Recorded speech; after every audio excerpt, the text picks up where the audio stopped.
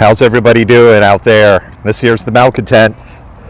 It is Saturday, September 26th, and we are on the edge of Peninsula Park, where things are just getting started here. And the Proud Boys, etc., are on another side in a different area. And we're just going to go ahead and get started. It's going to be a long day. It's going to be a long stream. And we've been preparing for this. So be good to each other, malcontents.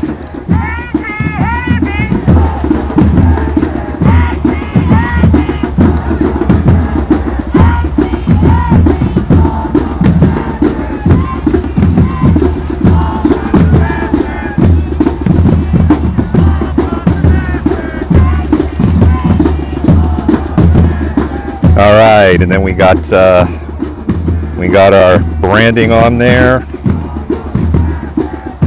and we're going to go ahead and send the camera up. For those of you on Wednesday, pole cam got rebuilt overnight. So as you know, there was like a lot of issues. Not issues. Pole cam hit the ground on Wednesday, and multiple pieces broke when it hit the ground, and that has been resolved.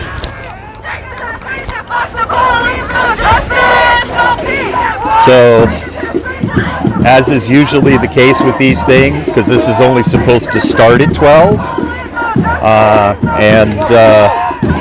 you know, there's a joke about protester time and Pacific Northwest time. Anybody who's worked in tech in the Pacific Northwest at a company not named Amazon knows that like meetings typically start like 10 minutes later than planned. Like if you have a say you got a 30-minute meeting set up, it might start 5-7 minutes later than you planned. If you have a 1-hour meeting, it might be 10 or 15 minutes later after you started. There is truly this thing of Pacific Northwest time, so there's definitely probably a degree of Pacific Northwest time. There will be more people that will be moving into the area.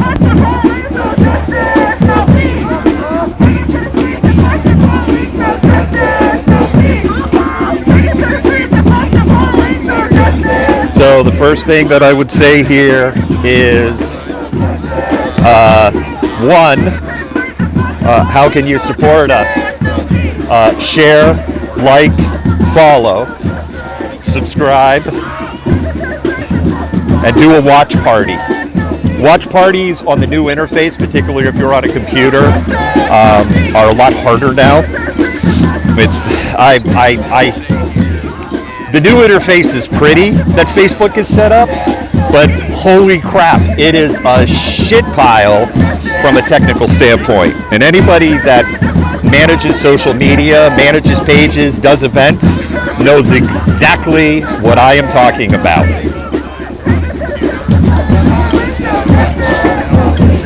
Oh, that's funny. Everybody here commenting about Pacific Northwest time, which drives me freaking crazy. The second thing I want to say, spam those hearts. Your moderators are going to have a day every bit as long as I will. Because as soon as Kitty, as soon as Kitty starts stealing our stream, or Jason Brandt starts snapping pictures of our stream, or Andy No starts grabbing clips out of our stream, breaking Digital Copyright Millennium Act, you know all the chuds are going to be running over here to see the stream. We love when the chuds show up to see the stream, because then the Facebook AI goes, oh wow, look at that, all these people are watching, and then we show up higher and higher in the search results and we get more eyeballs. Ray Miller, one of the black organizers of this event. I want to thank everybody for coming out. This has been a long put together in a short period of time. If one of the mods could go ahead and pin that we are in Portland, Oregon. Going on in the social media world. I appreciate y'all coming out. I appreciate y'all being present. We have put a lot of safety protocols in place to make sure that everybody is safe, and that we can also come out here and be able to educate people on the history of Vanport. The history of Vanport is very necessary to the Oregon community, so we wanted to be able to do that. As an African American male born and raised here in Portland, Oregon, I'm 37 years old. My parents and my grandparents were affected by Vanport. My father was born in 1945, and that was like right in the middle of the starting of Vanport, and when they started getting the ships in here, the shipyards and stuff like that. My father wasn't able to be born in Portland, Oregon, because they wasn't allowing blacks to be born in Portland, Oregon. So my grandmother had to cross the bridge in Vancouver to birth her child, which was my father. He grew up to be a Black Panther here in Portland, Oregon, and that's why I take on some of my responsibility as a black leader here. So I do want to thank everybody for coming out. It has been tough. We have had a lot of people go against our safety protocols. A lot of people that weren't involved in the actual meetings try to call us out, and what that was is white fragility. What it was is white supremacy. It's trying to have white people control the message, control the narrative, and that's not what this is about right here. What we're doing is we're educating. We're non-engaging with that party that's over there, that protest that's over there. We're non-engagement with that. We're not going over there. We're going to have an educational piece here on this land, which is Vanport land. The PIR's open space in the parking lot is where Vanport was at. You know what I'm saying? And now it's just open space. So what we wanted to do is be able to come together in a non-engagement way, be able to educate. We have some presenters here, and then after that we will be doing a car caravan, and when we go out of here, we're going to take a right out of here and go straight on the interstate. If there are people that didn't get here by cars or anything or vehicles, we have shuttle buses that are available. They fit 15 per bus. Make sure you got your mask on because of COVID and stuff. But I really appreciate y'all being out here. We're going to start this presentation. The presenters have about 10-15 minutes, you know what I'm saying, per person. And we're going to get this started. I appreciate y'all being out here.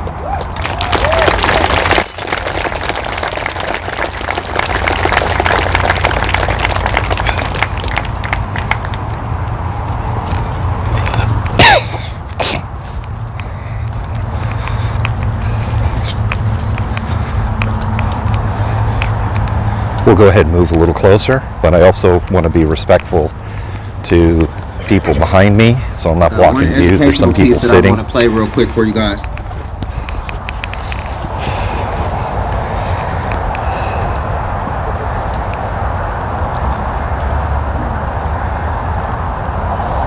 So this piece right here is by Mr. Ed Washington, who's a Vanport survivor and civic leader who continues to make our city a better place. He was actually part of the Vanport community, so I want to be able to play this for you guys real quick.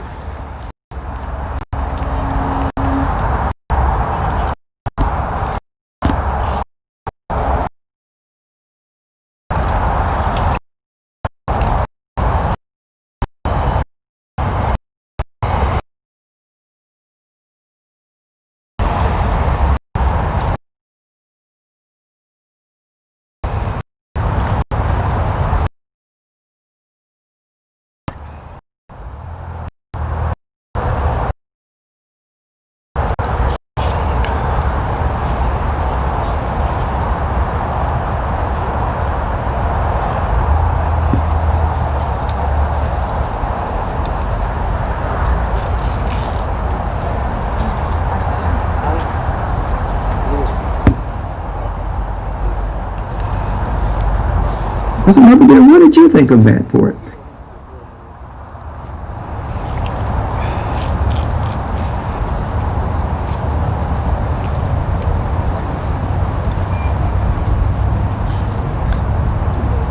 And she says, Eddie, when we first moved into Vanport, she said her first reaction was that she cried.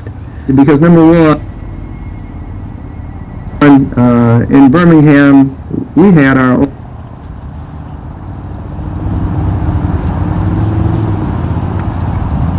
trying to work out the service out here. Give us a second. Home, and we had our own backyard and front yard. It was just a huge, huge adjustment.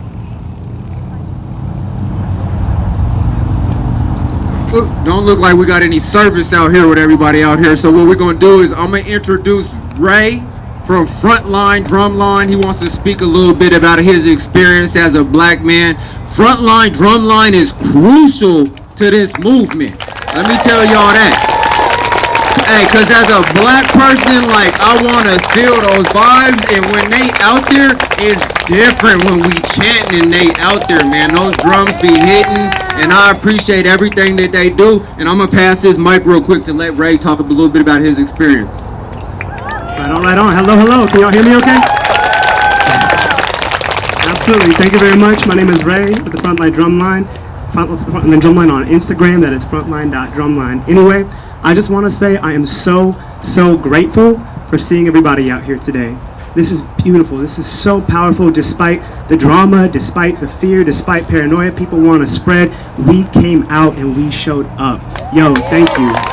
Thank you. You know, I think right now there exists a lot of forces that want to shift the narrative away from black lives, right? People in the White House administration. You've got these far-right extremist fascist groups. You've got people in this city, right, who want to talk about anarchy. They want to talk about property destruction, violence, and things that are not about black lives. And I want us to remember why we are here and stay centered on the message. Stay centered on the message. Center on the fact that black lives matter and why black lives matter. And to that end, today I want to talk about black lives. I want to talk about black stories. And I want to talk about my story. A lot of y'all heard me speak and get up on the mic and talk about ideas, but I really want to ground them in experience today so that you understand what it means when we say black lives matter, right? Why that's so crucial. And what I want to talk about today is the story of assimilation. It's a story that I think a lot of young black folks and people of color in this society have experienced, but it's a story that doesn't get talked about a lot. And so, for that reason, I want to take it back to the beginning and talk about my life. So, as I said, my name is Ray. I'm 25 years old, and I grew up in the South. My parents are attorneys who live in the South, and they had wealth. They had a lot of money, right? And I think there's a unique experience of someone, particularly someone living in the South in this country, who is black, but also has socioeconomic status. And I think at a young age, it forced me to be conscious of the intersectionality of my identity, right? Because no matter how much money you have, you can't wash the melanin off your skin. No matter how many opportunities and advantages you have in one sector, you cannot erase the oppression that you feel in another. I experienced as a child. I went to an all-white. I had no choice. It's a lot of my parents, a lot of frustration about that damn situation. But the older that I've gained a modicum of why they, I don't, you know, my a lot of opportunities. I had to go backwards to make white people feel comfortable, right? They had to code switch every day of their lives. They had to work. Be taken in their area, and they didn't have that same level of show and opportunity to have education, communicate with, right? Because of that, the fact where all education are equated with whiteness, the only option for me was to expose me to whiteness and engulf me in whiteness from day one. And that's what I had to do, right? I learned how to act white, talk white, be white in these circles. But the thing is, when you're black, it doesn't matter, right? As a young child, all I wanted was to fit in. I didn't have any cultural understanding of race, right, or racism. All I knew was that, you know, I was different and I wanted to be normal, right? I didn't understand the social and racial implications and history behind that, right? But growing up, you know, there was no way you could win, right? Because if you talk white and act white, then they call you an Oreo, right? But if you talk black and act black, then they don't want anything to do with you because they're afraid, right? Because you're piercing their bubble. And so as a child, I felt caught up in between these two forces. On one side, white culture, a culture that would never accept me because of the way that I looked, the color of my skin, the texture of my hair. And on the other side, black culture, a culture that, because of the way that I was raised, I didn't have any connection to. I've been robbed of the experience to connect to my own heritage, right? And I think anybody who's experienced an assimilationist upbringing knows the incredible pain and loneliness that comes from that, right? That comes from not feeling accepted anywhere that you are. And that's something you carry with you your whole life, right? And though what I experienced is common and becoming more common for children in this generation, it's by no means a new thing. There is a great historical precedent for the experience that I had as a child and the assimilationist upbringing that I experienced, right? That goes back hundreds of years. And so I really want to ground that in some history so that y'all understand where this concept of assimilation came from, right, in this country. And so I want to take it back to the 17 and 1600s here in this country when the abolition movement was gaining some traction, right? When white people were waking up finally to the ills of slavery and recognizing like, oh shit, maybe this isn't okay, right? And so they started circulating a lot of ideas, and one idea that became quite pervasive in these circles was the idea of uplift suasion, right? And so the concept of uplift suasion is the idea that white slave owners and non-slave owning whites could be persuaded to let black people free if black people could prove that they were paragons of moral character.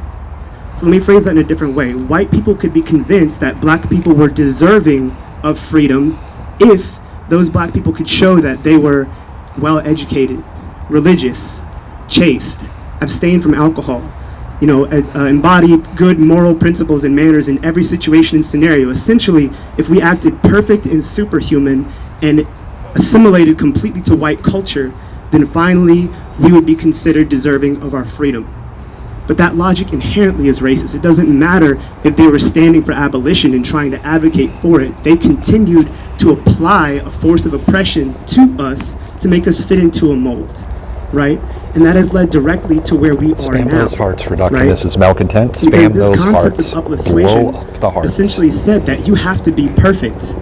But how perfect do you think someone can be when they've been subjected to generation after generation of psychological and emotional devastation, of dismantling a people's identity to the point where they truly believe and internalize this idea that they are subhuman, right? How much do you think they're going to rise up to that occasion and meet? That's fucking hard. It's impossible, and that's the point. The logic of racism is in fact an illogic in which black people cannot win. So, to preserve that racism and defend it, right?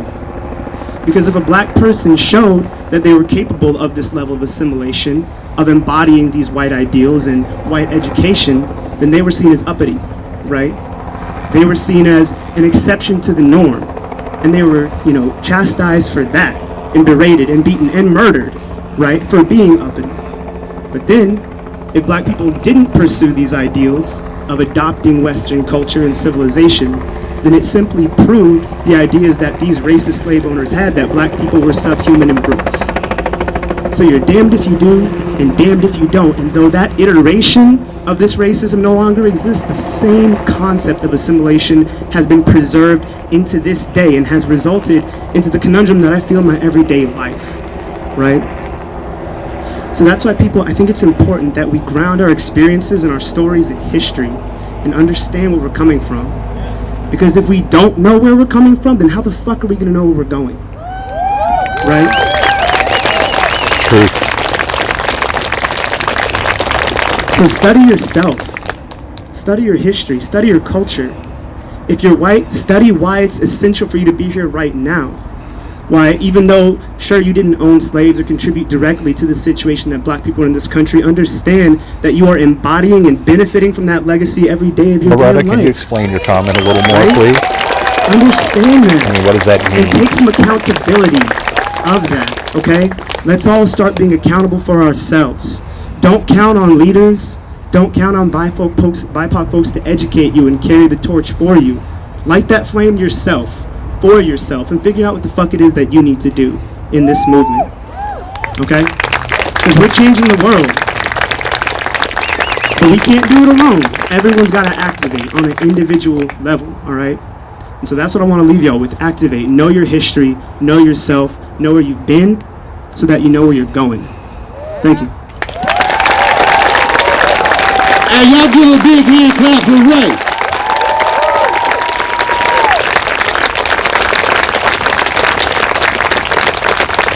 Not only do he bring us them beats, but he bring us those facts. Give him another hand clap, because that shit was real.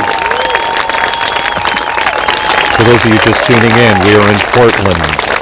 We are at the counter protest. One thing I learned in this movement is that we can't always protest. What we got to figure out is how can we become self-sufficient as a black community, right? One thing about Vanport is Vanport created that. Vanport was the largest house in the nation, second largest city in Oregon.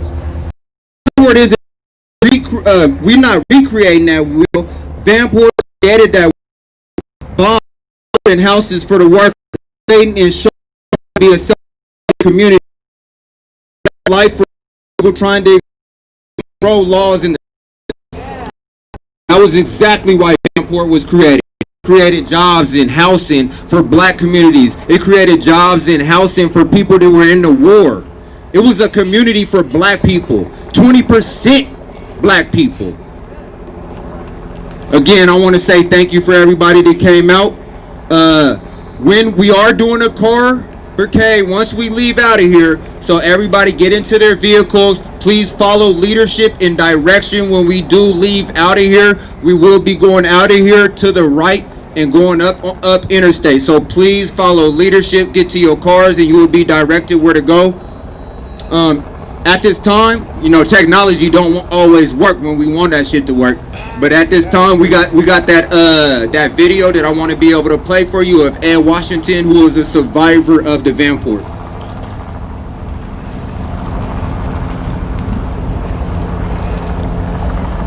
I said, Mother dear, what did you think of Vanport?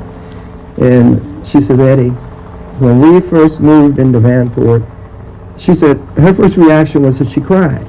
Because number one, in Birmingham, we had our own home. And we had our own backyard and front yard. It was just a huge, huge adjustment for her because she had just never seen that many people together in her life.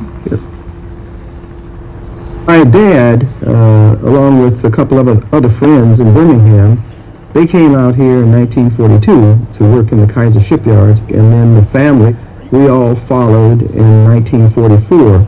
Henry J. Kaiser, the industrialist, when they opened the shipyards up, he needed lots of workers. They took these special trains, they were called the Henry J. Kaiser Specials, and they went all over the country, picking up people, offering them a train ride out to the West Coast. And they came by the hundreds and thousands.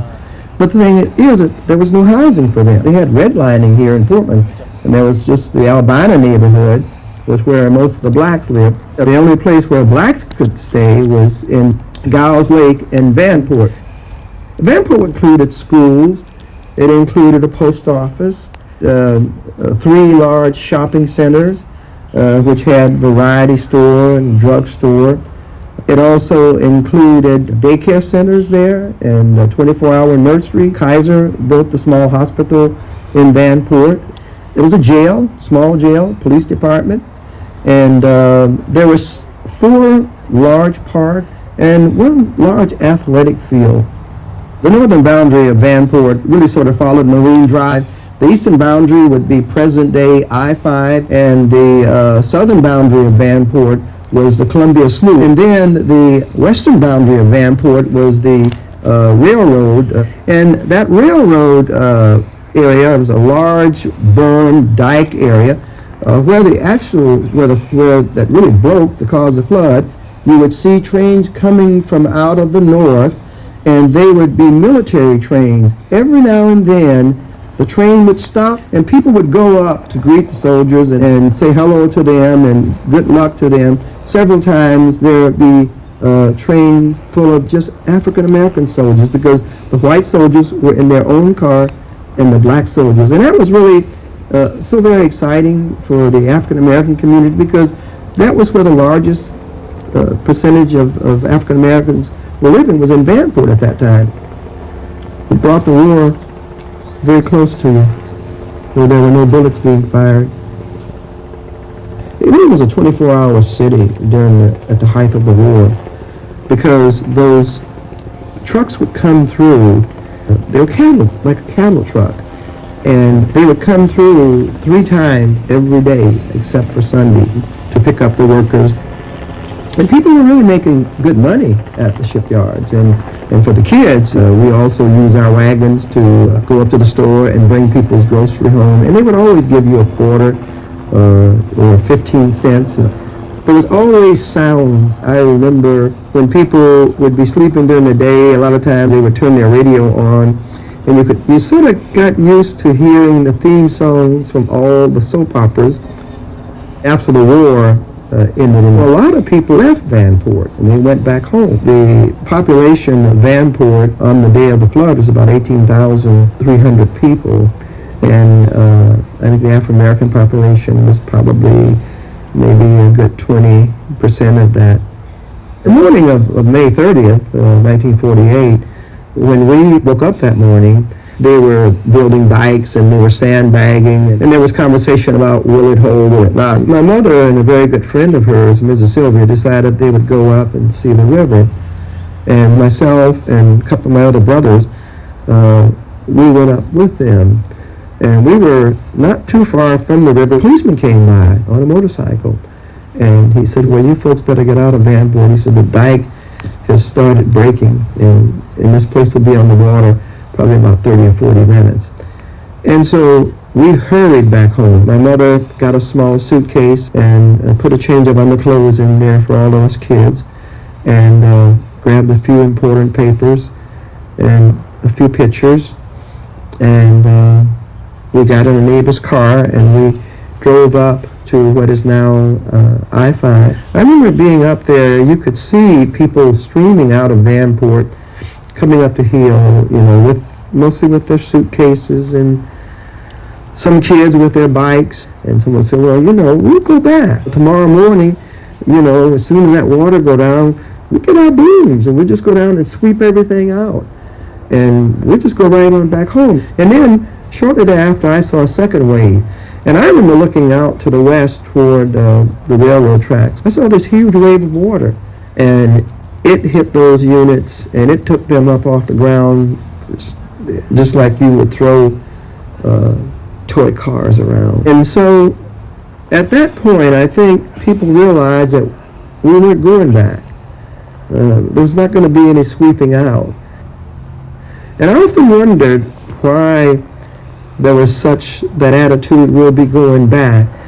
And I've just surmised over these years that people wanted to go back because that was their home. That was all they had. They didn't have houses in Albina. They didn't have houses in Portland. Their home was in Vanport. When it started filling up, everybody knew it was over. It was over.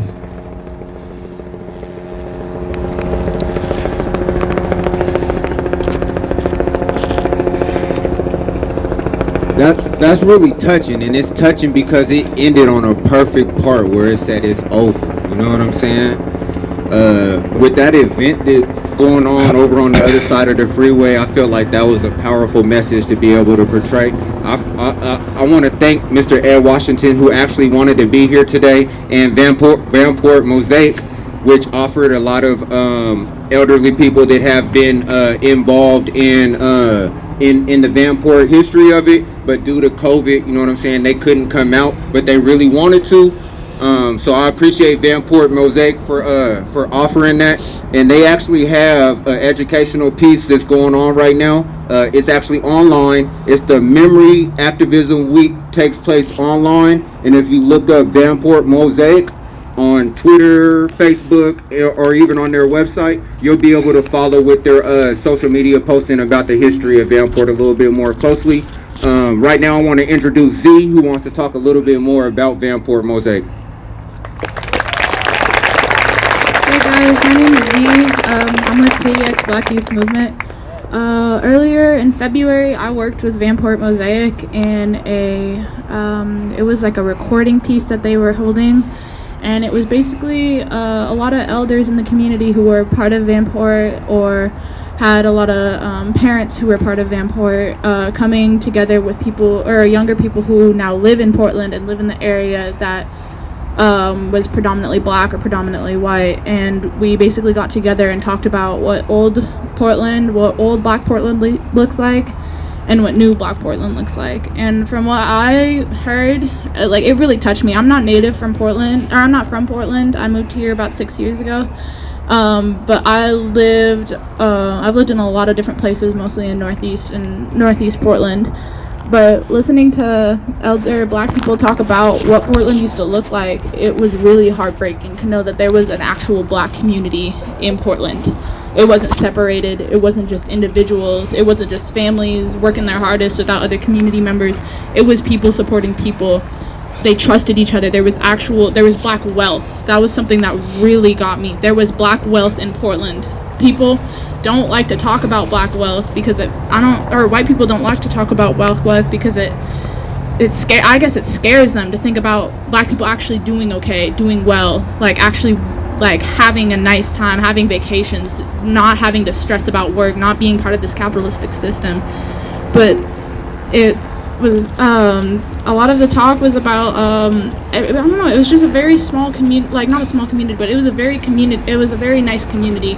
There was barbershops that people would go to. There was community centers. Their children, like, you knew who your kids were at. Like, you could go outside and your mom would say a certain call and like, oh, that person needs to go home because their mom's calling them.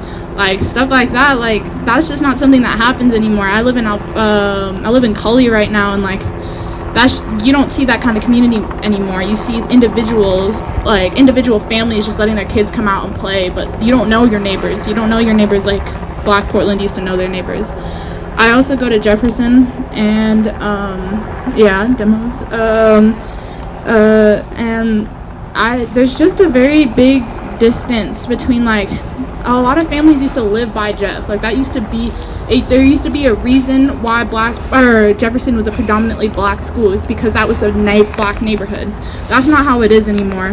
The demographic for Jeff is really sad, and the demographic for teachers at Jeff is even sadder. And like, when you'd go on the bus after school for Jeff, you'd see people getting on the 72 and going for miles out into the Numbers, out into North Portland, everywhere, because people just don't live in the neighborhood anymore. They go to Jeff because that's Jeff. Like, you go to Jeff because it's a historical school where you want to be, but you don't go to Jeff because of your neighborhood anymore. I mean, some people do, but it's not like that anymore. And I've had to watching this community that Jeff has, it's very different. And I look back and I see into the hallways and, like, a lot of pictures. There was really a community there. There was really people who went to school and had neighbors, like, their neighbors went to Jeff too. Like, that's just not how it is anymore. And it could be like that. Like, it could be a community again, but there's just such a distance. There's like a barrier there that's not letting it happen anymore, because people don't want black people to get educated. Like, they don't want a community anymore. They just want to break it down. They don't want us to have each other. They don't want us to know that, I don't know, like, when you hear about Vanport and you hear about a community like this, it really breaks my heart. Like, people actually had each other. Black people actually had each other. No matter what happened, they were with each other and they had each other. That's just not something that happens in Portland anymore. But we're still here. Black Portland's still here, and there's a lot of people who are still trying to fight to get more just a place for us to be able to belong, like a place for us to have a space. Like, black teens in Portland, like, there's nowhere you can really go. Like, we go to parks and stuff like that, but there's not a place for us to go. Community centers you can go to too, but there's just not a place for black kids anymore, because it scares people when black kids hang out. Like, when you see a group of black kids, white people are scared. They're taught to be scared of black people, and it's not okay, because we just need a place to be able to breathe, a place to be able to live, like a place to be able to look at each other and say, I got you. That's all I gotta say today, but thank you guys for coming out.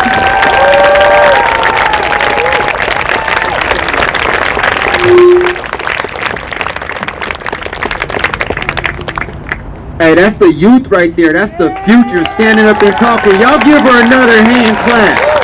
100%.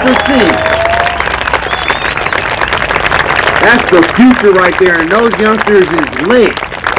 They keep it lit, man. I appreciate their presence. This is what this is all about. And this is crazy because this is beautiful. And I've been stressed out for the last few days about people talking about safety precautions. And this is beautiful. We out here educating and we out here doing something positive.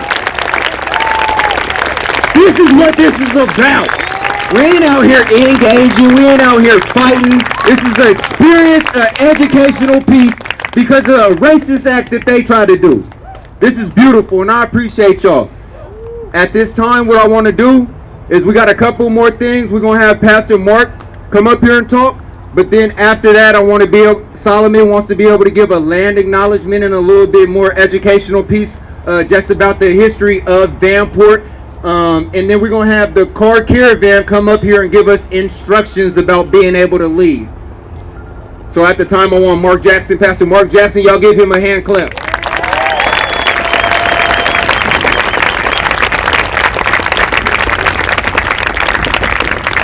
Thank you, Dre. Thank you to you and your team and all those who've organized this phenomenal gathering on this afternoon. You all are to be commended. I want to begin by quoting one of the only black male commissioners in our city's history, Charles Jordan, who was honored by the city council to rename University Park Community Center after his name.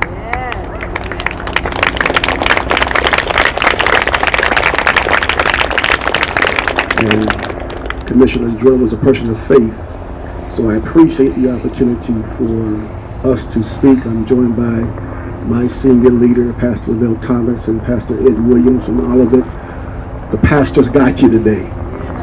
We're here to stand with you. But Charles Jordan is quoted, "What people don't understand, they don't value. What they don't value, they won't protect. And what they don't protect, they will lose. They will lose." And I believe that we're in a season where it's time to win.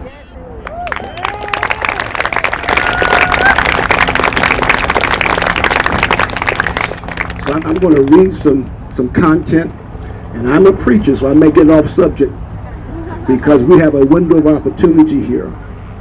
But as you've heard from Ed Washington on the audio, and of course from Dre and the others who've spoken about some of the highlights of this historic area, Vanport is the lost city. The lost city. Built 110 days in 1942, Vanport was always meant to be a temporary housing project. Temporary. A superficial solution to Portland's wartime housing shortage. At its height, Vanport housed 40,000 residents, making it the second largest city in Oregon. A home to workers in Portland shipyards and their families, informs Portland's diversity. It's quoted in 1947, the Oregon Journal, "To many Oregonians, Vanport was undesirable because it was supposed to have a large colored population," the article read. Faced with increasingly dilapidated town, the Housing Authority of Portland wanted to dismantle Vanport altogether. The consensus of opinion seems to be, however, that as long as over 20,000 people can find no other place to go, Vanport will continue to operate whether Portland likes it or not. It is almost physically impossible to throw 20,000 people out onto the street. Now you must understand historic context because Vanport disrupted the Oregon white utopia. When Oregon was annexed to the United States in 1859, It was the only state whose state constitution explicitly forbade black people from living, working, or owning property within its borders. Talking about Vanport disrupting utopia, white utopia. Until 1926, it was illegal for black people to even move into the state. Its lack of diversity fed a vicious cycle. Whites looking to escape the South after the end of the Civil War flocked to Oregon, which billed itself as a sort of pristine utopia where land was plentiful and diversity was scarce. In the early 1900s, hear me now, Oregon was the hotbed of the KKK, boasting over 14,000 members, of which 9,000 lived in Portland. The Klan's influence could be felt everywhere from business to politics. The Klan was even successful in ousting a sitting governor in favor of a governor of their choosing. Now we understand that they have just changed sheets for suits and uniforms. There's still a white dominant influence trying to displace and restrict people. But in this season, we're not going to lose. We're going to win. In this whitewashed world, Portland, Oregon's largest city then and now, was known as one of the most segregated cities north of the Mason-Dixie line. The law barring blacks from voting in the state wasn't revoked until 1927. Most of Portland's black residents before the war had come to the city to work as railroad porters, one of the few jobs that were legally allowed to hold in the state, and took up residence in the area of Albina within walking distance of Portland Union Station. As the Albina district became center for black residents, it also became one of the only places in the city where they were allowed to live. Extreme housing discrimination, known as redlining, prohibited minorities from purchasing property in certain areas. In 1919, the Realty Board of Portland approved code of ethics that forbade realtors and bankers from selling or giving loans for property located in white neighborhoods to minorities, black folks. It was institutional racism at its best. By 1940, 1,100 of Portland's 1,900 black residents lived in the Albina district around North Williams, wide, not too far from here. Here comes the war that changed the face of Oregon. Like it did for so much of the country, World War II changed the landscape of the West, entered into the war and with the Navy to build ships to bolster Britain's war effort. Hear me now. Searching for a place to build this shipyard, Kaiser set his sights on Portland. The whole world is looking at Portland right now, where the newly opened Bonneville Dam offered factories and abundance of cheap electricity. Kaiser opened the Oregon Shipbuilding Corporation in 1941, and it quickly became known as one of the most efficient shipbuilding operations in the country, capable of producing ships 75% faster than other shipyards, while using generally unskilled and still ununionized laborers. When America entered the war in December of 1941, white male workers were drafted, plucked from the shipyard and sent overseas, and the burden of fulfilling the increased demand for ships was America's entrance into the war fell to the shoulders of those who had otherwise been seen as unqualified for the job, women and minorities. Say, I got value. Come on, say, I got value. Come on, say, I got value. Say, black lives do matter. Say, black lives do really matter. Black men and women began arriving to Portland by the thousands. increasing Portland's black population tenfold in a matter of years. Between 1940 and 1950, the city's black population increased more than any West Coast city other than Oakland and Frisco. It was part of a demographic change seen in cities across America as blacks left the South for the North and West in what became known as the Great Migration. We got to keep on moving. We got to keep on moving.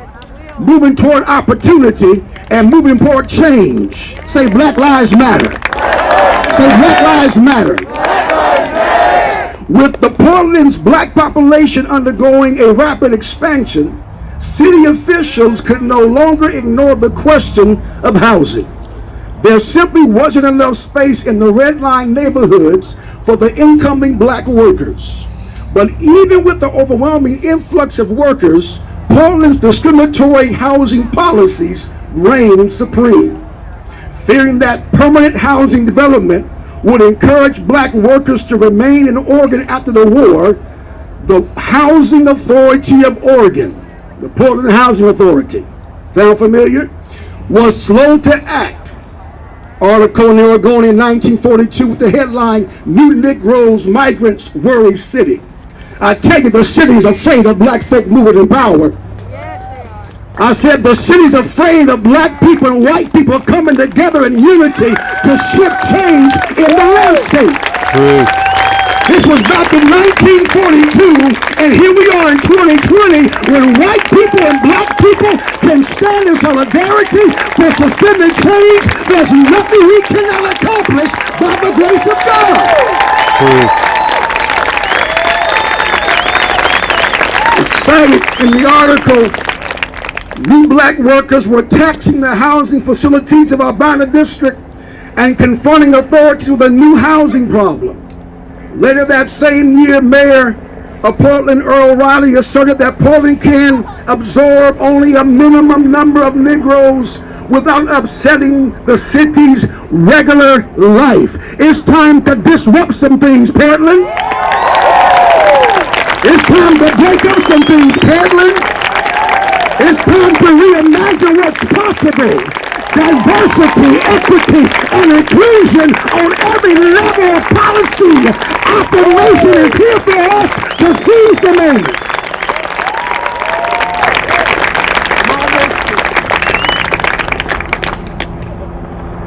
Almost through. Seemingly overnight, Portland and Vancouver became Oregon's second biggest city and the largest housing project in the country. Heard Dre said earlier. Home to 40,000 workers at its peak, 6,000 were black. Kaiser couldn't wait for the city to provide his workers with housing, so he went around officials to build his own temporary city with the help of the federal government. There it is, the feds. They showed up. Complete in just 110 days. It's amazing what can happen when you get support. How quick it can happen. Remain resilient. Keep marching. It's a substantial difference after a while. What a speaker. The year was 1948. Had become particularly wet that year.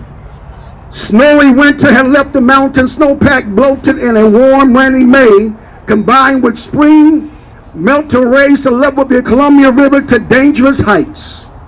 Officials in Vanport began patrolling the dikes that day, but didn't issue any warnings to the Vanport residents. The United States Army Corps of Engineers had assured the Housing Authority of Portland that the dikes would hold and that Vanport would remain dry in the face of increasingly rising waters. Interesting. Still, the Housing Authority of Portland safeguarded its files and equipment, removing them from their offices in Vanport, along with some 600 horses from the adjacent racetrack behind us here. On May 30, Memorial Day, 1948, Vanport woke up to a flyer from the Housing Authority of Portland, which read, "Remember, dikes are safe at present. You will be warned if necessary. You will have time to leave." The dikes did not hold. At 4:17 p.m., a break came in a railroad dike that separated Vanport from Smith Lake along the city's northwest edge. What began as a small hole just 6 feet initially rapidly expanded until water was steadily streaming through a 500-foot gap in the dike. As water seeped into the city of Vanport, homes were swept away in the flood, their foundationless walls unable to withstand the force of the water. In less than a day, the nation's largest housing project, a mecca of black progress, business, ownership, education, in less than a half a day was destroyed. 18,500 residents were displaced, and roughly 1,600 were blacks.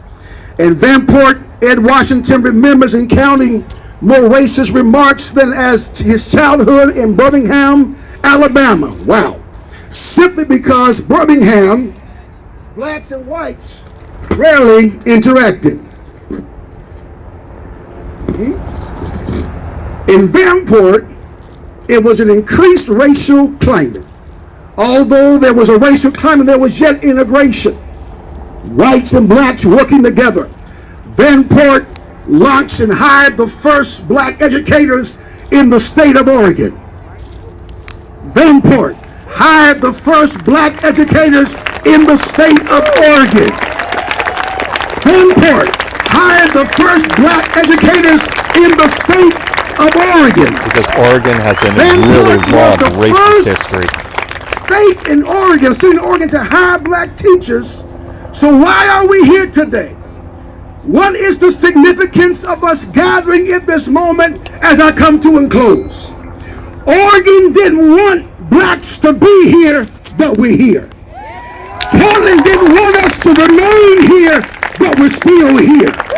The Portland Housing Authority wanted to restrict our ownership, but we've broken through. The flood tried to erase our history, but we're still here and we survived.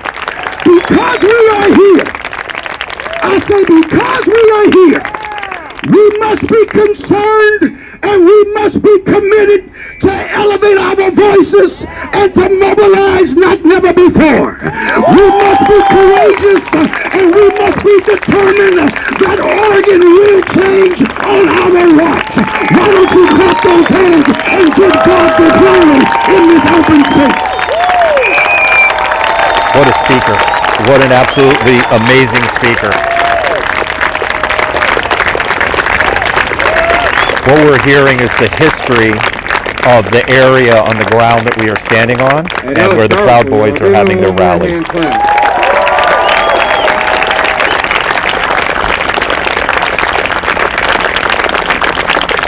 And I want to thank, I'm not a religious person, but I've been reaching out to the black churches, and I want to thank the black pastors that are here supporting us and the churches that are here supporting us. So give the black churches a hand clap. For those of you just tuning in, we are in Portland, Oregon. We got a couple more presenters. First of all, we want to be able to talk about the car caravan that's going to be leaving out of here with specific instructions. So I want to introduce you guys to Arfi, who is one of the main organizers for Car Caravan, and she organizes nationally, not just here in Oregon. She organizes nationally. I've been working with her for the last few days, and let me just tell you, she's a wealth of knowledge. What I'm doing is I'm lowering the camera, and for protester safety, because the situation is so volatile, I may put this into privacy mode. Mods, if you can just let know that we are going to be switching over probably into privacy mode. I want to thank you for reminding me of Charles Jordan. I grew up in his parks and recreation programs, and Portland was a huge debt to him. Hey there, Malcontent. Okay, I'm Arfi, PDX Car Caravan. Thank you for being here today, and thank you for a lot of you who helped set the parking lot up so we can be successful. So how it's going to work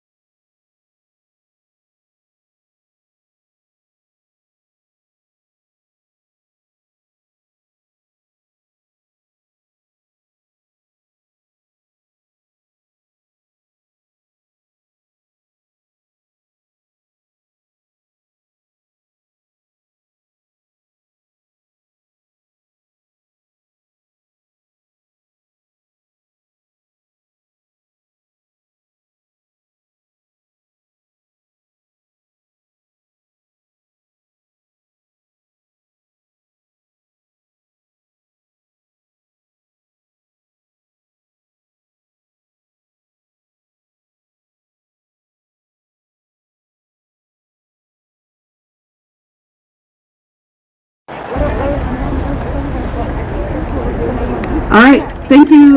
We're not leaving yet. We're not leaving yet. There's another speaker, but when you do leave, remember flashers on. All right, we're back.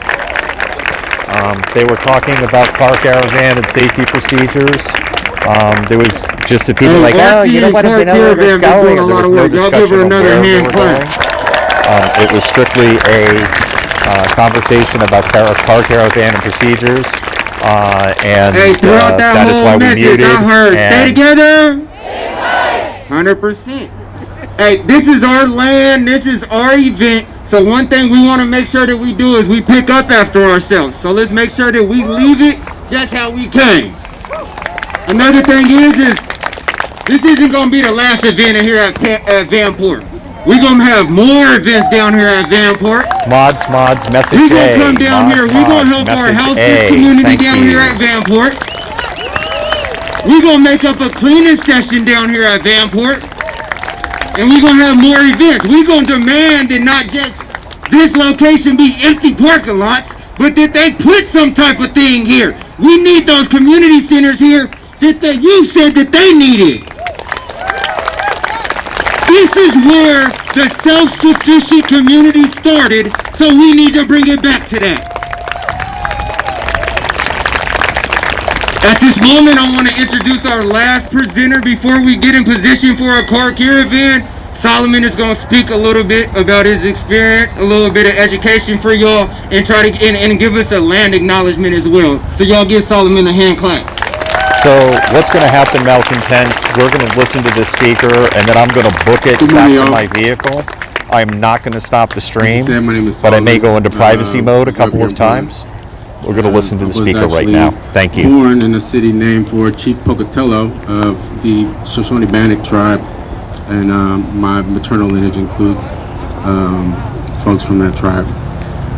Just kind of like wanted to give space for somebody else to do this, but it didn't happen, and I feel like it is an important thing to do to acknowledge where we're at. So I'm going to just read something really quick here. It is important to understand the long-standing history that has brought you to reside on the land and to seek to understand your place within that history.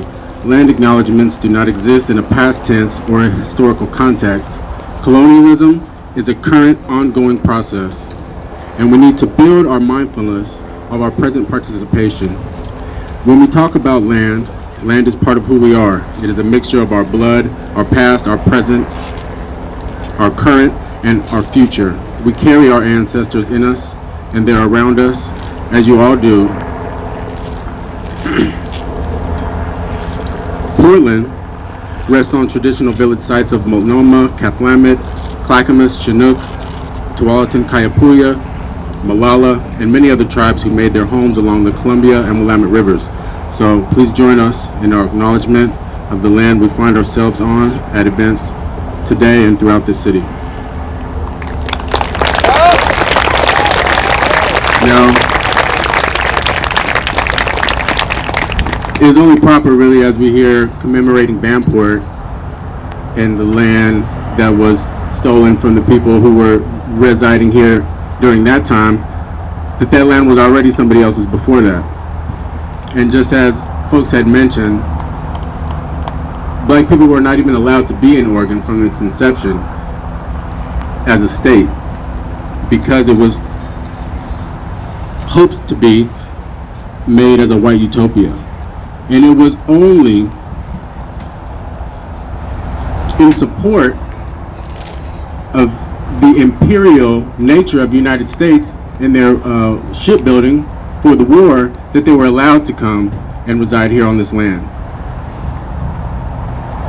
Now, blacks and natives have a very complicated history. It was like, you know, Native Americans who were most assimilating into American culture, the Cherokee who owned slaves themselves. Those slaves also traveled with them along the Trail of Tears when they were kicked out of their lands. And it was also black people who were deployed as buffalo soldiers to contribute to the genocide of the Native Americans in the westward expansion of this country. Now, as Pastor Mark Jackson had mentioned, the thing that was going on here in Vanport was something of an experiment, but it was an emergent community. It was a mixed community. Black people and white people were living together. And as he mentioned, that was as the KKK and other white supremacists had envisioned this place to be solely for white people and for the dominance of white people. Having a community mixed as Vanport was, thriving, growing, working, learning together, was a complete affront to the face of those folks who envisioned a place without any of that. And I feel like I just have to acknowledge and thank the allies, the folks who identify and are identified as white people, who come out to receive this education and take part in these events, especially those folks who trust and follow the word socialized to subscribe to, that you have to, in a lot of ways, give up your own identity, your own cultural identities, whatever country that your ancestors came from. You kind of trade that in for the idea of whiteness, for the idea of Americanism, for the red, white, and blue. And you see those patriots over there exemplify that. Patriots, right? You know what I mean? Like the type of America, the type of future that we see them fighting for and showing up for is not the place that we want to live. It's not an inclusive place. It's not the America that I grew up with. So before this rain really turns up on us, I'm going to just go ahead and end it there, and just again say thank you all for showing up as we walk forward together into the future that we wish to live in. All right, that is the end of our speakers, and so if you're just tuning in, we are at Portland. Hey, y'all give Solomon another hand clap, man. He's a wealth of knowledge right there.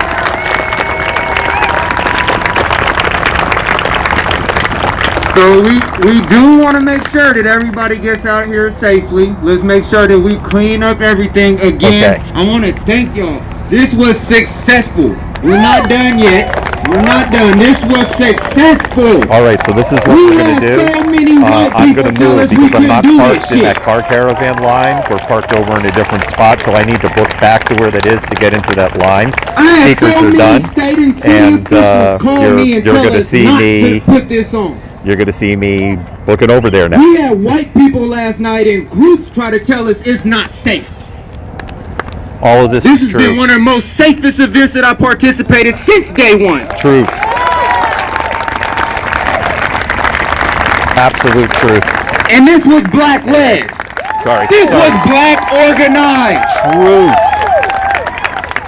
Because I've said it so many times, when the shit hits the fan, 99.99% it's white people when shit hit the fan. We're going to stick together, and we're going to stick with the message, and we're working hard as fuck. All right, so what we're doing is we're moving over.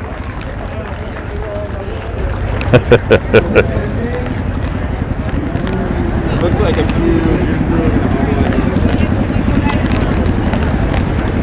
So where we are, we're in Portland. We are outside of Delta Park, and we were listening to a group of speakers about the history of here. We're in the process right now of walking back to the vehicle to get into the car caravan.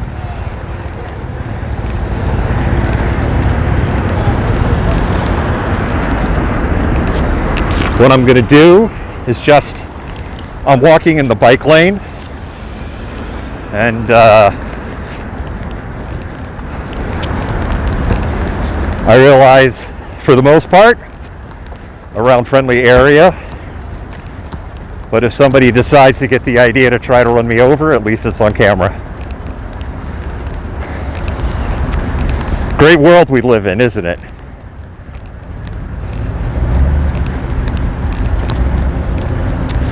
Powerful speakers today on the history of Vanport, which I didn't know about.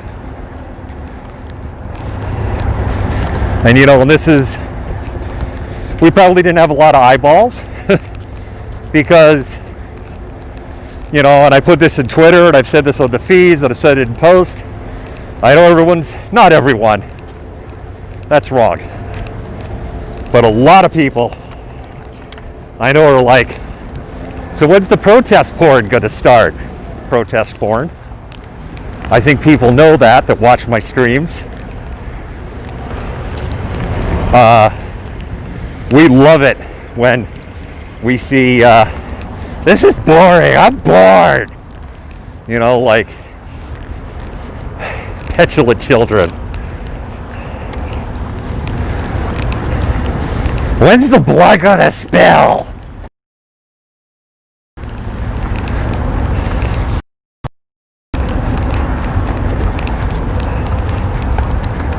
We are certainly not afraid to get into the front lines.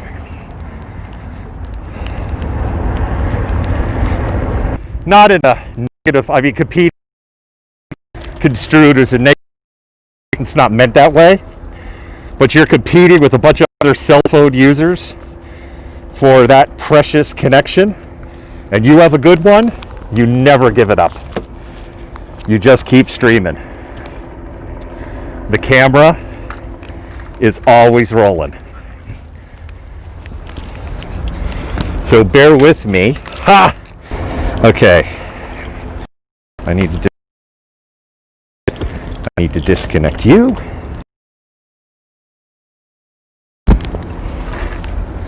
I want to keep you connected. I want to toss you. If you hear the helicopter, that's Fox News, local affiliate. I never like it when people are like, oh, Fox News! Local affiliate Fox stations have nothing to do.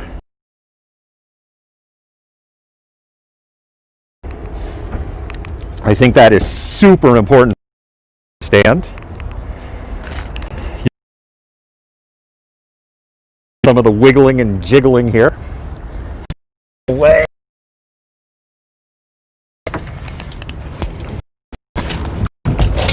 Come on.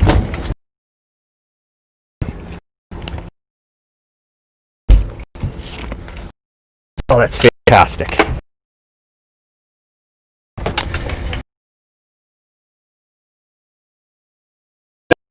Just for a moment.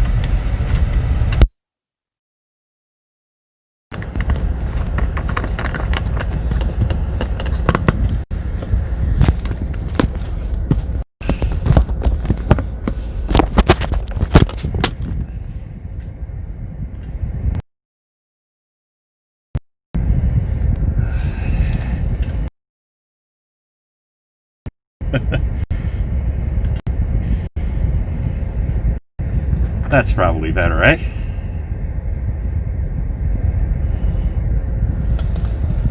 All right. I've said this before when I've driven with the body armor.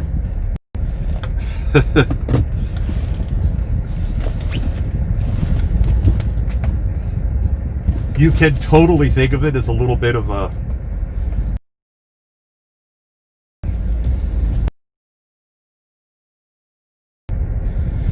I guess my backhanded compliment is this. Any law officer patrol said broadcast started.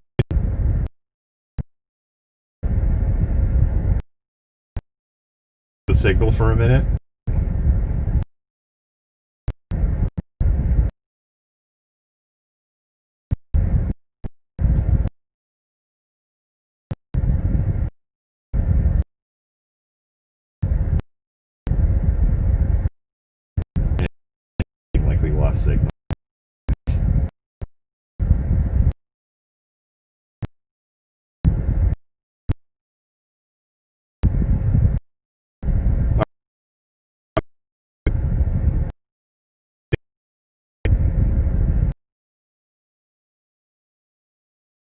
but it doesn't.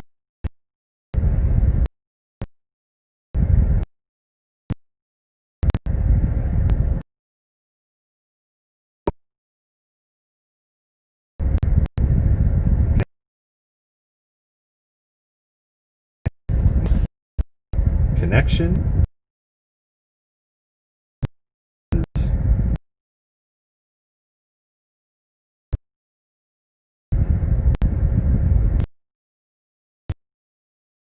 Third,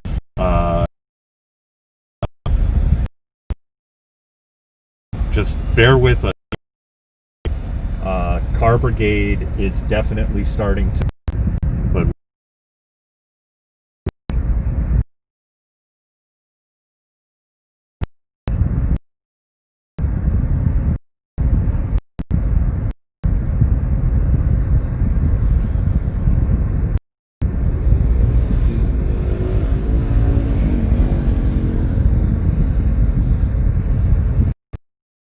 spam those hearts. Spam those hearts for your moderators who are working very, very hard for you right now. If you could spam those hearts, it tells me two things. One, Jared, you can still hear me. And two, you're showing your love to the mods.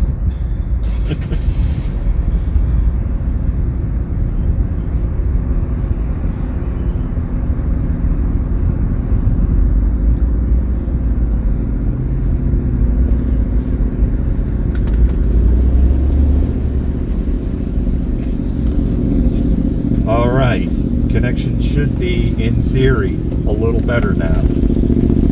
We are now in with the car brigade. A car caravan, that's the wrong caravan. You're hearing the clicky, clicky, clicky. In part of that safety briefing that we muted, they were, okay, I see hearts, so I know you guys. If you're seeing, if you hear the clicky, clicky, that's a hazard light. Pass all of the vehicles in the car brigade to have their hazard light.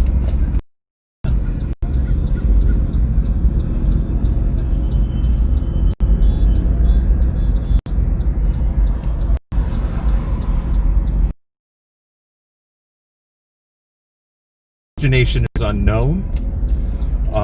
First of all, I think, this goes back. And man, honestly, Mike Solid, if you're listening, I'm not trying to drag out this. You deserve to be back. Like I'm trying to keep dragging it out. So, the whole Mike is that we don't know, right? We're not told. It's the same thing here in Portland. I have no idea where I'm going. All I know, I could be driving this could all be a trap, and I'm being driven to the jail right now. Seriously. No idea. What has happened is locations used to be advertised, and then people use that information to attack protesters. So that information isn't shared out. One, and the second thing is, like, as a journalist, is the before, during, and after, and I know people are like, "Oh, you all load of crap," and people that watch my streams know everything. The only time I filter something is because it's going to potentially put people's lives in danger, and having the information on how the bicycle brigade and this car caravan is going to work would flat out put people's lives in danger. And so that's why I didn't share the information, because I don't want to put other people's lives in danger, and I don't want to put my life in danger, and I don't want to betray the protesters who are entrusting me to have their back.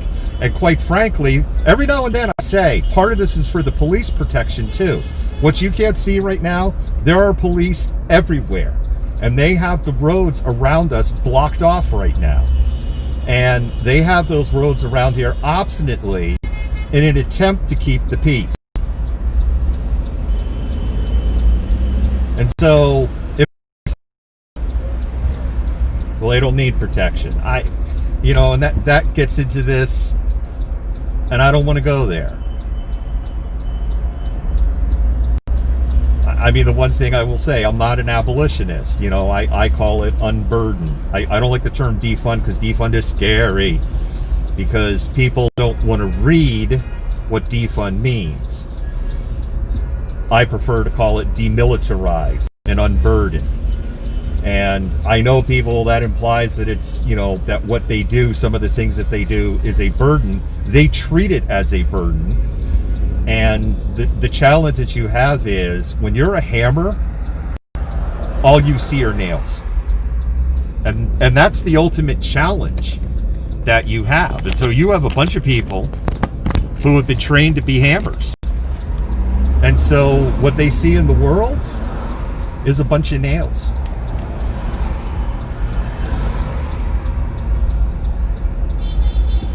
And so they're set up for failure.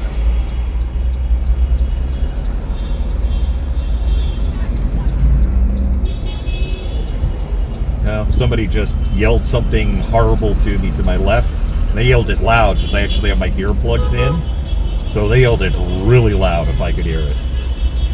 There's a bunch of police here to the left watching. Eating lunch, actually.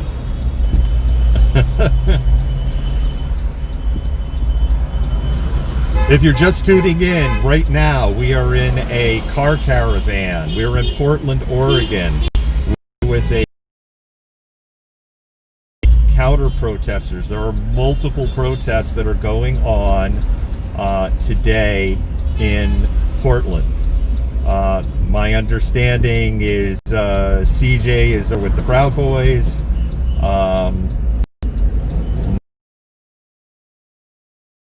And I noticed Bob was already gone. Or where Mercado is here, Bear Gang is here, you know. Here are A-Rap. I've not run into her yet. I know they're somewhere. And we're going to the destination. I don't know where that destination is. The thing is, I'm not reading. Hopefully the stream is still going.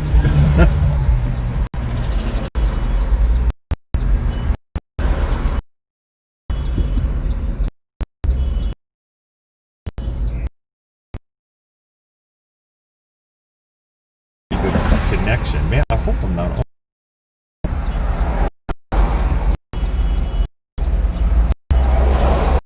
See, this just goes back to have a connection.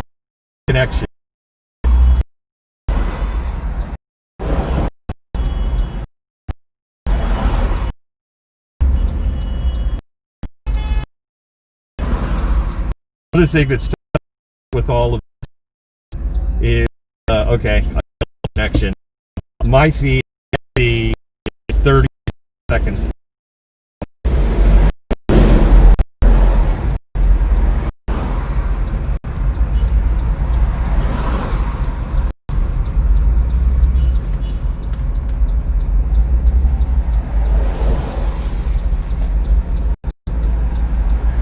It's going to be a long day, malcontents.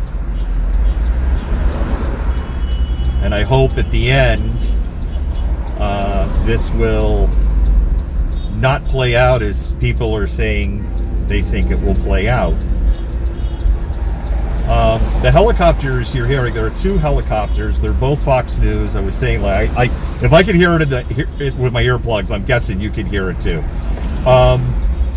The helicopter that is you're hearing, they're with Fox News, not national, local affiliate. Local affiliate Fox has literally nothing to do with national Fox News. Of course, if you're in Seattle and you listen to Brandy Cruz, you might not know that anymore. Brandy sure seems like she is bucking for a promotion to one of the national networks. She seems full of that ambition.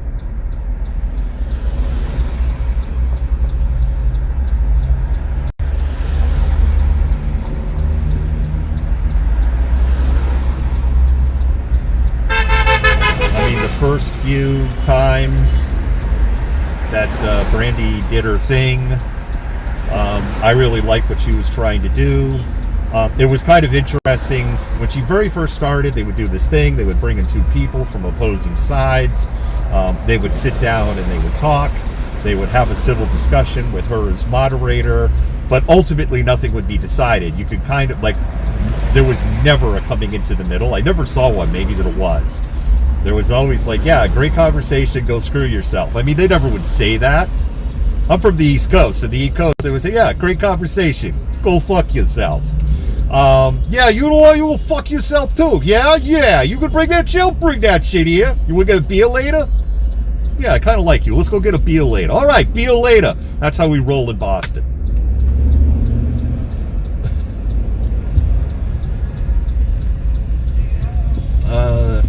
I guess I'm gonna just squeeze. I was like, I don't know, do I block or I squeeze? I'm gonna squeeze. It was.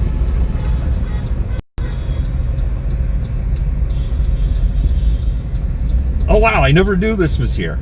I'm just like seeing something for the first time, and I never knew this was here.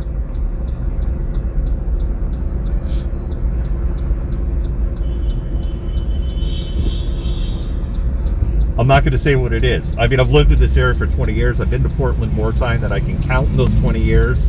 And there's a landmark in Portland. And there's a landmark in Portland.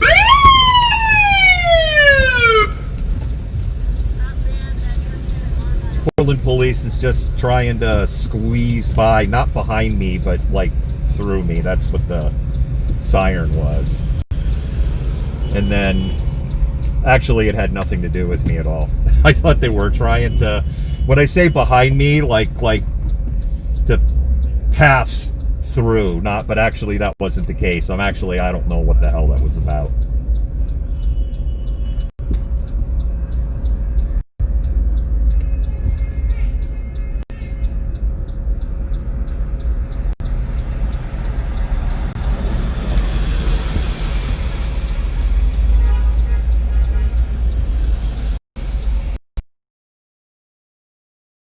Message A. Spam those hearts for your mods. Extra hard.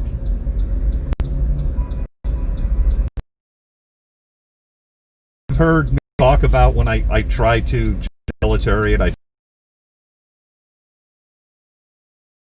there, I was getting a signal from somebody. Tighten up, get a little closer to the V to me. What I explained is in my flight physical, and I was taking this eye test, and they had me, and not just an eye test like, hey, read the letters, but to test your depth of field, and they had me look into this machine, and I looked into this machine, and it was. All right, two different colored circles, and which circle is closer or further away? And I looked in there for about 10 seconds, and people that know me, like could totally picture this. And I popped my head up out, and I'm like, "You're kidding?" And they're like, "No, which color circle is closer or further?" And I look back in, and I look for a long time, because I'm like, "Huh?" And I'm like, "They both look the same." And the guy's like, just guess. All right. So he had me do like 4 or 5 circles, and I guessed. And I'm going to guess I was 0 for 4, 0 for 5. Because he stopped, he filled out paperwork for about 5 minutes. He told me to go to some other office. I sat down, I handed that guy some paperwork. He filled out paperwork for about 10 minutes and handed me bus ticket to go home from the MEP Center. And that was the end of my Air Force career. Which I was really heartbroken of. And what I learned there is that there's a condition in eyes where you see the world two-dimensional. So I see the world two-dimensional. I don't see depth. Now, what's interesting is as a videographer, this actually gives me some advantages, because in video production, video storytelling, and being a producer, executive producer, it gives you an eye of how the camera sees the world, right? Because the camera sees the world as two-dimensional. So it actually gives me a lot of advantage as a visual storyteller. On the other side of the coin, with things that require depth of field, like driving really close to the car in front of you, yeah, not so good. So I like literally have no depth of field.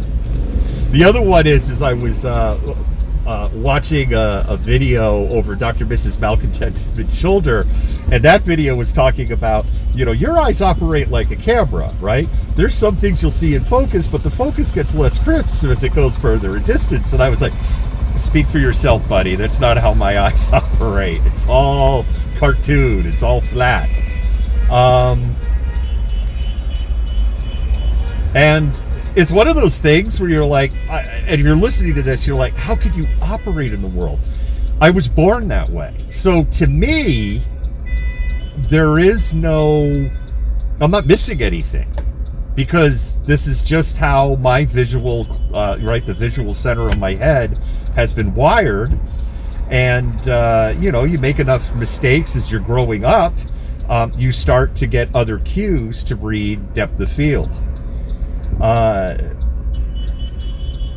was actually a pro solo instructor for 1 year, years ago, and I was dabbling in auto racing, even with I can't see. I can see, but even with my, tough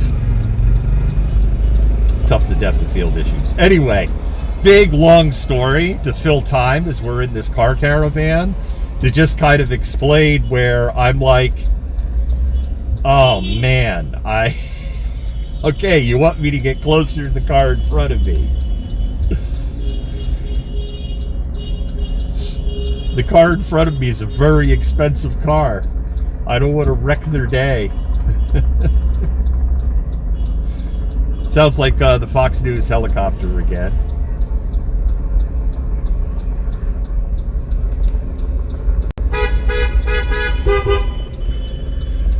So what's happened here, I'm going to have to stop for a moment. Do you want me? No? Okay. Oh.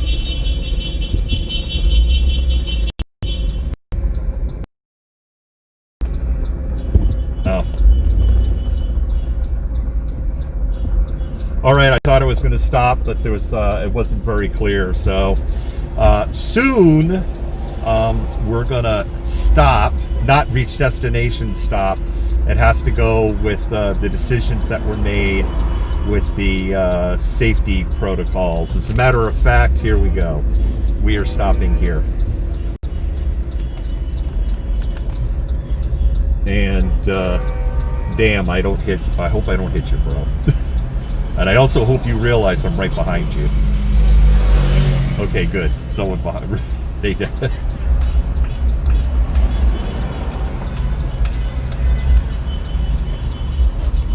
Here, let's do this for you. We'll spin the camera around.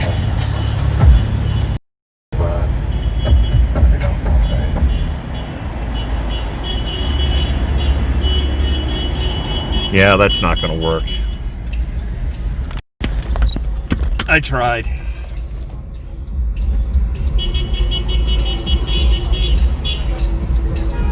We're probably going to sit here for a while because it is a long car caravan.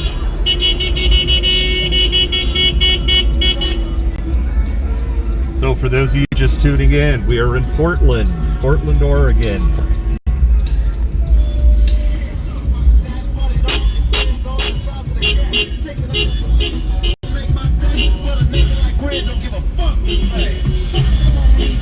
You know what, actually, I think I know how I can make this work. Now that I think about it. I really like it. You have a social media presence? Yeah. It's all the frontline drumline on Instagram. Yeah. This is good for these speeches. It's motherfucking. Yeah. Easy. Step up to the stand and tell the jury how you feel about this bullshit. All right, so I'm trying to, what trying to do is provide some kind of view, but at the same time, right, not show PII. So you guys can at least get an idea of what's going on, and I think that works a little better. Thank you, guys.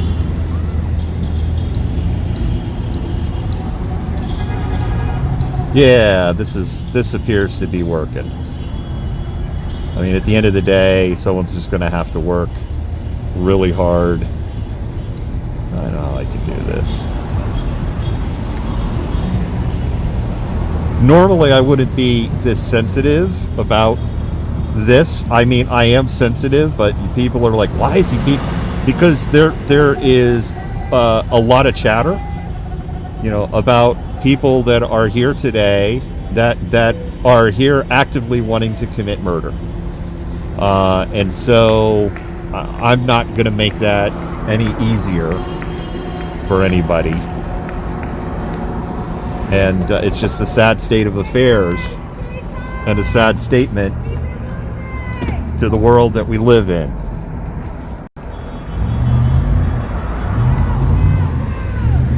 And we're going to be moving soon.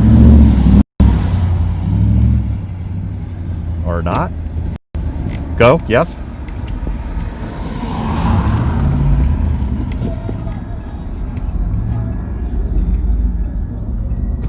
All right, we're rolling. Bear with me here.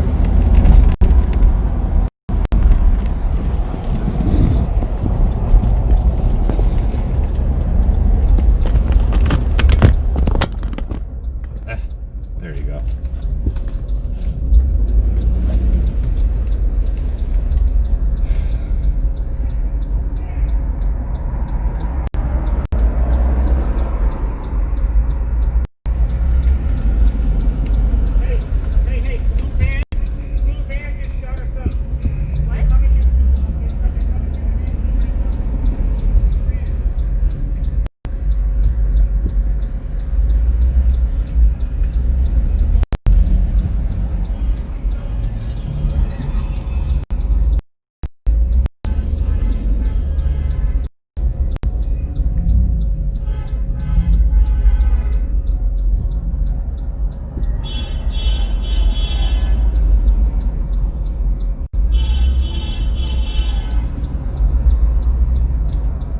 So for those of you just tuning in, or like, why are we looking at this guy?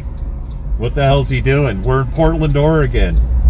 There are multiple protests going on. There is Proud Boys up at Delta Park, or at least as far as I know, they're still up at Delta Park. I think their plan was 12 to 3. There is Black Lives Matter supporters at Peninsula Park, and my understanding is there are tons of people that are there. And then there is, I'm going to tell 3, it's a group that had set up a protest on the edge of Delta Park. There were all these warnings, you know, don't go there, yada, yada, yada. My Twitter was blown up, my inbox was blown up, and it was as peaceful and chill as anything that we have covered. And there were some powerful, amazing speeches and a lot of information on the history of Vanport. And that's it. So now this group is in a car moving to a location that the reason that you're like, well, how come you don't have the camera pointing out front?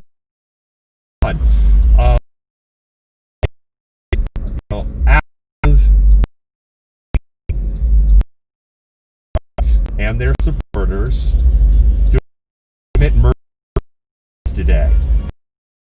Really brave journalists revealed chat logs and 4chan, exposed some of the plans that were on tap for today. And so I'm not going to make it easier at someone by showing a license plate with that license plate.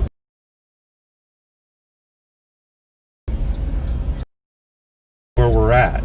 And I'm going to say on the feed, we're in this state in the country of authoritarian violence. That's where we're at. And I don't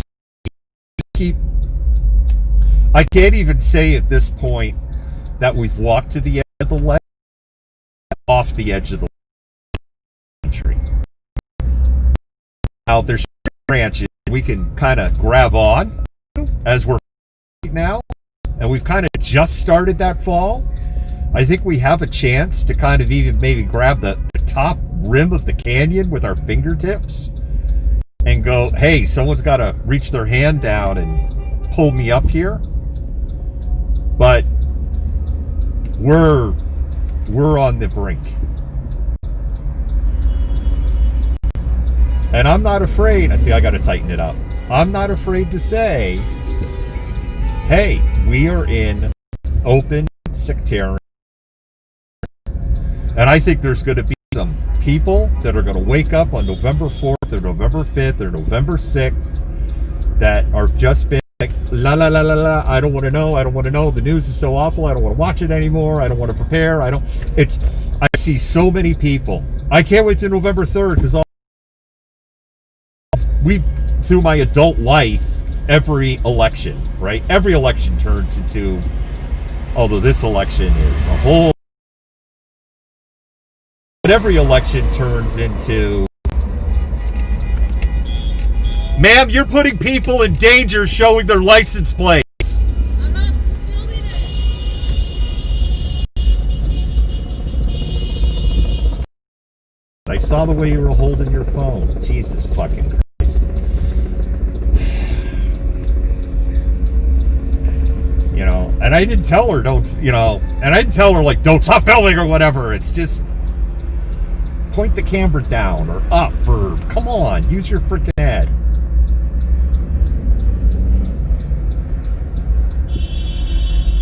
This is why responsible streamers get out of my face, right? Because responsible streamers know how to stream, how not to endanger people. And, you know, we're easily targeted because it's like, oh, look, they're streaming. Oh, my God, they're putting our lives in danger. Let's go yell at them.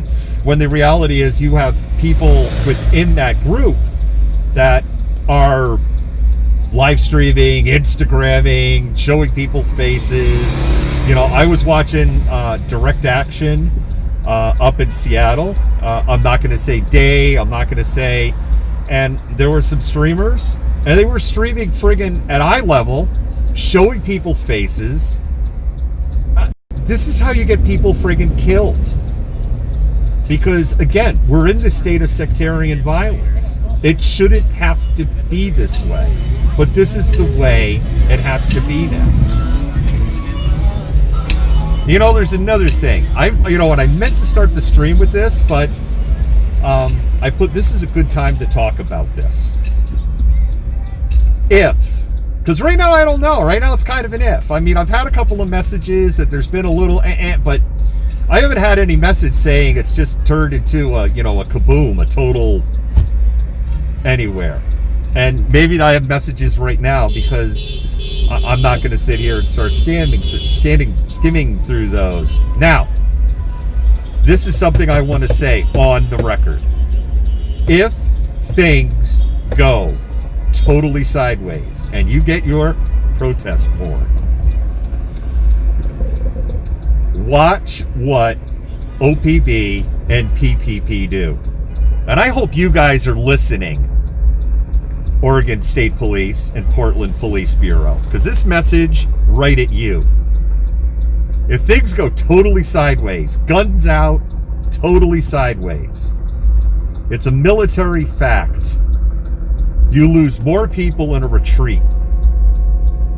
That's when because your back is turned and things are in a panic.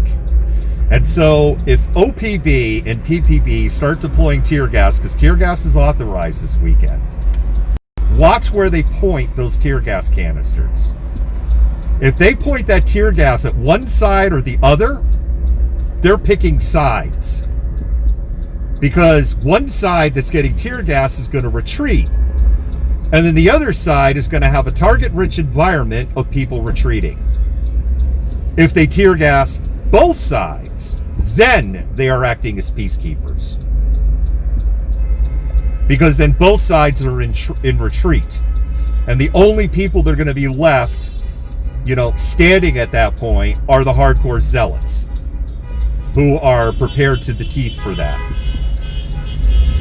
Oh, I wish I could have been sharing that. That was so friggin' like Pacific Northwest. I wish I could have shared that.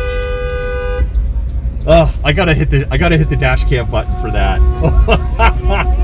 So basically what just happened is people in the Pacific Northwest, you're gonna totally get this, and then I'm gonna get back to my message on the police. So the light was for traffic, right? And so people are turning, and here's this dude, unrelated to any of this, on his bike, and he just rolls through traffic. Just zigs, like goes cross traffic, rolls through traffic. People that live here will understand. Oh, we will definitely be stopping again because we have somehow gotten all the way up to the front of the car brigade.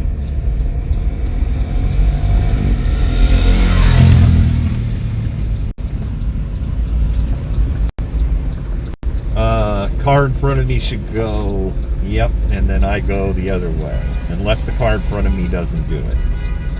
And then I go. And this is a critical spot to do it.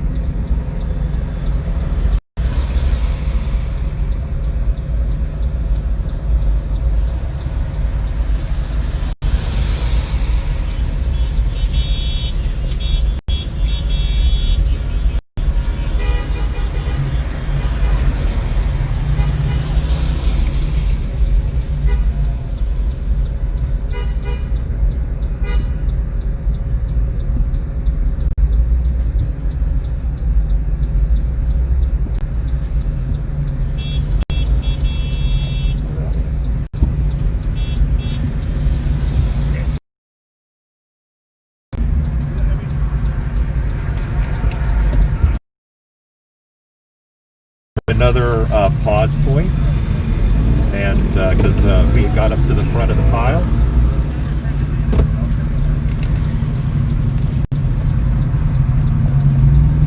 So that's where we're at. Back to what I was saying. More people are killed and injured in a retreat. It's a military fact. So if the pepper spray, localized pepper spray or whatever that comes out, whatever, they start doing lava. Watch where those cannons go, America. Those cannons go in one direction or the other. Sides.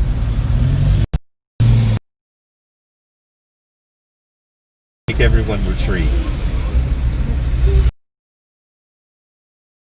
By on motorcycles on the right, and they have continued by.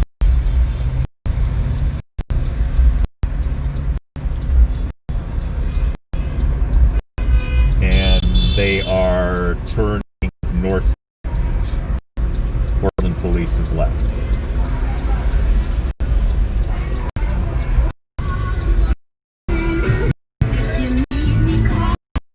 Oh, good song.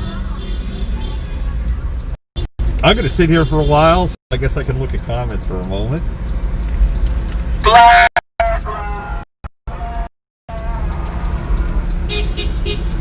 Oh, Tracy, don't talk to you about yourself that way.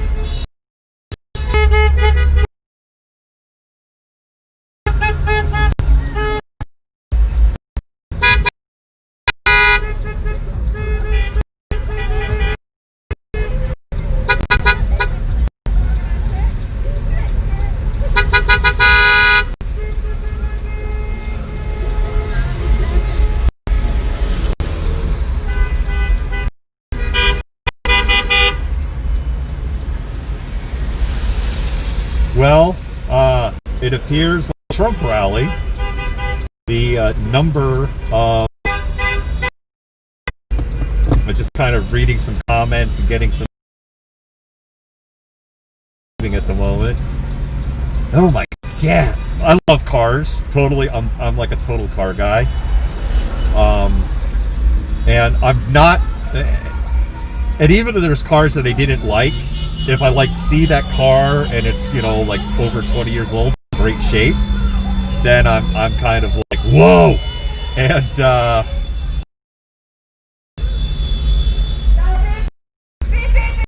yeah, we need another car over here.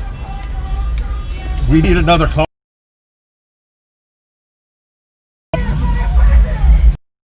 Guys, we need another car over here.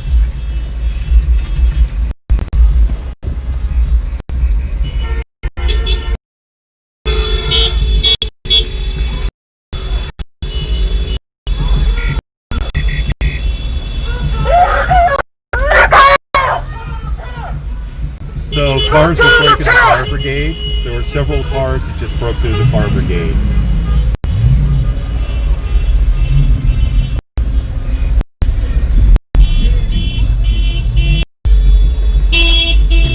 I am seeing some information that the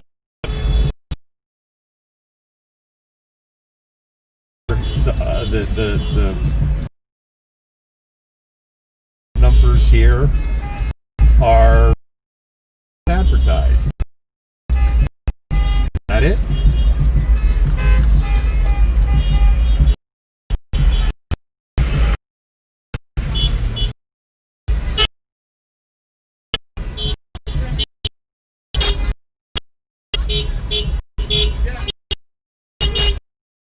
What had happened with the car brigade? So there's a car caravan. They have developed a hey, this is how we're going to do things for the car caravan. So anybody in the car caravan can be part of the brigade. So it's not as organized as the car brigade is.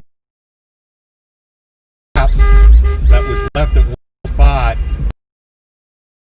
just wide enough for one of those cars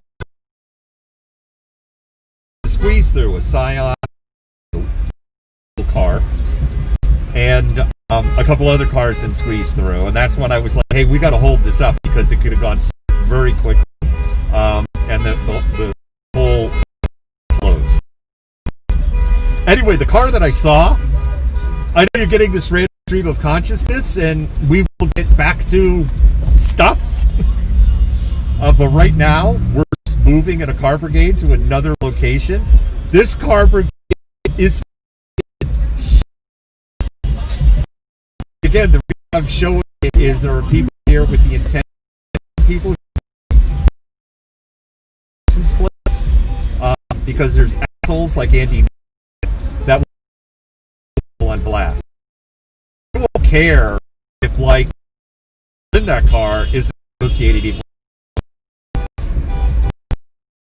Hey, can I borrow?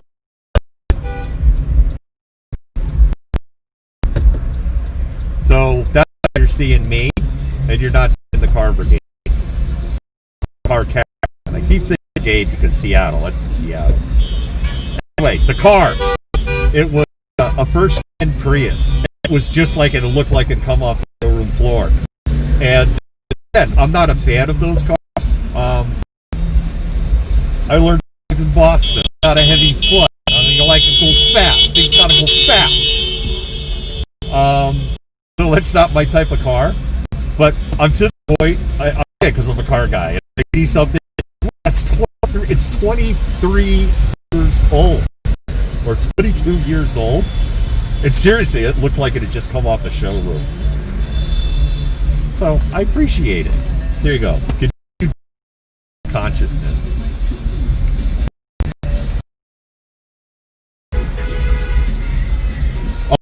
I'm starting to see, this whole time we've just been sitting, the car caravan's been going by. That is how long and how big this is.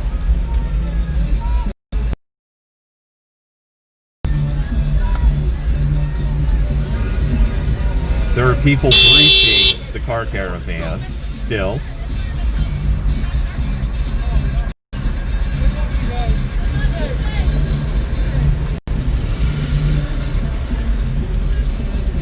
They gotta tighten up the show here. We've had a couple of more breaches of the car caravan.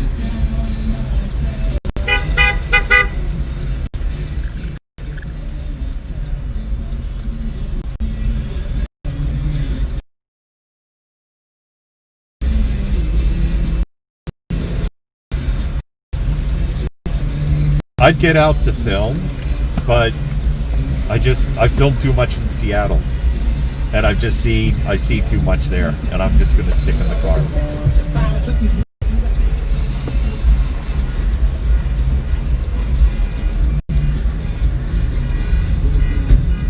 GD, right now I probably can't.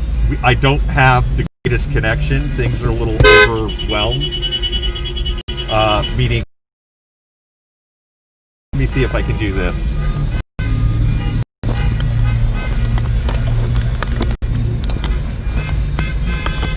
Yeah. Do here. Since I'm not going anywhere. Oh. Ah! I guess we're getting ready to go.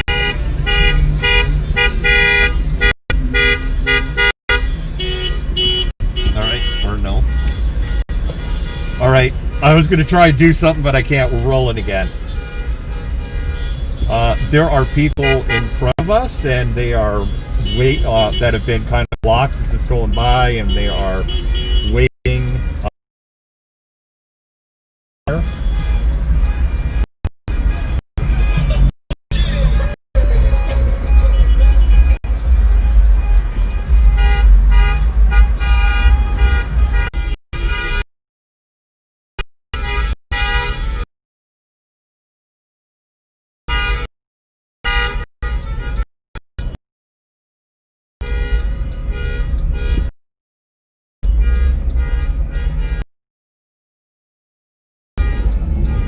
And I presume that's the Fox copters.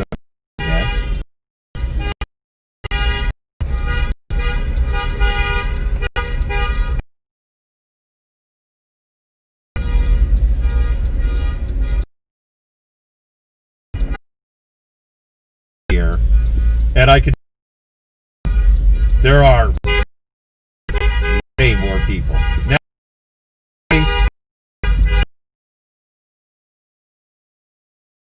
More people somewhere else. There very well could be. But the info that I'm getting is that the numbers over at Delta are much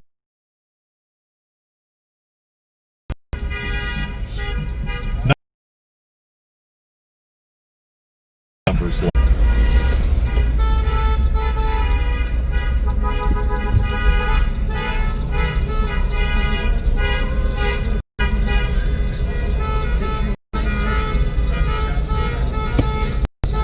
All right, looks like we're back. Again, the problem is there are so many people hitting the cell towers here, and we don't have a bonded connection. Ooh, but I have the capability to set up a bonded connection. I just can't do it right now. I can set up a bonded connection though, and I think that's what I'll do. I see another large group of people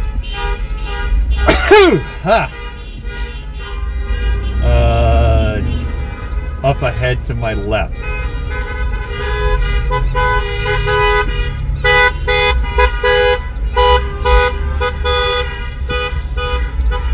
So what I was saying is just I didn't get into specific numbers. I was just saying the number, what I'm reading at Intel, the numbers at Peninsula Park are much lower than what the advertised turn on Peninsula. The numbers at Delta Park, and where the Proud Boys are assembled, what I'm hearing is that number is much lower than what the advertised number was going to be. On the other side of the coin, the people that showed up in those numbers are probably the most radicalized people. based on the chatter and the intel and the information that we got. I kind of like the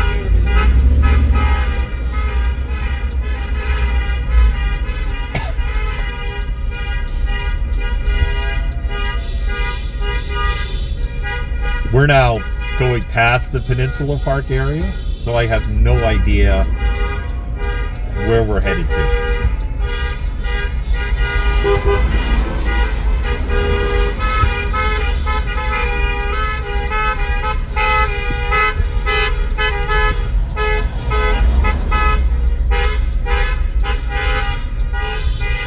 So for those of you just tuning in, I know you kind of like have this weird camera view.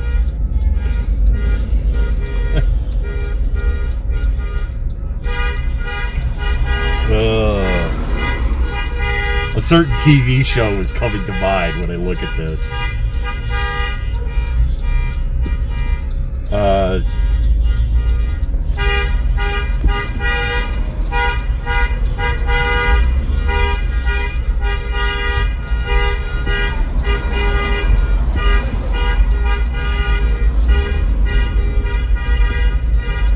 I don't know, it still says I'm live.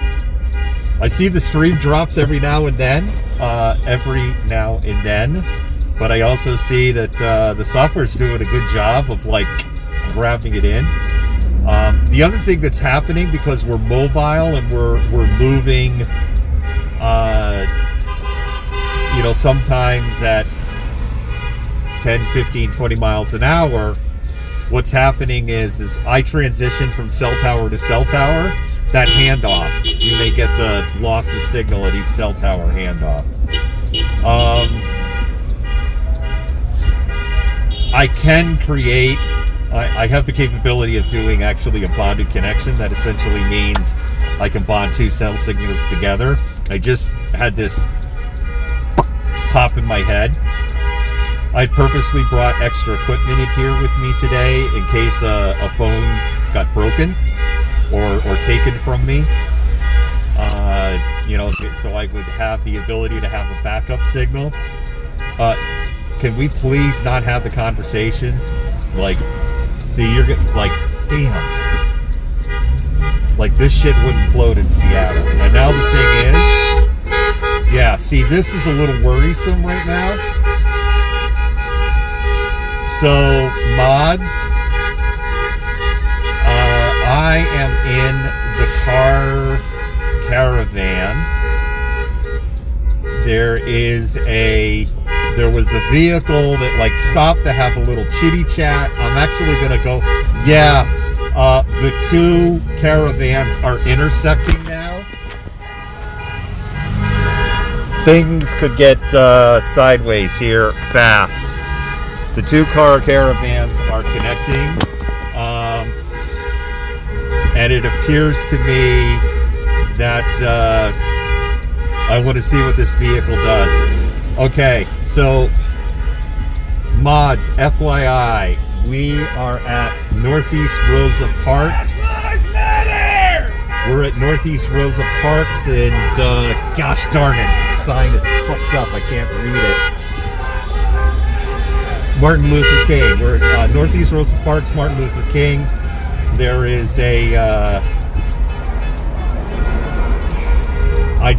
give me a minute actually before I put this on blast. What's concerning to me is they cut into the car caravan line, and they have their license plate blocked. They're not somebody who would have been in the car caravan, definitely not, because we're towards the back. There was a vehicle that stopped, kind of had like a little chit chat with one of the car caravans that stopped. I made this comment of like, oh, come on, don't do that. And then this pickup truck, because the two groups are starting to come together a little bit. This vehicle has jumped into the caravan line and they have their license plate blocked. I will say there isn't anybody that I've seen, and I sat and watched the other one. There was not one vehicle that I saw with a blocked license plate. Okay, I'm glad I didn't put them on blast. We'll just leave it at that. They have turned left out of the line. So I think they were just trying to get around. but boy, it didn't look good.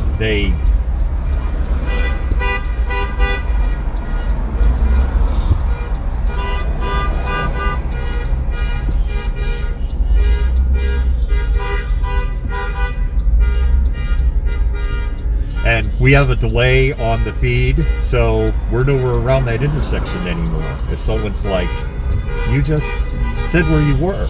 I said where I was. Ha-ha! Technology.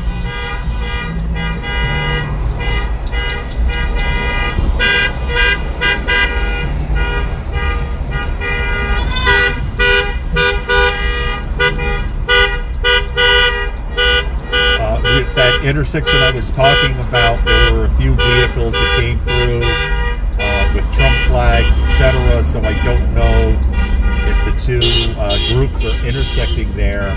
I know I am towards the back of the current caravan.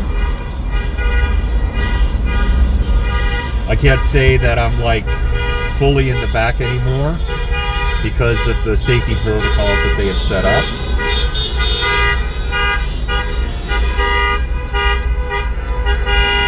And again, I'm not showing what's going on in front of me because I want to protect the people in the vehicle, particularly directly in front of me, because I'd be putting their license plate on blast.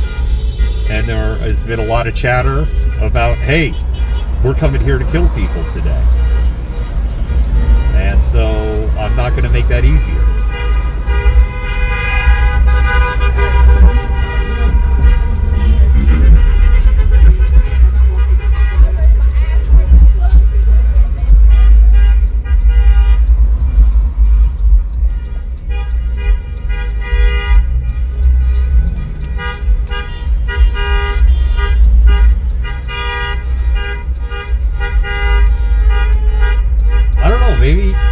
It's not as uncomfortable now.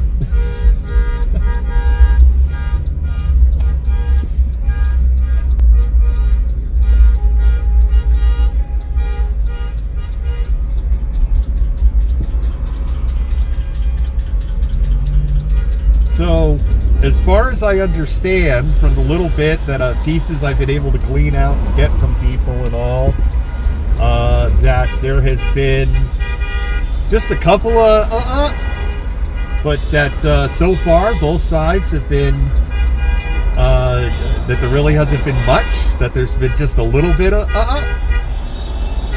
and what we've seen so far is a bunch of amazing speeches and me driving.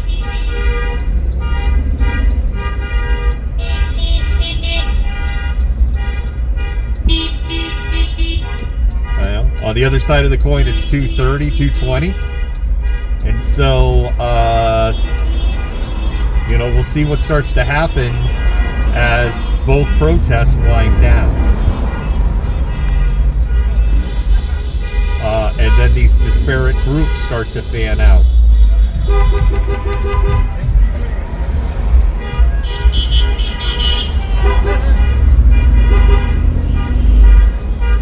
There are a lot of people, right? You'll come across, and there'll be groups of people that are along the sidewalks that are outside in solidarity.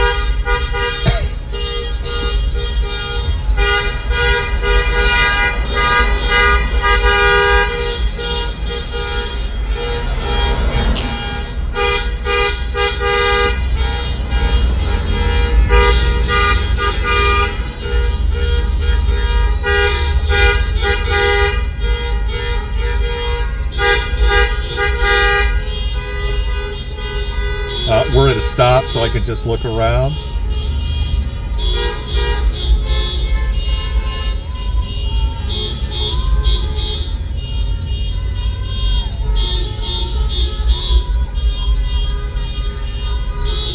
Jackie, that's a ridiculous question. You must be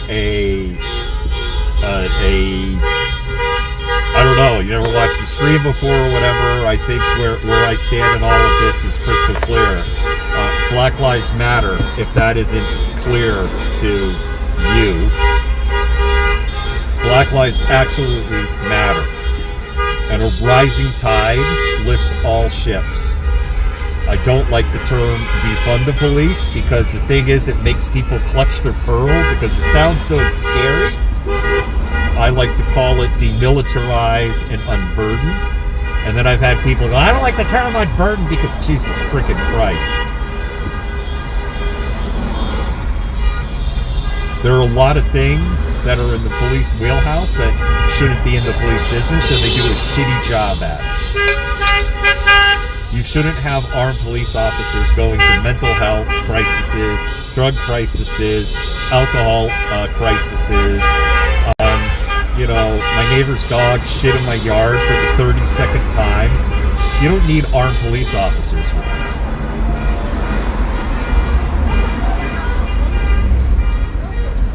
And that's the problem. If it's not clear, I mean, I keep talking about this. If you're a police officer and you're going to person in mental health crisis call, and you show up, body armor, gun, taser, pepper spray, handcuffs, baton, radio, you're set up for failure. You are set up for failure before you even get out of that police cruiser.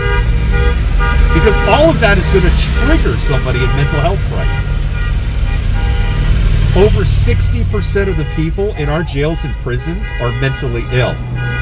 And there's a whole history on why that is. Because in the 1980s, we got rid of a lot of the mental hospitals because the Reagan administration and the ACLU formed this unholy alliance. And on the Reagan administration, it was about the Benjamins. It was about cost cutting, and for the ACLU, it was about patients' rights.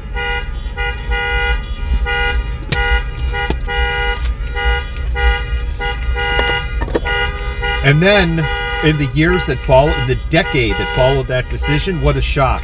Crime exploded in this country. Exploded. And we had the war on drugs.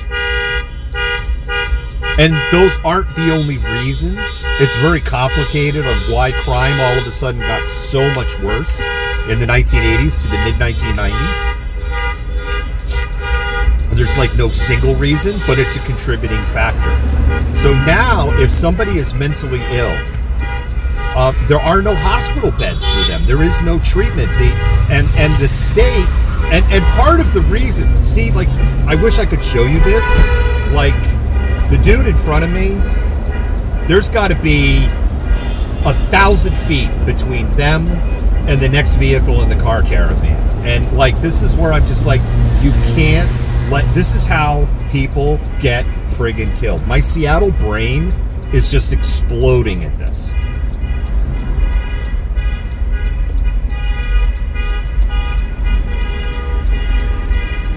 It's like, I don't even want to be behind this person because there is such a huge gap between them and the next vehicle.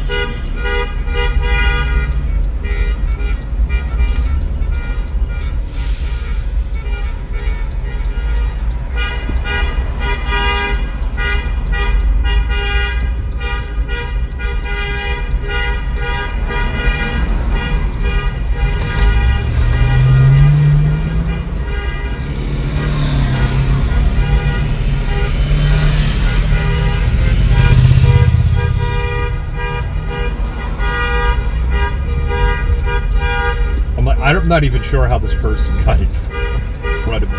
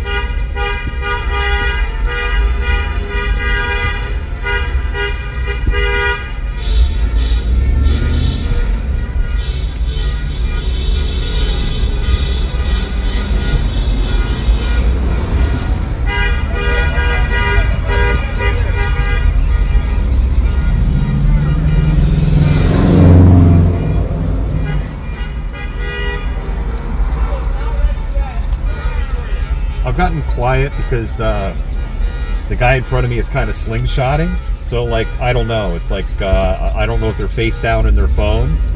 And then all of a sudden, like, whoa, there's a 300-foot gap. And then they like drive up to 20, 25 miles an hour. And then it comes to a stop again. So it's almost like being on the freeway in stop and go traffic. And so what I don't know, like, I don't know at any moment, like, is this person all of a sudden gonna, you know, stand on their brake or...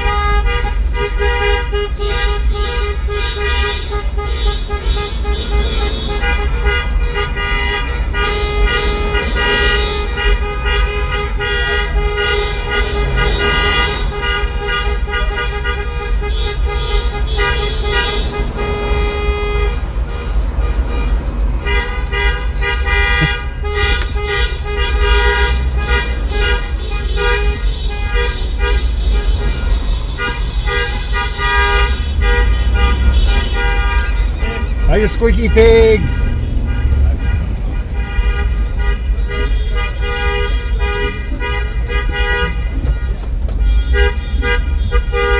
Don't know if that's wind or if it's actually starting to rain.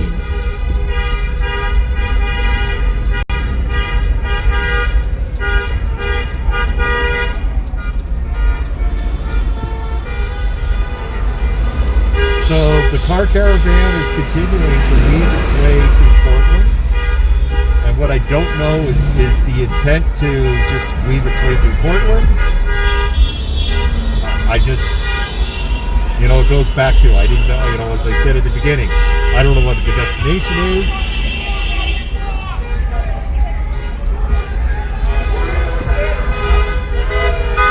I will say this, wherever we are, it's just the most amazing barbecue smell I have smelled in years. It's like Texas.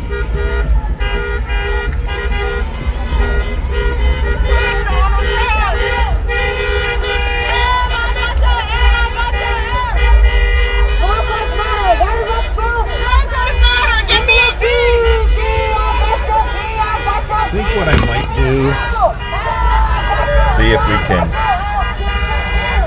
give you something to look at other than me.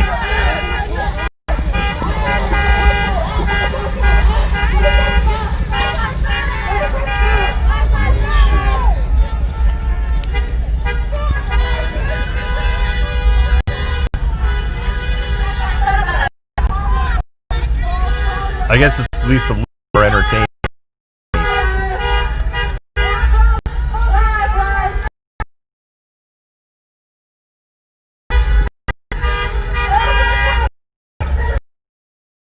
For those of you just tuning in, we were with a group of counter-protesters. When I say counter-protesters, that is what they've been called in social media. That's what they were calling themselves in social media, because they were up by Delta Park, actively engaged in peaceful counter-protest to the Proud Boys' presence up at Delta Park. And so what is happening here, this chud right here just pushed through the car brigade.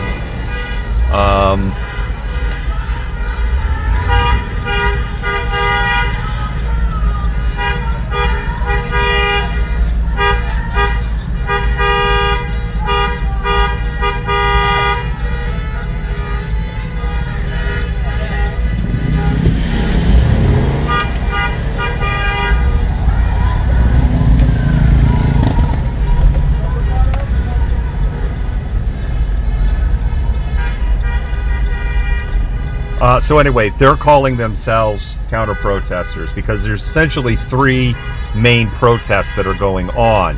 You have the Black Lives Matter protest, which is at Peninsula Park. You have the Proud Boys that are up at Delta Park. And then you had people counter-protesting the Proud Boys right on the edge of Delta Park. People have left there. They've left in a car caravan, and that car caravan is weaving its way through Portland. So I am coming up to another, because there's a way to identify the lead vehicle, and I am getting close to where that lead vehicle is. And so that means I'm going to be in a position of pulled over for a while. And I will be able then to check intel again on kind of what's going on, and because right now I'm focusing on driving, and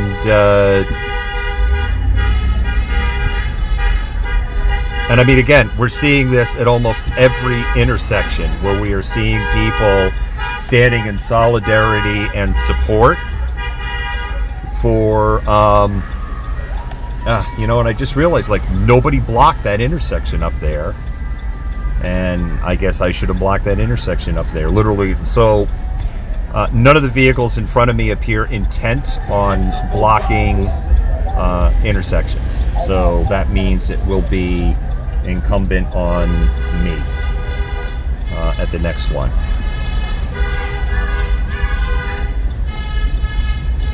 Or, well, now what I'm seeing is where there appears to be more people and stuff organized. There were a couple of vehicles in front of me that peeled off and parked. So now what I'm kind of wondering is this our destination?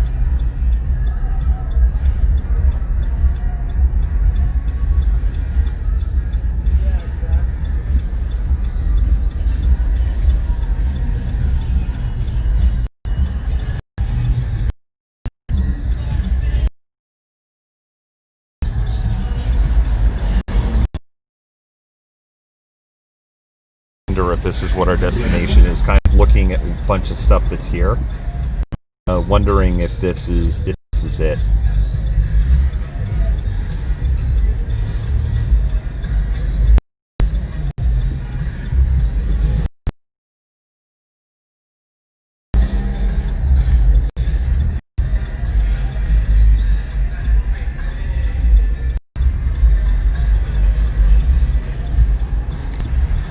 Park and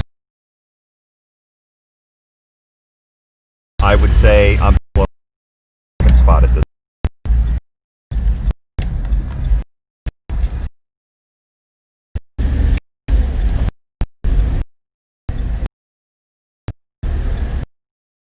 Here, wherever here is.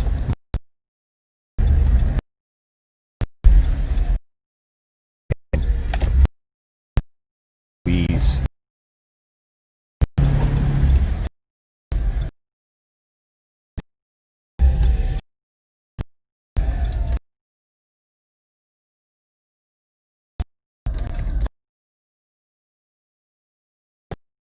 Bear with me, you're going to have to look at dashboard for a minute.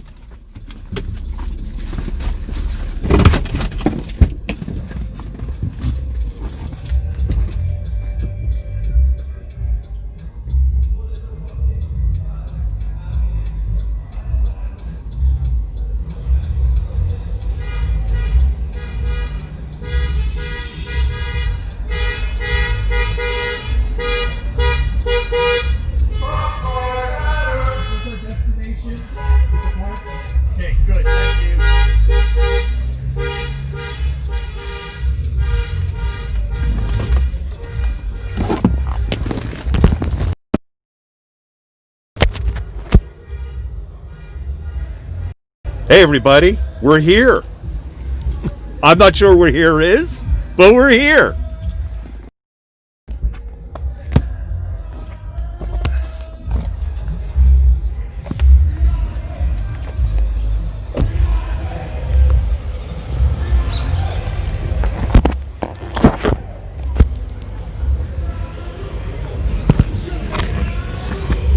You guys are gonna have to look at the sky. Look at the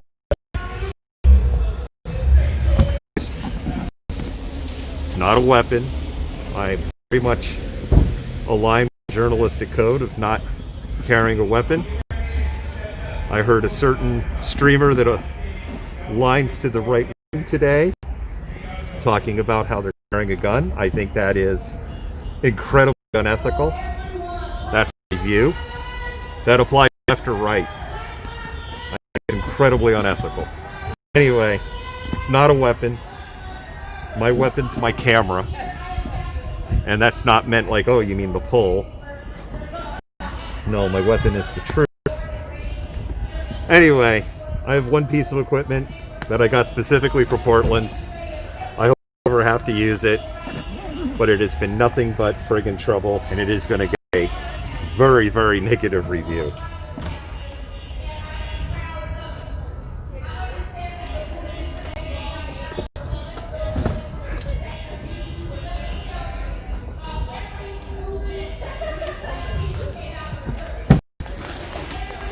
Bear with me, I've got to get up.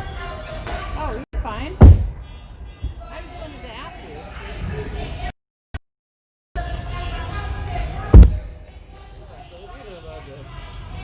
We live here, so we just like, what's going on here?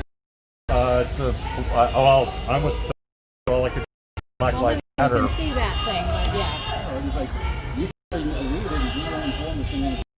Clearly you knew about it. No, actually, what I did is a whole car caravan that I followed down with. You can watch the recording if you want. And I've been saying over and over again, I have no idea where we're going. I don't. Yeah. Oh, do you think there's going to be another caravan?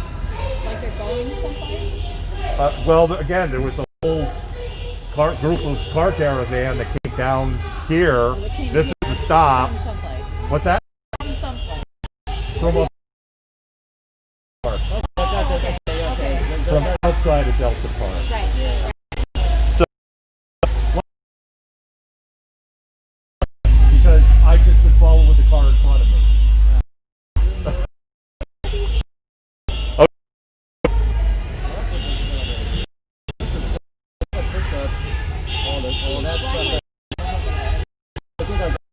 Yeah, so this is all, this group lives now. Yeah, okay.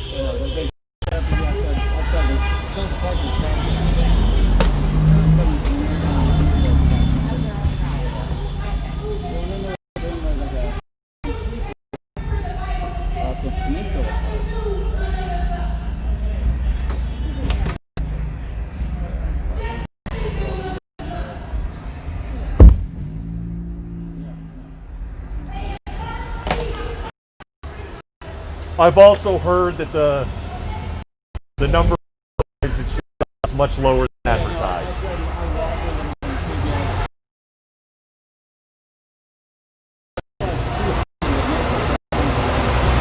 Yeah. I've heard of bigger numbers than that, but still a much, as you said, there was a really big advertised number.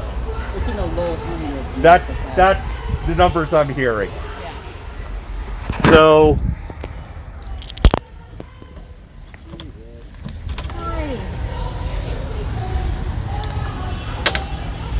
there's a lot of people. I was up towards the front of it. Oh really? Yeah. But I could tell you, at least from the people, like if you're nervous or whatever, I can tell you again, you can go, you can watch the stream. Everybody was Everybody was super chill. It was very, very peaceful. Every 2 weeks there's something huge in the park. There's like nothing new for us. Right. Usually we know about it. Yeah. This is a problem of good. Alrighty. Well, right. All right, man. Good luck with it. All right. Well, thank you for talking and asking questions. I really appreciate it. Oh, you bet. So what happened? A couple of homeowners came out. People that know me know that people come up to me, like, even when I haven't been a streamer, people know that people have come up to me and they'll be like, "Hey, what's going on?" I don't know. I guess maybe I look approachable.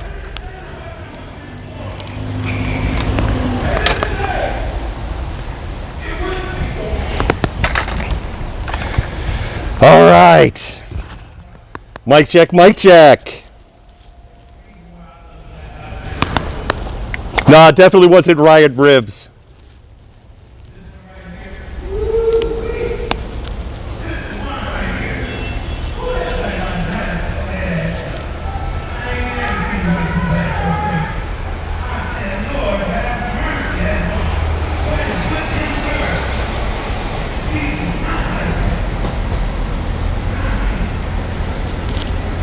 Bear with me here because I'm just What's that? I was just wondering what was going on at the park. I live just down the park. It's a Black Lives Matter rally, protest. Gotcha. That's literally as much as I know. I literally got there 5 minutes ago. Gotcha. And I am live, just to let you know. There you go. Yeah. Let you go.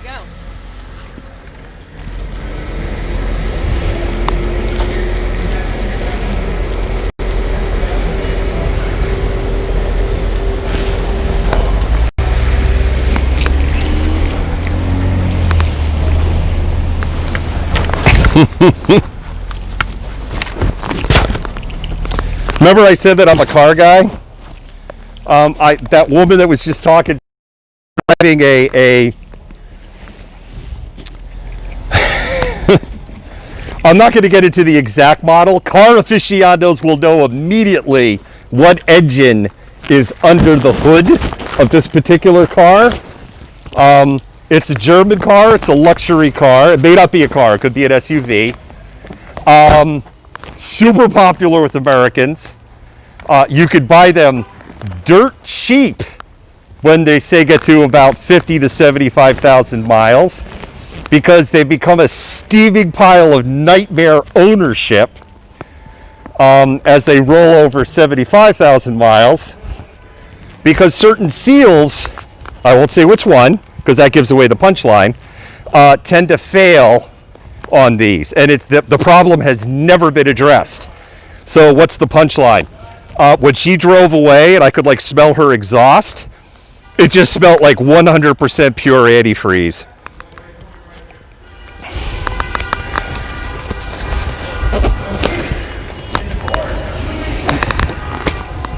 And some people now will probably go, "Oh, exactly make and model." All right. Thank you for sticking around, malcontents, through that. We are rolling. Mods.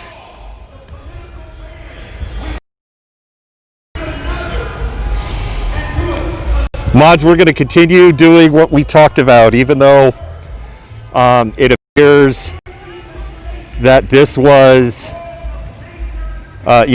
way over advertised, which is a good thing. We will continue to follow everything that we discussed. And also, if bear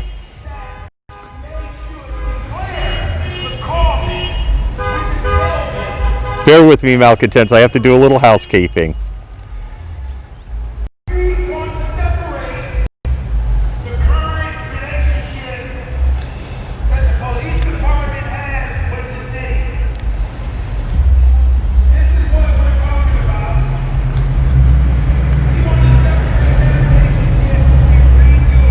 Okay, one more housekeeping thing and then I'm good.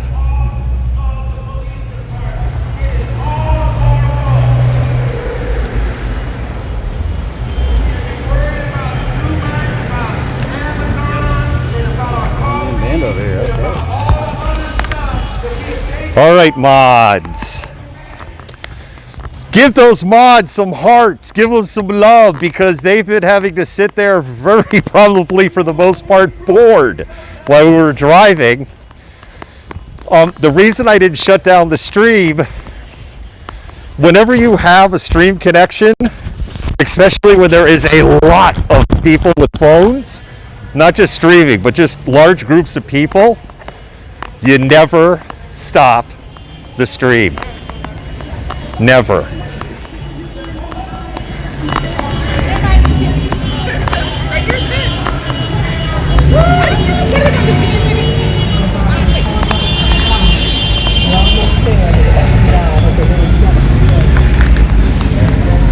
Once you have a connection, you keep the connection. If you're looking, why am I looking down at the ground? It's because there's trees. People who watch pole cam. Oh, and you know what? I've been really remiss in this. Big shout out to Eric Greatwood. Big shout out to Eric Greatwood. Eric explained to me, he actually explained like his whole audience about, he actually explained to his whole audience on how to set up a pole cam. And in listening to him, I quickly was like, whoa! I have like almost all of this stuff. And like Eric, as I've been going out in the field, I've been learning things.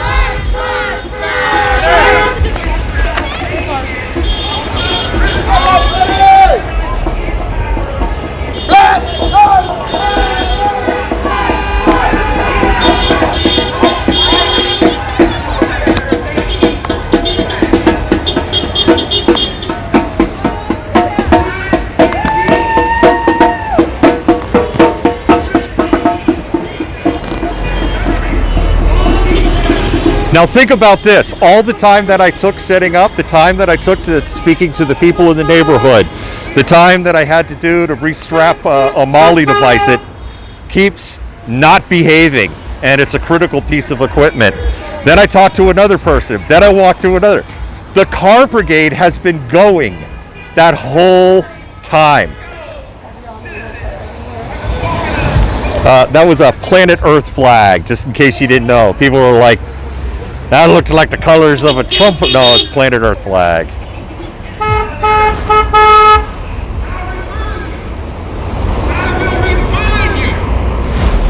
And there's still more cars coming from the car brigade.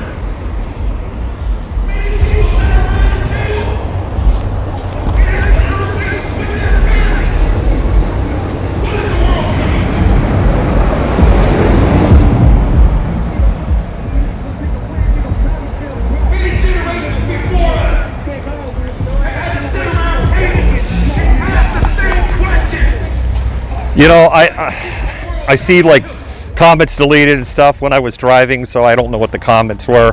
I have a black daughter-in-law. I am going to have black grandchildren one day. My daughter-in-law is one of the most amazing women you could ever meet. She's beautiful. She's wicked smart. She has a heart of gold. College graduate, engineer. She's a woman in STEM. She's got a great sense of humor. She busts her frickin' ass.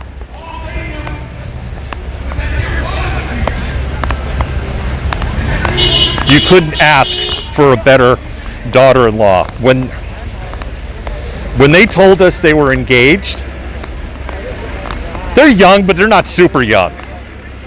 It's not like they're 18 young, but they're young. And I don't mean they're 19 young either, but they're young. When they told us they were engaged, at their age, my normal reaction would have been, like Dr. and Mrs. Malcontent and I's reaction is, oh my God, this is such good news. My stepson, also an amazing young man, very smart, very funny. He comes across as a little rough and gruff around the corners. Actually, if you watch 90 Days Fiancé, he's a little bit like Alexi, but nowhere near as much as an asshole as Alexi is. But there are moments, that's our guilty pleasure, that show. But there's moments, there's every now and then he says something, or it's like, oh, that's cultural. You know, it's like, oh, we know somebody would say that. You guys already know what's going on. So, We can laugh about it. We can play music over it.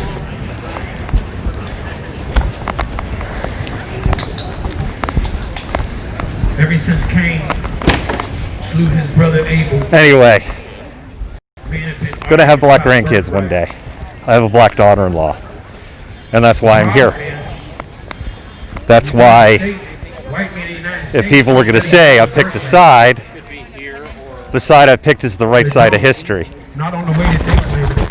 Woo, it's slippery here. I almost fell. They really don't.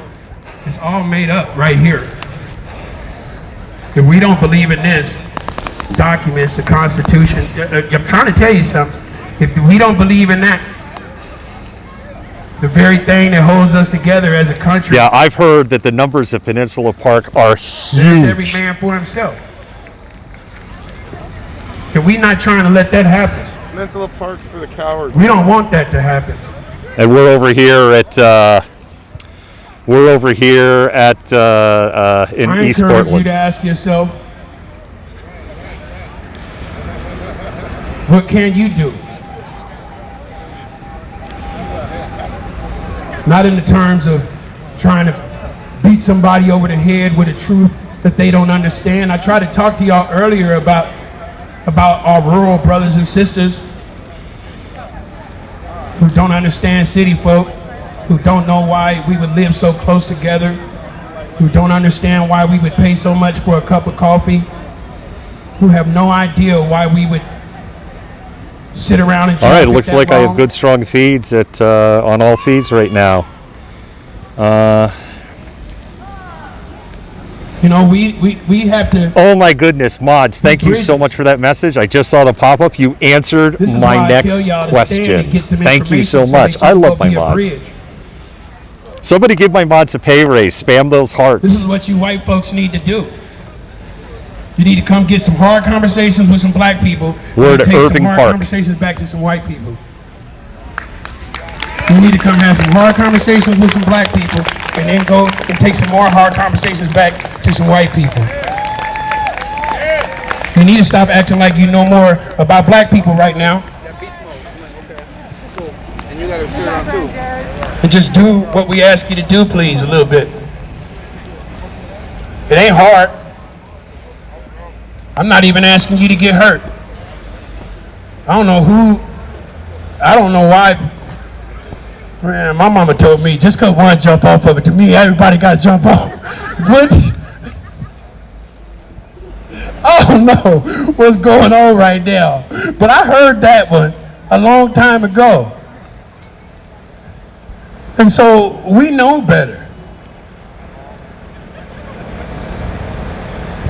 You know what I'm saying? We not playing around here, man. We big fishing. Big fish. We big fishing right now. We big fishing. We don't got time to be playing with these itty bitty trucks and stuff like that. People trying to distract us from catching our big fish. We just about ready to catch our big fish. Truth. His mouth is wide open right now. I'm trying to tell y'all, it's so easy to talk about hate. It's so easy to throw a rock.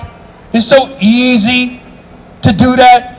It's so easy to put your middle finger up in the air and speak violently to somebody. You mean to tell me them words ain't violent to a police officer? And you know why I'm not mad at them? Because will y'all just please think about who you arguing with? Do you know a veteran cop is not running around at night with all that gear on? That is for officers who have been around 2 and 3 years. These guys got no pull. They just following orders, just trying to get a paycheck. And their boss says push, they push. Now, they stand in line, and they may really believe in Black Lives Matter. The one cop in there really may believe it. Like, man, they right, man. Like, damn, that girl right there screaming out, I feel so sad for her. Fuck. He may be having all that going, tink, upside the head. Here you get a water bottle. Damn. Fuck you. Spit on and stuff, man. Who wants to go to work under them damn conditions? I'll remind you, Just Blue Lives is a movie called Avatar. That is not a real thing. Being a cop is a career choice. Right. So you don't have to do that. So Blue Lives is a movie called Avatar, and we're not going for that one either. All of a sudden they just made up a life. Like Blue Lives, man, come on, man. All of a sudden janitor lives. I mean, what you want me to say? Who else lives? We can just say it everybody. Dang. You know? Sorry about the wiggling. We just can't do that, man. We just can't allow that. I mean, we get it, man. All cops aren't the enemy, man. But, you know, we got to change the system that they work in, man. We got to change the way that these fools get hired, man. We really do, man. We got to change it, man. We got to require some more education, some more acculturation, some more, you know, a whole bunch of stuff. Real community policing. You know, with real community oversight. I'm not trying to give them a break on a house. Damn that. Then nope. Everybody else over here paying high ass prices for a house. I can't, you know what I'm saying? I don't need that. I just need you to come to work and do the right thing for the right goddamn reasons. Forget all that other stuff. You know, you want me out here telling my kids not to be gang members.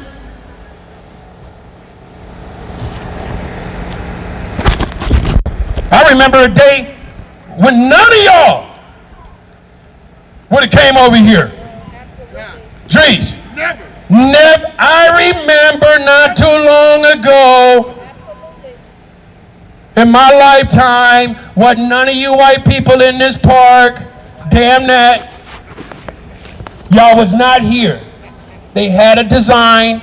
The people went for it. They bought the people out. They raised the taxes. They did all of that. People couldn't afford it. They knew exactly what they doing, man, because only white people got that kind of wealth. And so they moved us out of here, man. And they gave us some cheap houses in East County, and now all that bullshit is happening out there. You know what I'm saying? Man, while we was just fine over here, you think didn't no black people sell no food on Mississippi? You think didn't no black people know how to sell greens and shit? But no, y'all want to buy them from white people or wherever. I'm being serious. What's the word? They divest? Is that the word? Is that the right word? They divested in the community. Yeah, all the words. All that shit, all that stuff. You know what I'm saying? I know some of y'all got all the pamphlets and all that old good, you know, got conversations for days. Meanwhile, black people still ain't getting shit around here. So it ain't been no campaign. So what do we do from here? See, it's gonna be a different thing, huh? When we start talking about, yeah, let's go stand in front of this restaurant right here and say we need, let's go just campaign on this block and say we ain't got enough, we don't see enough black-owned businesses. Then it's a trip, because y'all drink wine over there. Then you might see one of your coworkers. Oh, I know I'm hitting somebody in the stomach right now. I know I'm hitting somebody in the stomach right now. You ain't gonna wear no Black Lives Matter t-shirt around some of them people, because you don't want to hear it. You don't want to be looked at funny. You don't want to go through it. It is our goal to keep the awareness at a level where people cannot stand it.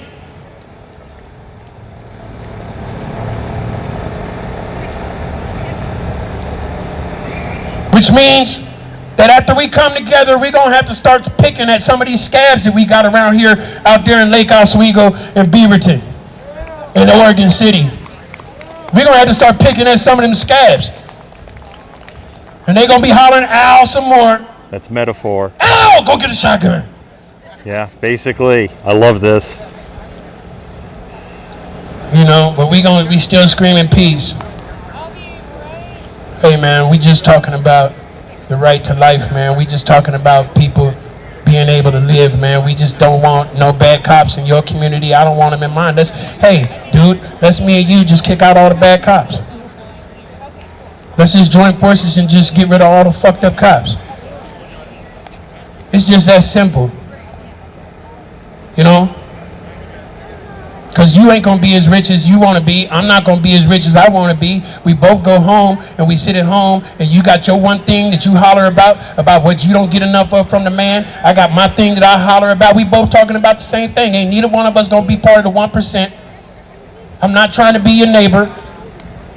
We don't have to go fishing together. We have to do none of that, man. I don't want to move in your neighborhood. My kids don't need to play together. None of that, man. I just need you, if you don't mind, to just agree that there's something fucked up about the videos, all the videos we've been seeing. All the videos we've been seeing. Just agree to it. All the videos we've been seeing. And I don't have to bop them over the head with all the history, because they just gonna get overwhelmed with that. And somewhere I'm gonna mess up a detail and then there's gonna be an out.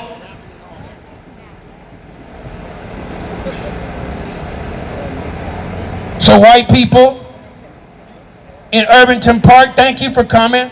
And I address y'all. I know y'all my neighbors and my allies. And I say white people just sort of to put a bunch of y'all on the spot. You know what I'm saying? And because what has happened in the city of Portland is that a bunch of white people co-opted a Black Lives Matter message and started fires. And then they used it all for Donald Trump commercials. And everybody know how he's hurting black people, how he don't care about us. And you can't do that. That's just wrong. That's just wrong, period. You know, you don't see no black people running down there taking over Latino issues. You don't see us doing that. You don't see us running over on Native American reservations talking about a bunch of stuff we don't know. We don't do that. Even though none of them groups of people were slaves like we was. All the civil rights issues, they're picking back in off the stuff that we had to get past for us. I told y'all this is a specific issue that these black descendants of slaves have with the white power structure in the United States, which was established to subjugate black people, period. Police department wasn't even that they had slave patrol. And then once freedom broke, they knew black people didn't have nowhere to go. Yeah. Okay, so it's time for me. I talk a lot, and we've been waiting for some people to show up, I think. So we're going to have a brief pause right now with some music, Deli. You know what I mean? Hit them for about 5 or 10 minutes of music. I appreciate y'all being here. This is a non-violent movement. Thank you for showing up. You know what I mean? Let's go.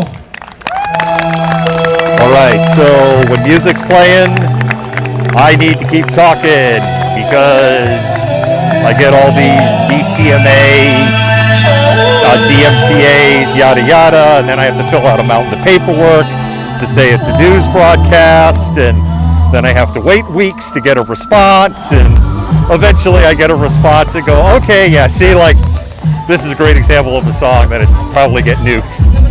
So, they're handing out pizza, and I would love to get a piece of pizza. Oh, you can totally give me a squirt. Give me a second here, folks, while journalists has got to eat every now and then. We got cheese, pepperoni. Pepperoni, please. And help yourself to drinks, snacks. We'll just grab this, whatever it is. I hope I like it. Which one? Oh my God, they have polar water. It was a lot. Okay, so let me, I think I found a spot where I can sit. So what's going on? We're at Irving Park. We're in Portland, Oregon. The car caravan of the group of people in the black-led counter-protest against the Proud Boys that was just outside of Delta Park, they came here to Irving Park. I know, you're like, wow, what are all these parks? I'm learning a lot about geography in Portland today. There is still, my understanding, a huge group of people over at Peninsula Park. Hey there, puppers! And, what the hell am I hooked on? My understanding is there's a huge group of people up at Peninsula Park.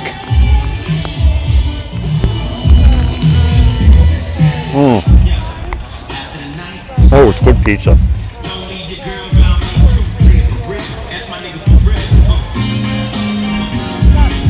Poppers!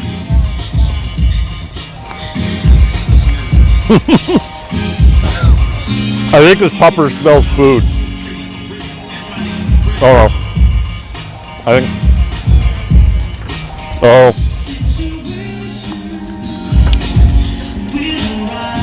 No, pupper smelled something it felt compelled to roll in.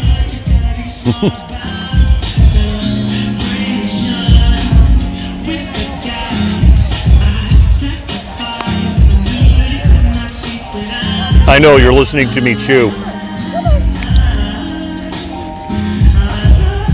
I had 4 mini muffins at the hotel I'm staying at and 100 calories of like nuts and M&Ms.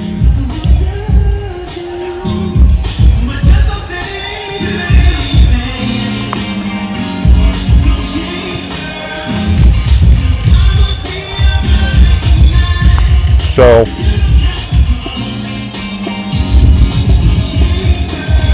there's a little bit of a lull, so you're just gonna have to listen to me chew for a minute. I'm eating as fast as I can. Mods, I'm gonna take my hearing protection out because I've actually had it in this whole time, and I just feel we've reached a point where it's a little bit of overkill.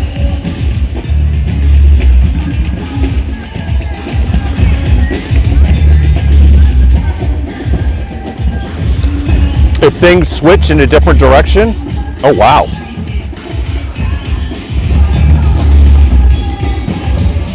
This works, wow. I had no idea how much the hearing protection was working. It's like, wow, everything's really loud now. But mods, if things start looking like they're gonna get sideways, I could use a reminder,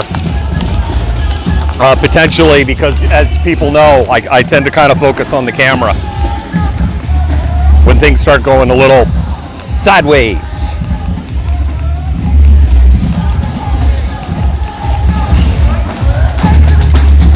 There is a huge group coming in, and we're gonna go ahead, and you can probably hear the drum corps going.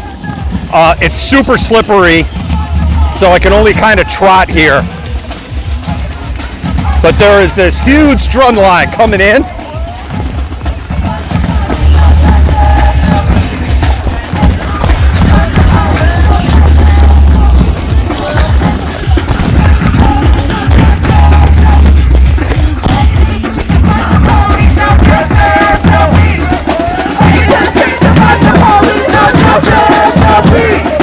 Take it to the street,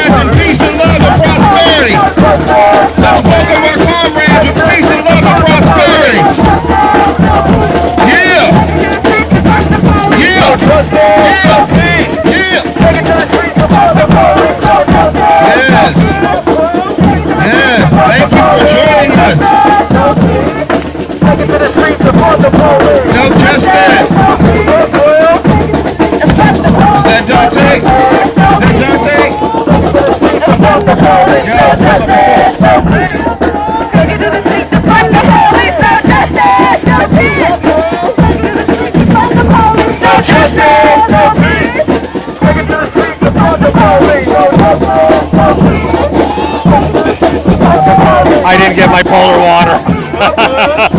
Oh well. I'm not feeling dehydrated.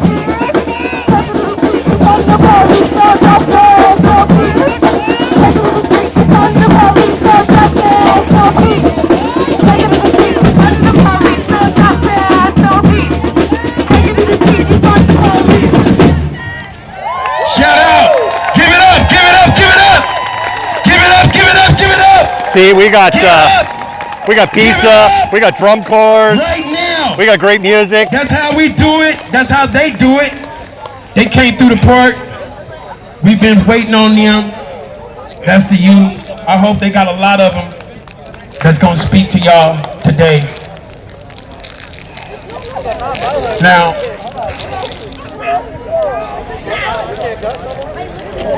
they non-violent. They are non-violent. And I know they was hollering about fuck the police, but I'm gonna tell you something. When I was 20-something, I'm 50.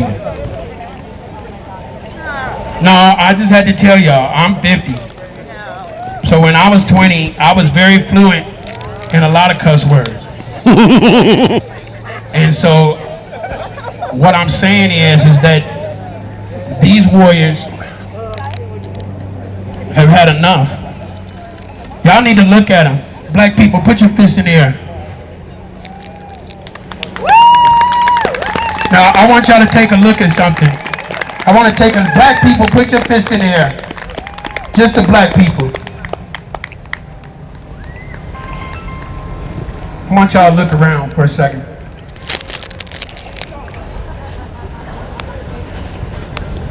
This is what it's like. We're gonna see a white people, and they're gonna tell y'all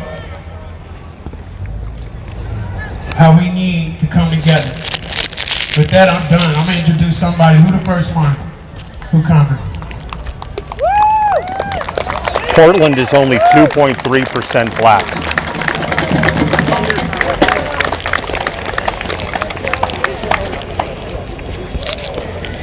So as stunning as that shot is, based on the demographics in Portland, it's a representative group, which says a lot about the white oppression and the racist history of Portland, Oregon. 100%. This is black led. This is beautiful. Black organized. We just came from an event at Vanport. I don't know if y'all know about Vanport. Yeah. The Proud Boys did an event. They were supposed to do an event at Waterfront and ended up changing it to Delta Park, Vanport area. As a black person from the community, born and raised here from the community, my family members were displaced in Vanport. So when they decided to change their location to Vanport, I felt like it was. Hey, Leslie, we could take care of that if you're sick of all of us. Bye. Trying to do his announcement on Juneteenth. It was terrible. I'm not a counter-protester at all. Actually, Jason, I have press credentials. But when I heard that they was actually going to change their location to Vanport, and I have written for a number of publications. I am most certainly press. Yep. And clearly, Jason, I could reach out to, you don't know the whole history here of the last 3 weeks. Reached out to them. We had several meetings, safety concern meetings, traffic meetings. We had the most participation in the event at Vanport collectively from groups that have been protesting probably ever in this whole movement. Yep. Larry, I'm in a bunch of those. I'm in a bunch of threads and discussions. Nobody's talking about that. Put in there all into it. And there's no such thing as Antifa. And while they were putting there's no such thing as Antifa there screamers. was a bunch of white people. Why don't we just listen to black people talk? White fragility, white supremacy, and trying to tell us there's no such thing as Antifa streamers. And actually, you just tipped your hand that you're using multiple accounts in a troll. So goodbye, Larry, and goodbye, Jason. And Larry, Jason, in the future, when you're trolling with multiple accounts, make sure you're replying and writing back on the right ones. So, bye. I'm not here to take up too much of y'all time, but this is beautiful. This is two black-led organizations that have came together. peacefully. We just left a war zone down there at Delta Park without engaging with the Proud Boys. There you go.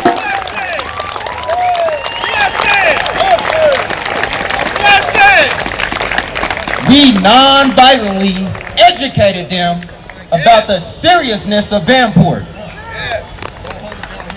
100%. 100%. And I'm not going to get on this mic too much longer.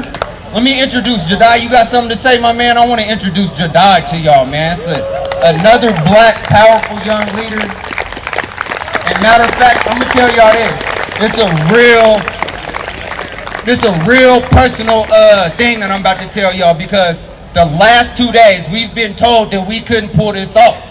Larry. Black people are stressed the fuck out right now. Black organizers and black leaders are stressed the fuck out. Death threats, police brutality, white people still pushing a white supremacy. We are dealing with it all right now. And we're still being told that we can't do something. But this young man right here, when I said, when they took over all my thinking and when they told me I couldn't do it, I've reached my breaking point. And I said, I'm not about to do this no more. Jedi stood up and he said, we gotta keep doing this shit. They want us to fucking quit. They want us to fucking quit. Truth. So as an older black leader in my community, I'm 37 years old, I'm looking up to these young people that is out here leading this movement. 100%. If anybody want a gold medal for this shit, at the end of the day, they getting this shit, because they fucking driving this shit. And I ain't got nothing but respect for them, 100%. Y'all make some noise for Dre. Thank you, fam. So, my name is Jedi, for those of y'all that don't know. I ain't got no speech prepared, but I'm just going off the top. I'm going to tell y'all that the last few days have been drenched in white fragility. Okay? Truth. With our event, we had nearly 20 affinity groups coming together. Dozens and dozens of people. For white folks that were very scared about that event and telling other people not to go to it, I want you to reflect on, why do you think that 20 affinity groups coming together, making the event black-led and organized, why would you say that's not safe? Do y'all think we haven't thought of every single precaution? You know what I'm saying? We were planning this shit a lot. And it showed. No shade at all If you to guys didn't see the Park beginning of the and to stream, Pop Mob and all them, it totally I didn't showed. see anybody asking for their safety plan like they were asking for ours. That feels like white fragility. That feels like racism. That feels like white supremacy.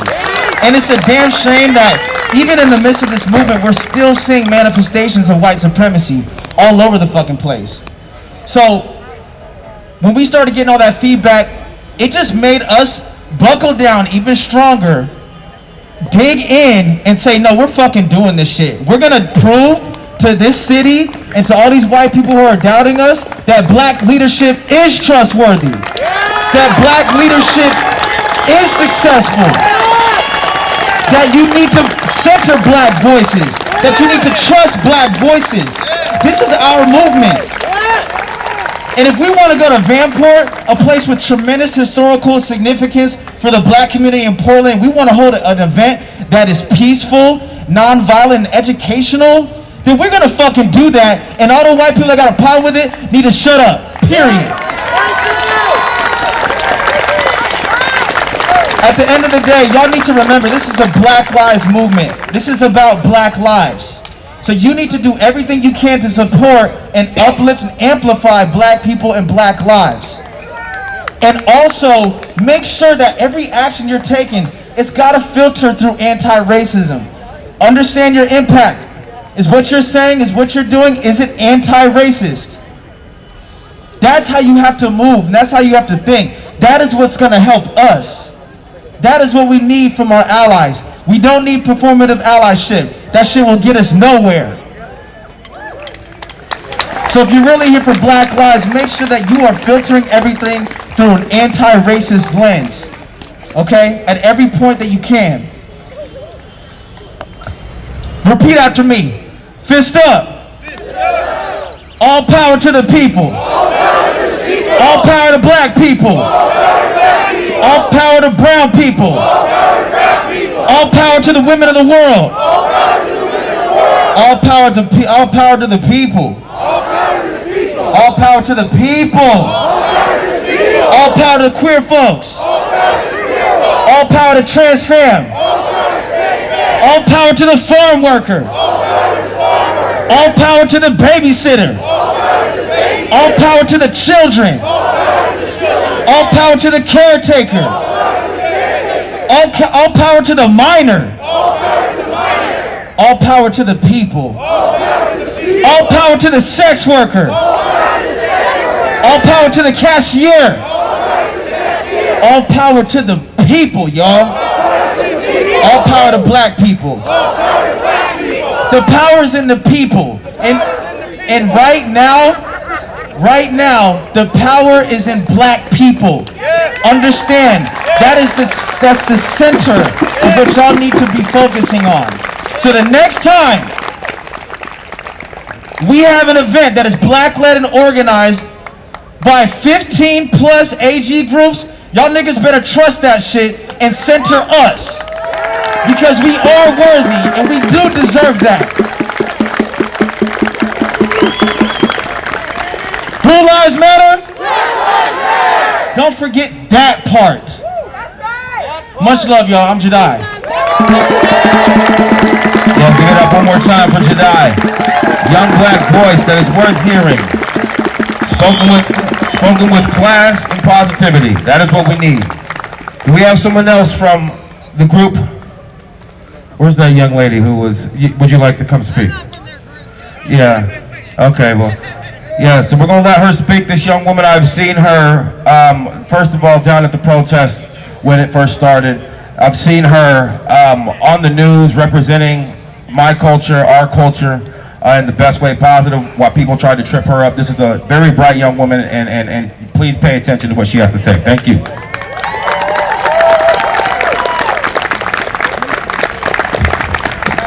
Avoid Corona. So I want to thank the folks that put this together for giving me the opportunity to speak. I think this week is a landmark week for black women. I think the ruling of the Breonna Taylor case shows us what black women mean to America. And it's a sad realization, but what I know is black women are beautiful. We are strong. We endure. We make it happen. I am the founder of an organization called Black Joy. And what I noticed was I had a speaking engagement and I spoke to a young lady from Grants Pass. And she was the only black girl in her entire high school. She ended up quitting and graduating early because her school was racist and there was nobody to stand with her. And she said, you know, I really want to hold an event, I really want to do something, but I'm not really sure who would stand with me. And I thought in my head, fuck it, I'll stand with you. So me and Black Joy, we are a group of women leaders. We build each other up, we love each other, we encourage each other, we teach each other, we grow with one another, we check each other, most importantly. And we go around to the rural cities of Oregon that nobody wants to go into. We do that with positivity. We do that with joy. We do that with love, and not because people necessarily deserve it. Because let's keep it 100. We have been treated pretty fucking poorly. But we do that because that's who we are.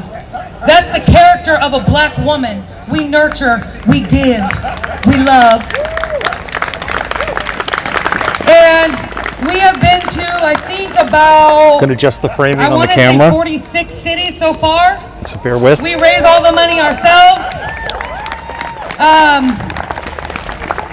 And, you know, this week really showed me that not only do we need to continue to lift up black leaders, but we need to continue to stand behind black women as a whole. When we look at just the sheer numbers of people that turned out for George Floyd, Breonna Taylor was a second thought, right?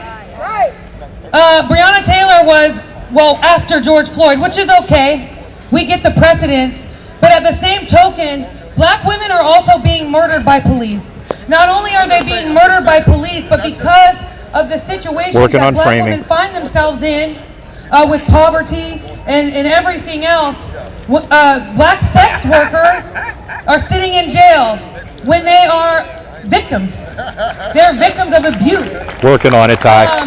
You know, we have so many things that we need to talk about and come to an understanding. It'll take about 20 seconds or 30 seconds. Black women and this movement. I know that at times I've even felt like, you know, I wasn't able to speak because there were men speaking. It's going to take about another 20 or 30 seconds so they think we're framed up. That's just what it is. But the reality is that you have so many women leaders in these communities that are not getting the support or the encouragement that they need. I'm fairly lucky because I don't feel like I'm one of them. I feel like I got a boss-ass team and that my community is behind me. But I know there are many others that do feel that way. I also know that we've encountered some infighting, and here's what I'm going to say. Some folks are meant to stay on the fringe and be idealistic and get out here in these streets. Some of us, like myself, I know I've gotten kind of some shit because I really like, hey, after getting my ass whooped a few times, some by police and some by white supremacists, I think I'm going to go with policy. And I'm not mad about that. I think that people have to understand that to upset the system, sometimes we also have to get in the system, even if we don't agree with it. Yes. So this is really, really important. So as we stand on these front lines and as we protest and as we go through and as we get tear gassed and all of these other things, we really have to come to an understanding that not everyone is going to protest the same. Not everybody has the same skill set, not everybody has the same tolerance, and that's okay. So to be fighting with one another and trying to figure out who's a leader, who's a follower, where do I go, listen to black voices, and when a black voice tells you my black body can't take it, be okay with that. Truth. Be okay with that. I noticed it's not this mom group, thank God, but I've noticed a different mom group that consistently went to black youth to lead them and then kind of shield them. Our black bodies have been through enough, and we will not tolerate that. If you are an ally, be an ally and understand what black people have endured and what we're still going through. I don't know if you guys really realize it, but Dre kind of spoke on it as well. Black leaders in your community, we are getting death threats. We are being talked to absolutely fucking crazy. We are scared. We are scared to leave our homes. We do see this shit all over the place. And as we continue to make progress, racists are coming out of the woodworks. And I take that as a good sign. And I know that's scary, but I do. I take it as a real good sign that you feel like you need to come out and express yourself because you're losing.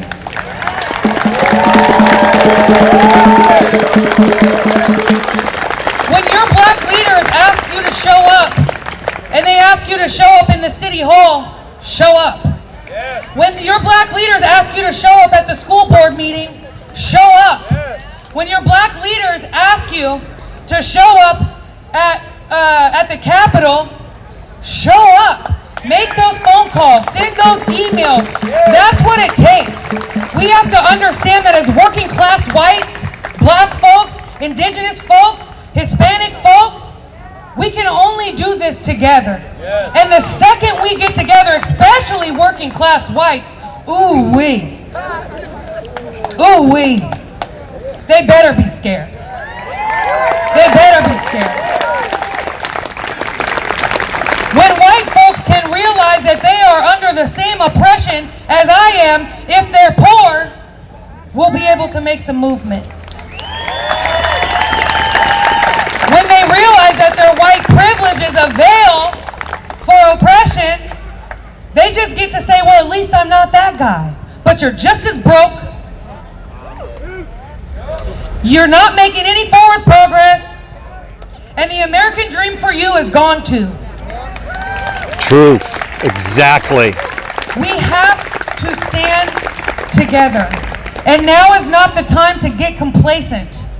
So now is the time where we've raged out and we've done it and people are kind of listening and they're throwing us bones. They're like, well, if we give them that, we can walk away from this. Truth. Fuck that. Truth. We can't let that happen. We have to be very clear about our demands. We have to be very clear about our leadership. We need to be very clear about where we're going and mean it. Every single person in Portland, if you're a black person, should be talking to some of these leaders about what our demands are. Every single person in Salem or Eugene or wherever you are should be getting together and talking about what our demands are. We get to make demands now. We get to do that. We get to be safe. We get to be okay. We get to prosper. We get to build wealth. So when allies talk about what can I do, you can help us close the power dynamic.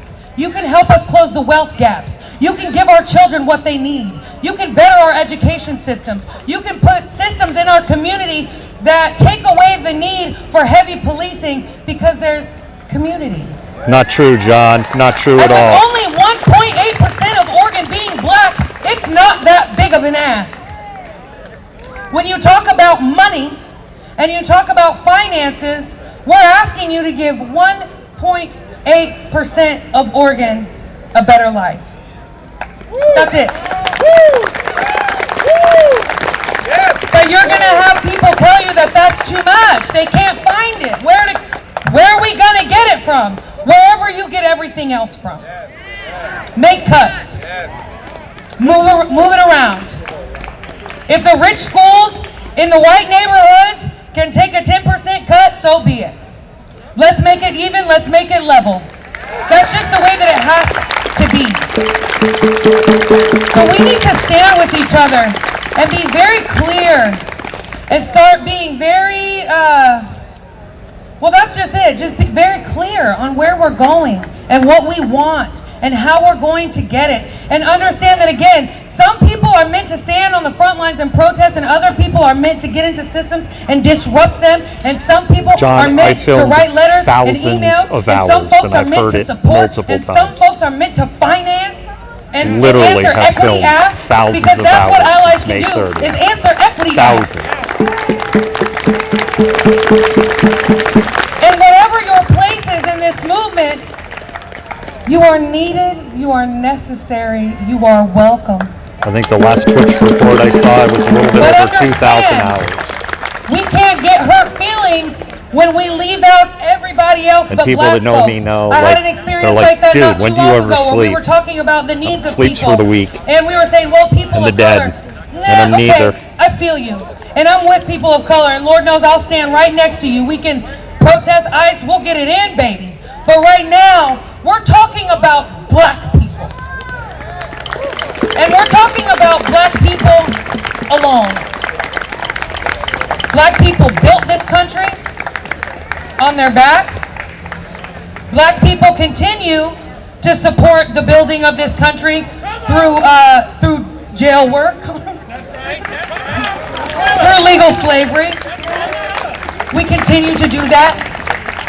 We continue to give you culture. We continue to give you flavor. We continue to give you life.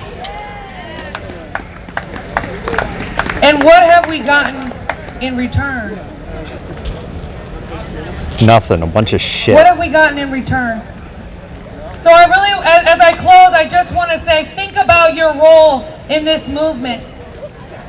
Think about the things that are coming out of your mouth. As an ally, is your purity fucking up our clarity? Ooh, I love that. Are Wow. you so pure? Are you so pure that you can't be clear? Yep. Are you going to get so upset by every slight and not give grace?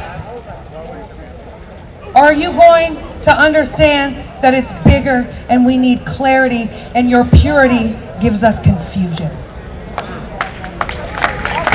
We are patient with you. Someone on Twitch, anybody on Twitch, if you could clip that last minute, anybody who is watching on Twitch and has the capacity to clip that last minute, I would deeply appreciate it if you clip that minute. I love my leftists, I'm a hell of a socialist myself, but I've seen a lot of this where everybody's jumping on everybody for every wrong thing and listen, if you're here for me and you look like an ally, I'm going to tell you when you fuck up.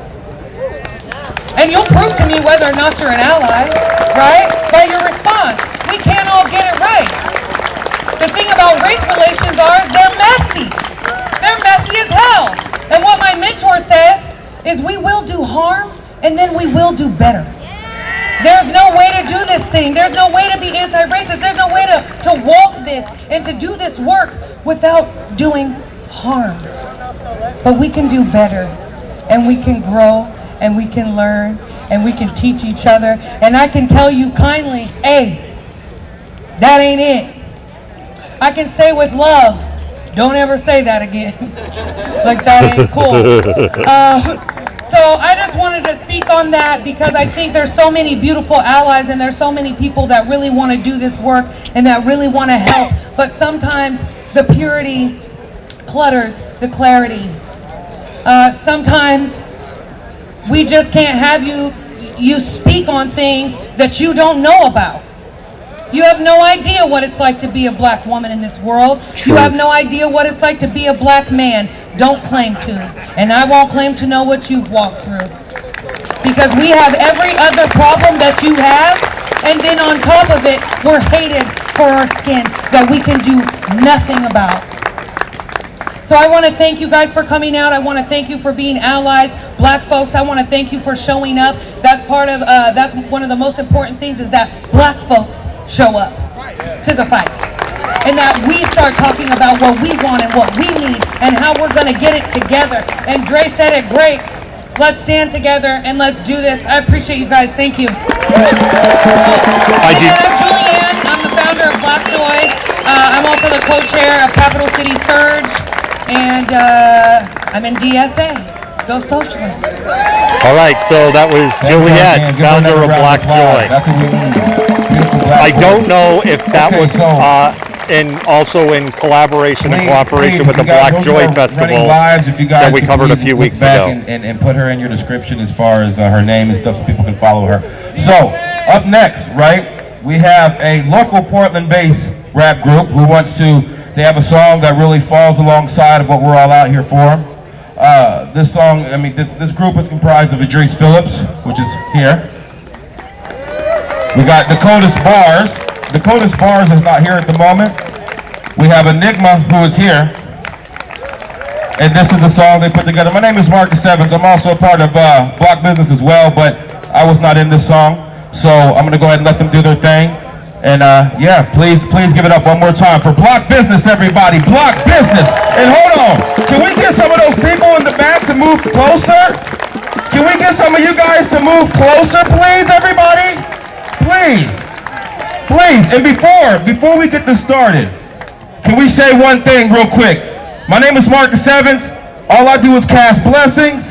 So one time, can we exchange blessings real quick? I say blessings, you say blessings, I say blessings, you say blessings, right? So, blessings! Blessings! Blessings! Blessings! Blessings! Blessings! Infinite blessings, everybody. Thank you so much for that. All right, introducing Portland's own Black Business, everybody. Don't shoot! What's up with y'all? I see about 800 people, maybe 1,000. I said, what's up with y'all? Yeah, that's what I'm talking about. Let's keep that energy.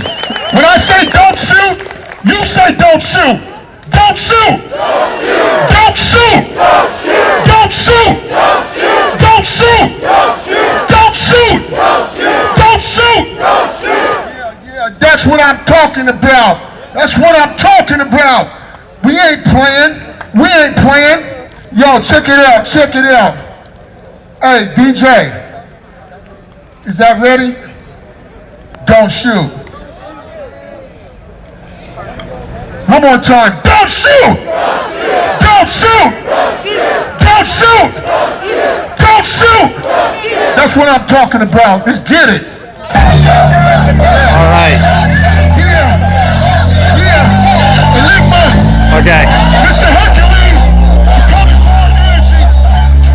So what I'm gonna have to do, because we have problems with DCMA issues, with the music playing, oh, well, it's a live performance, so we'll keep it going. It's like Southeast, saying up when no doubt, forget deceased, there was no tomorrow when that's the prophecy. The problem is a product of nonsense implemented by governments convinced that there will be the consequences that they insist exist, yet they enforce laws that they constantly bend and expect us to not notice coincidence. Rev up the bullshit, but we didn't say the word cause we were scared we may end up taking it all, we took in the hearse. So we tried to keep our mouth shut, but we've had enough, it's time for us to say. Bye, Richard. What we're saying is that we're tired of being desperate to find a solution. It's just that cannot offer us no real way. Don't shoot, don't shoot, don't shoot, don't shoot, don't shoot, don't shoot. But if you do that, I confuse if you start shooting too. Don't shoot, don't shoot, don't shoot, don't shoot, don't shoot. Because if you continue to do this, that one day we gon' be shooting at you. Look, no justice. There's only justice. Serve and protect. Fuck that. Cops is no trust. Push at me and I bet you I'm a bust back. Let me jump like well and go like this. Fuck that. You're not going to deal with this corn shit. Cops can get it too. Don't push me. Shit, I don't fuck around and don't shoot. Oh shit. Officer down. Black on black noise. Cops on these black runs. A lot of like blood without a damn if you take mine. Get on the ground. Put your hands behind your back. When I did this shit, hell no, I'm not doing that. Bitch, cops, get the damn gun on my face before I pull a Snoop Dogg another murder once a case. And not the people can see it. This is not one. Can you blame us? Look at this shit. The cops said don't shoot. Don't shoot. Don't shoot. Don't shoot. Don't shoot. Don't shoot, don't shoot. But if you do that, I'm confused. Come on. Don't shoot. Don't shoot. Don't shoot, don't shoot, Don't shoot. don't shoot, don't shoot. Because if you continue to do this, believe that one day we gon' be shooting at you. Right now, we'll be stopping for this bullshit. We'll pull quick cause we know that this full agenda is illegitimate. We are citizens and we know our rights. Black, brown, red, yellow, and white. We unite to fight the fight. Fuck the system. We can let them make us slaves in our own nation. We must resist them, let them know it's too late for cooperate. They have their chance, they chose to join hands with Uncle Sam and let the Rockefellers and Illuminati predetermine the worth of every woman, child, and the they treat us like grains and sand. They walk upon us that they plot and plan to keep us occupied with their products and brands. They are takers of lands, breeders of disease and cancer. They expect us to believe that we should answer to them. Nah, we the people will defeat the evil with the freedom of speech. We will march in the streets, we will not retreat until we bring our enemies to their knees and let them see that there will never be peace as long as the innocent bleed. So we believe. Don't shoot, don't shoot, don't shoot, don't shoot, don't shoot, don't shoot. But if you do that, I'm confused if you start shooting too. Don't shoot, don't shoot, don't shoot, don't shoot, don't shoot. Because if you continue to do this, believe that one day we gon' be shooting at you.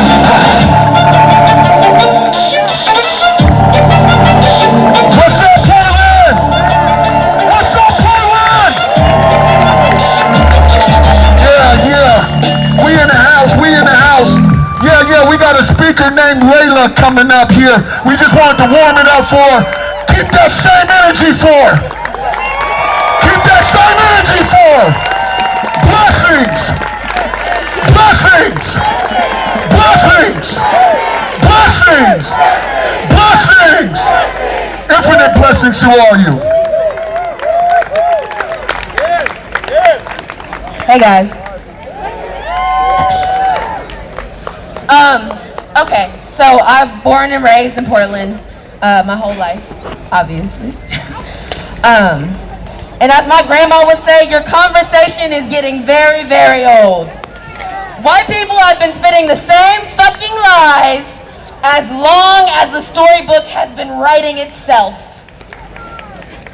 I'm tired of hearing Doing a battery swap. That's why there's a little shaky going on right now. Tattoo!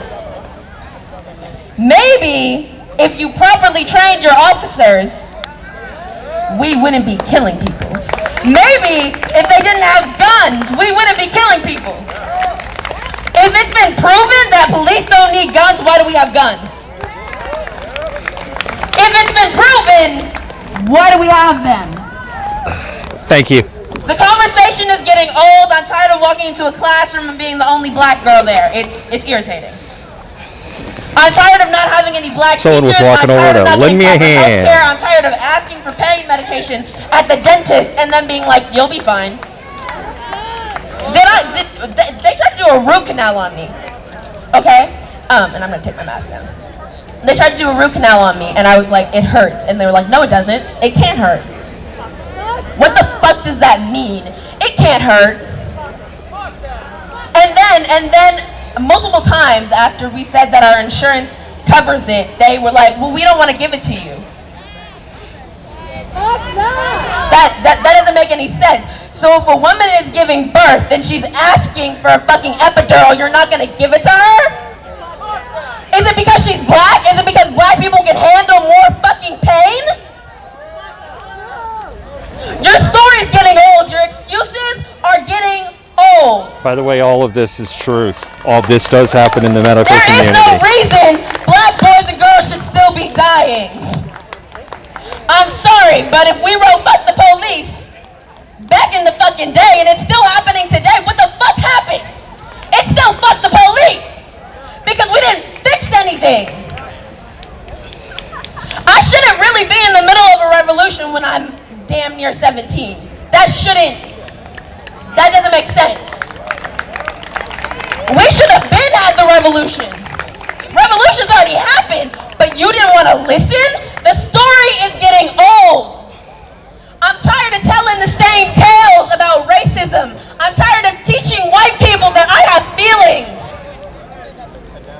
I'm tired of walking into a classroom and being like, I'm in pain, and the teacher being like, well, we can't do anything about that. But then they'll send Susie to the fucking nurse, and Susie will get some fucking ibuprofen for her cramps. I'm tired of always explaining why you can't touch my hair because I'm not a fucking dog. I don't know if it's in your fucking brain yet that I'm not a pet. You don't get to pet me. Yeah, I know my hair is bright red. Does that mean you can touch it? No. Can I pet your hair? No. Can I poke your eyeball out, bitch?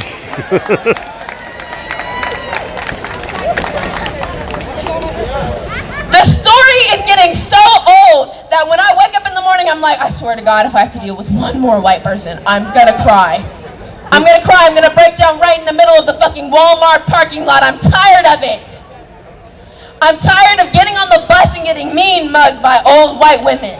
Yeah, you see me, bitch. Maybe Lewis needs to be shown the door. Yeah, I'm talking loud because I can. I don't want to filter myself for you because I don't give a fuck. If I gave a fuck, you would know, and I clearly don't. I stopped caring about white fragility when I was in 6th grade. Race never really clicked to me. It was always just, I'm black, and that's all that matters. But as I went through middle school and as I saw all of these different racial scenarios, especially going to a predominantly white middle school, it made more sense to me. It made sense why my math teacher would give me extra homework. It made sense why when I asked for help, it was never given to me. It's because I'm black. It's because I walked into a conference room at parent-teacher conferences with my dad's ex-girlfriend, and they said, oh, you and your mom look alike. Bitch, that's not my mother. Well, oh, you assume that that's my mom because she's light-skinned and she has curly hair. You assume so much about me, but you never see it as racist. It's always just the loud black girl, but where does that stereotype come from? Years of fucking racism. Hi.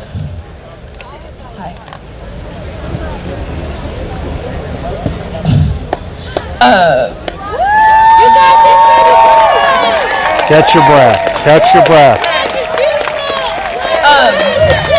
I don't know if you guys have heard about the black man who was pulled out of his Lyft in Georgia, but I did. And I don't know his name. I don't know if he passed. The details that I know are very few, but I remember I was walking home that day, like 2 weeks ago, and I was just crying. And I was crying because I knew that my white friends don't understand what I'm going through. I was crying because I know that no matter how much I hate what's happening, I would never wish that upon anybody else. Because I would never wish that type of hate upon anybody else. I would never wish that pain upon you. I was crying because that could have been me, it could have been my friends, it could have been my dad, it could have been my fucking cousin. Today, I'm scared. I saw a video of Proud Boys, and I am scared shitless. Texting a family member and being like, hey, can you not go outside today? I'm worried that somebody's gonna hurt you. It's so scary. I don't know if white people have made that click in their mind that that's fucking scary. I want you to text your parents and be like, hey mom, like I know that you're white, but like maybe you should be scared. Like that's weird. Like you have never texted your mom to be scared of other people. Have you? I don't think so. I'm gonna give the mic to one of my friends. Moderators, please report Mark, and then you can kick him out. But make sure we're giving it to Backridge. you report his threat first before you show him the door, and get a screenshot of that. And the context is within the clip.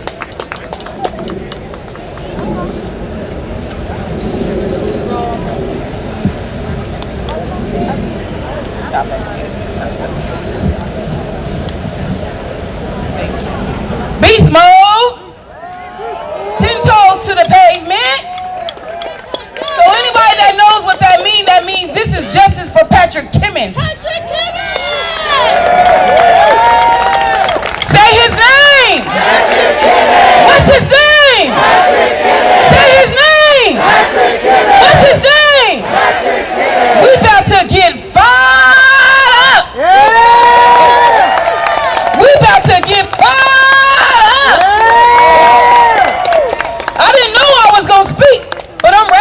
I got my own event tomorrow, but I'm ready. Yeah. Is y'all ready for this? We ready.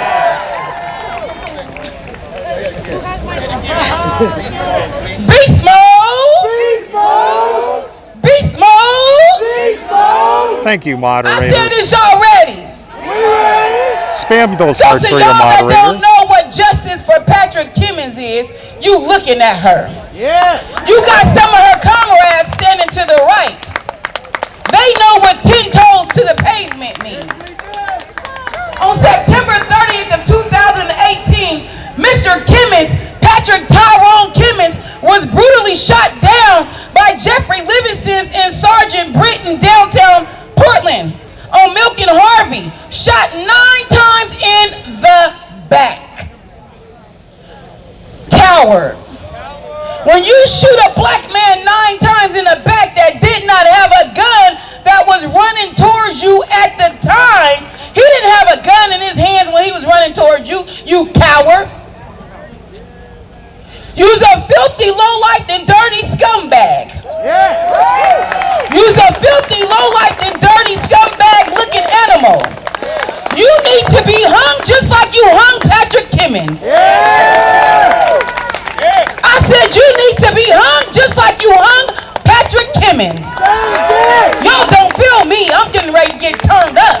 You should have been hung the way you hung Cornice Hayes.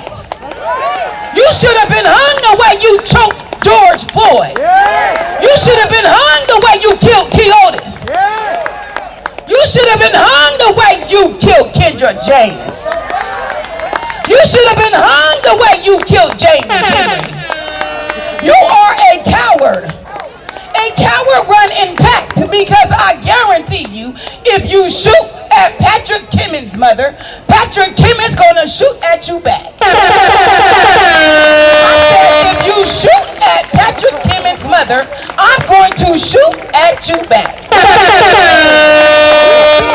I am in full beast mode and I'm getting hot up in here. When they shot my son at 9 times in the back and I got that call at 3:00 a.m. in the morning, I was disgusted.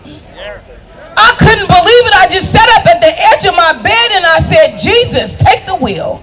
The police didn't do this. If anything, I thought maybe he got shot by a gang member. But we talking about some white folks that's supposed to be protecting and serve us. No, baby. Let's back up a little bit.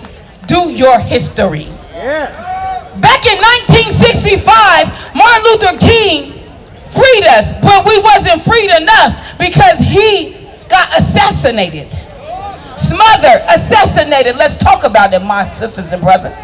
May I go on? Yeah! He got assassinated. So on September 30th of 2018, I had a dream. I woke up at 3 a.m. to a phone call by Sequoia Turner, which is Patrick Kimmons' fiance, telling me I just got a phone call saying Patrick Kimmons was shot, possibly dead. I rose up. I said, I don't think I can go. God said, get your shoes on. It's time for you to complete a mission.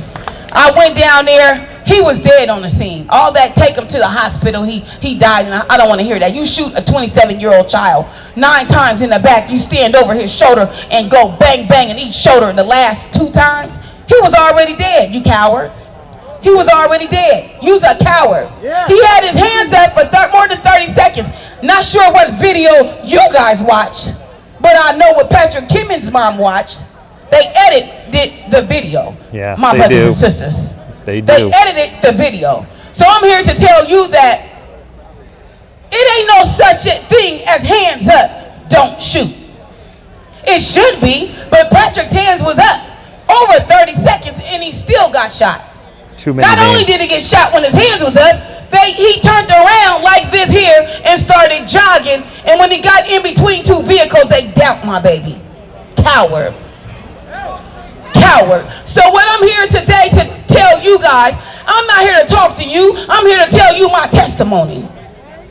I have a testimony, and it's about holding police accountable in the state of Oregon and around the United States of America. I will be traveling the world.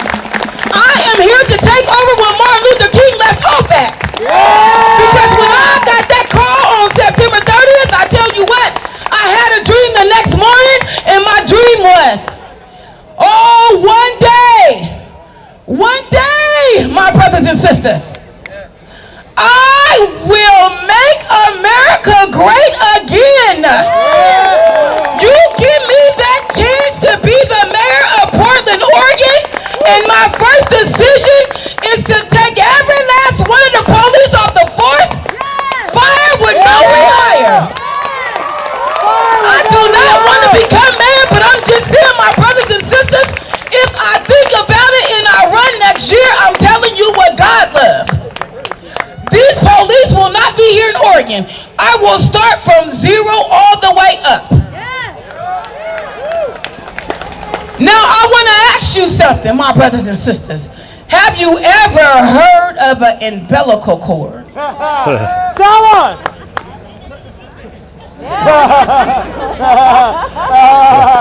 You gonna take me there? Y'all ready for this? Being that these coward animals wanted to shoot Patrick 9 times in the back. Fuck that.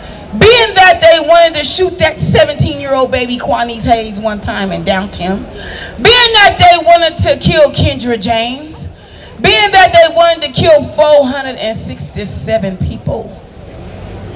Okay, 467. Do your math. They killed all these people with these guns. Boom, boom, bang, bang. All of a sudden. Being that them cowards, low-life, and filthy scumbags wanted to kill these people, these black African-American people like the way they did. When their mother was in OHSU or Emmanuel Hospital or Kaiser or wherever they was, when their mother decided to have them on that emergency bed, that umbilical cord should have wrapped around their neck, not one time, come on comrades, not 2 times, not 3 times, not 4 times, not 5 times, not 6 times, not 7 times, not 8 times. I said, God damn it, 9 times.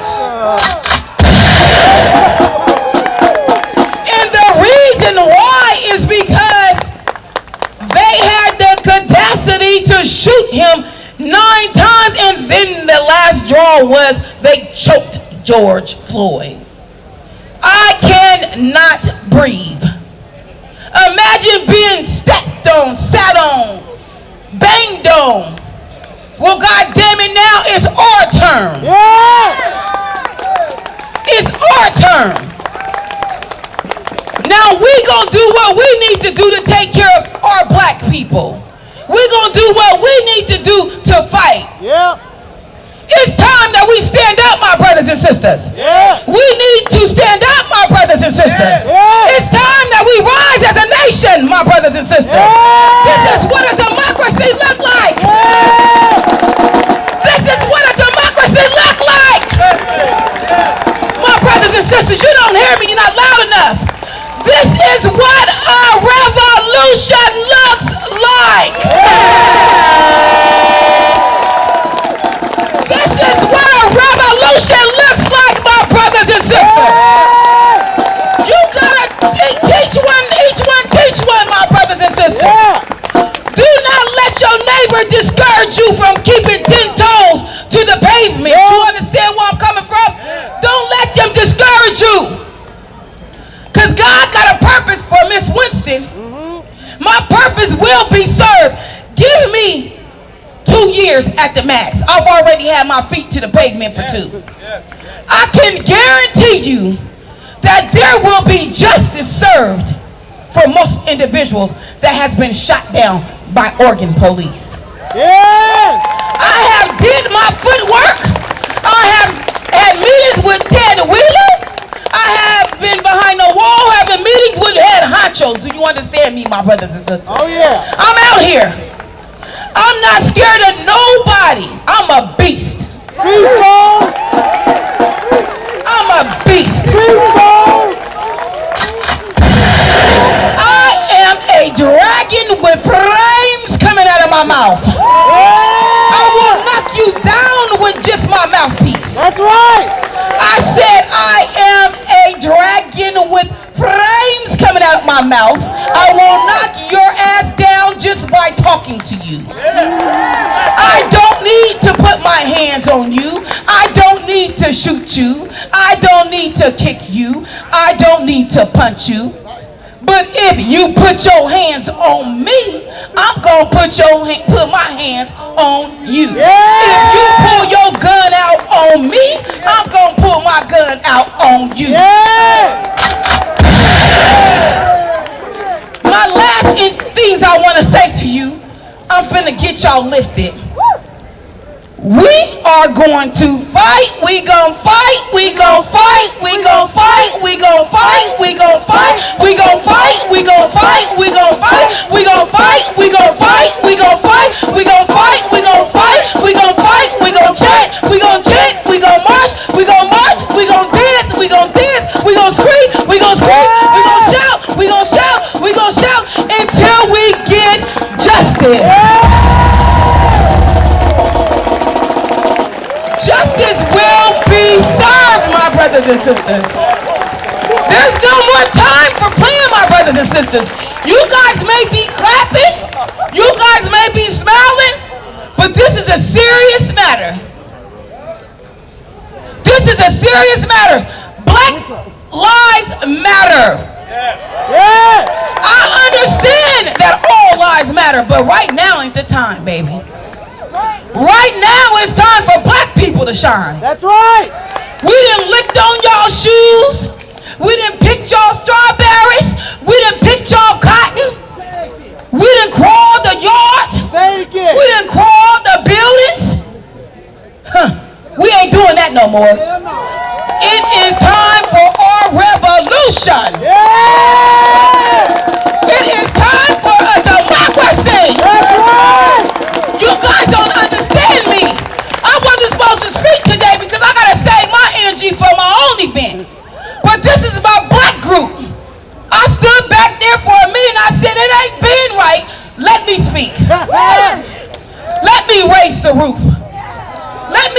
about how to hold police accountable. Thank you. Let's talk about how the police is shooting us black people. Let's talk about the skin we in. I'm a black African American queen and I love the skin I'm in. I'm a black African American 45-year-old beautiful thick queen and I love the skin I'm in. I said I love the skin I'm in. If you don't like what you're looking at, I suggest you turn around and walk up out the park. I'm a black sister and I came here to give you a little bit of my speech. I do this every week from 10 a.m. to 2 p.m. Rain, sleet, or snow. You won't stop me. I do this every day if I got to. I will go downtown, jump out my car with my speaker and jump out and say, beast motherfucking mode. Y'all ain't ready for me. I'ma go ahead and pass this mic because y'all don't want this. Y'all not ready for me. This is justice for Patrick Kimmons' mother, Letha Winston. Thank you. So by any means necessary, by any fucking means necessary, I will succeed this mission with 10 toes to the pavement, 10 toes to the pavement, 10 toes to the pavement. God gave me the opportunity to show up here today. I just got out of a bad car accident. My neck is shaking, but I know it's gonna be hurting later. But God got this. He had it yesterday, he had it the day before that, he had it the day before that, and he got it right now. Y'all just ain't ready. I'm getting fired up, and this ain't even my event. I've been known to come to events and take the mic and last all day. My mouth is like a dragon. Y'all don't understand. It's like a dragon. One more time, it's one more thing I gotta say before I pass the mic. Not only should that umbilical cord should have wrapped around that officer neck. Tell us what next. I don't know who this young lady was on this TV show, but baby, look here. She said, not only should that umbilical cord have it wrapped around them white folks' neck, them cruel police officers that put their hands on everybody's child. Your mama should have swallowed you, and your daddy should have spit you out the back of his ass. Period, point blank. Excuse my French. But they took my baby away from me, so I have no understanding. I wake up every morning at 3 a.m. sitting on the edge of my bed. I woke up this morning at 3:30 a.m. That's a Sevi shout out to Seattle there. Because in 4 days, it will be Patrick Kimmons' anniversary. And today, I've been going through it. I've been going through it. But I tell you what, one day, one day, You got it. one day, They're always behind you. one day I will get justice. Spam those hearts. I will get justice. Wow. I will remain in beast mode. Beast mode. I will remain in beast mode. Beast mode. I will not give up the opportunity to fight for you guys. We fight with you. I will stay armed and dangerous. Yes. If they shoot at me, I'm shooting back. Damn right. If you hit me, I'm hitting back. Damn right. If you punch me, I'm punching back. Damn right. If you knock me down, goddammit, I'm standing tall. Damn right. Yeah. I will stand tall through it all. I will climb mountains. I will climb buildings. I will walk through hills. I will climb up trees. I will, oh my God, y'all just don't feel me right now. Get it, girl. I will stand on the fucking Empire State Building and yell justice. I will, let me say this. Did Martin Luther King stop marching? No. Then you guys better not. No. Keep the dream alive. He freed us, but he couldn't get it all the way done. So with that being said, my brothers and sisters, I want you guys to know Stay dangerous. Keep them 10 toes to the pavement. We love you! Keep them 10 fingers high in the sky. Raise them. Raise them high, y'all. Raise them high to the sky. Because that man up above is going to show us what we need to get done. That's who's going to show us what we need to get done. If you don't believe in him, you need to. I didn't come here to give church. I came here to give a testimony about what my life experience was as a 45-year-old mother losing a son at 43. I'm not sure how many mothers is out here in this crowd today that has lost. I'm not talking about losing an uncle or an auntie or anything like that. I'm talking about burying your baby. You are not supposed to bury your baby. Damn it, your baby is supposed to bury you. But due to them sorry cowards that had the nerves and audacity to shoot my baby 9 times in the back, they are going to get what they deserve. Yeah. Soon or later. As long as my name is Lethal Winston and God got breath in me, I'm going to succeed. There's 10 toes to the pavement. Yes, you will. Won't nobody stop me. Won't nobody touch me. Won't nobody put their hands on me. I am untouchable. I am unfuckable. And you will not touch me. You will not touch me. But everybody laughed at that comment. One on the left, I got one on the right. You're laughing because you know it's the truth. I got one in the back. I'm with that. Yep. All the way. No scary, nothing in my bone. My brothers and sisters, I'm going to take them to give the mic away. I want you guys to know something. Stay encouraged. Believe in God. You take this message, you run with it. Don't let nobody discourage you from marching. Don't let nobody discourage you from getting justice. Don't let nobody discourage you from saying fuck the police. Fuck the police! Because that's what it is right now. That's what it is. That's what it's going to be until we get what we want. And if you don't give it to us, we will take it by any means necessary. I said we will take it by any means necessary. Justice for Patrick Kimmons. Love you guys, my brothers and sisters. You guys have a beautiful day. Watch your back as you leave in the park.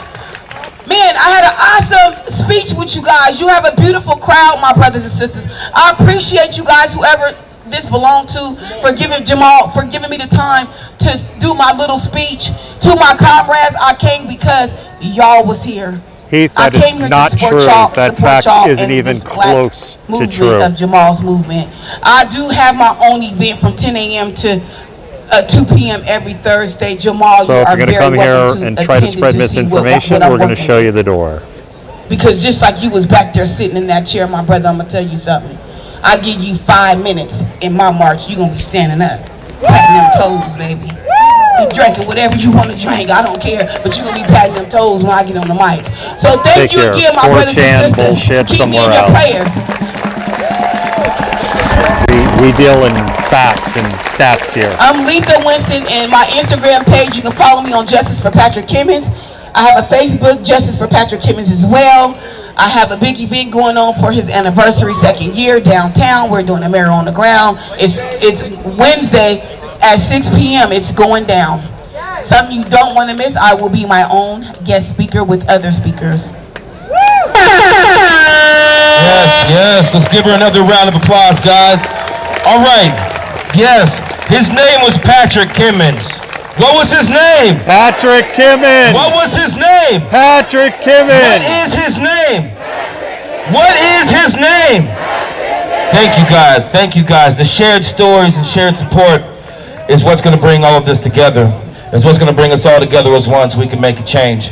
So next I'm going to pass this mic off to Mr. Jamal, who is here right here in the black hoodie with the chain holding the rose with his fist up. This man brought this thing together. Okay, I've seen Mr. Jamal down there on front line of the protest. I've seen Mr. Jamal at Pioneer Square interrupting people's night so he can get this message out. It's been a long time coming that I was able to sit up here and share this land with Mr. Jamal. And I want everybody to appreciate the authority of self-respect, discipline, and accountability when it comes down to the black leaders you guys see up here tonight, okay? I believe that's Pioneer Square. There's a new wave of black excellence right now, all right? Because of the pressure and demand that's been put on us. So please congratulate Black excellence when you guys see it. People of all colors, okay? Thank you guys so much. Infinite blessings, everybody. I gotta say it every time I touch the mic. Blessings! Blessings! Blessings! Blessings! Thank you guys so much. So here is Mr. Jamal. We're gonna go ahead and clean this mic off. Mr. Jamal, thanks again for your contribution, sir. Black Lives Matter! Black Lives Matter! Y'all, you guys just don't even know. Like, I know I would recognize you if you... For those of you that wasn't here when we got here, I chose this park. This is the park I used to have my hand held to walk to. We formed Little League games with the shit we had in our garage right there on that field right there. I'm trying to give y'all some history on the soil that you're standing on. And I had a vision. I had a vision. I said, Portland united for justice and equality.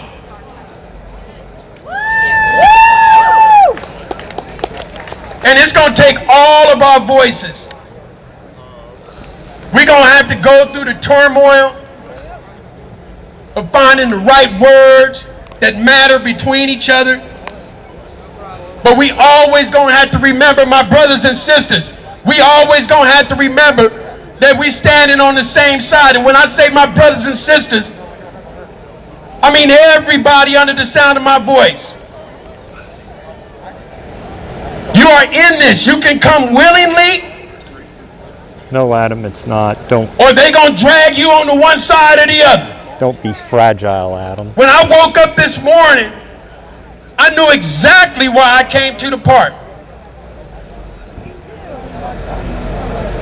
I'm asking you to do the same thing. I came here on purpose. We didn't get no national leadership for all the bullshit that's been going on right here in the city of Portland. They didn't send us no national leadership. We've all been forced out here to find our own way. And I knew that one black man can't tell the story of all black people. I knew that I do not speak for all the black people in Portland. But I know together we all talking about the same thing. I want to acknowledge the brothers and sisters that's out here doing their just duty, doing their due diligence.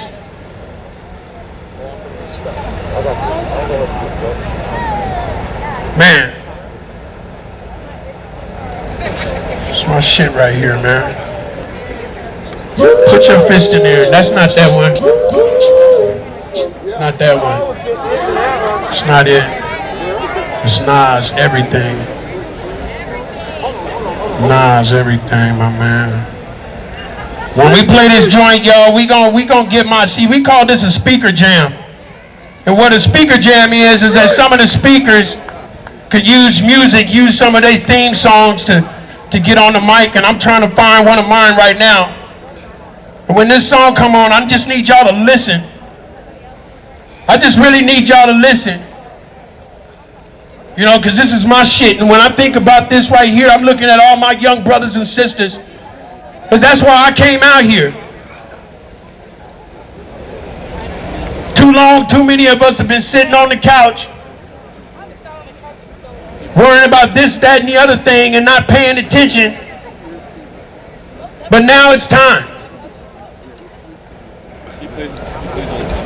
And like I said before, I don't know what it is with them 3 words, but I'm with it. Because that's the one that got white men running for their shotguns. Black Lives Matter. They want to run and go get their shotguns. Oh, no, I don't know what they mean by that. I'm going to tell you white people something. It ain't going to diminish your white privilege, none. I'm so scared of this. You still going to be white. Your property value still going to stay the same. If you say Black Lives Matter. You gotta tell them other ones that too. This is fantastic. You know what I mean? We can't find it, Dilly. It's this one, man. You know what I mean? First play right there. Okay. All right. You got it. First play. Can I introduce you?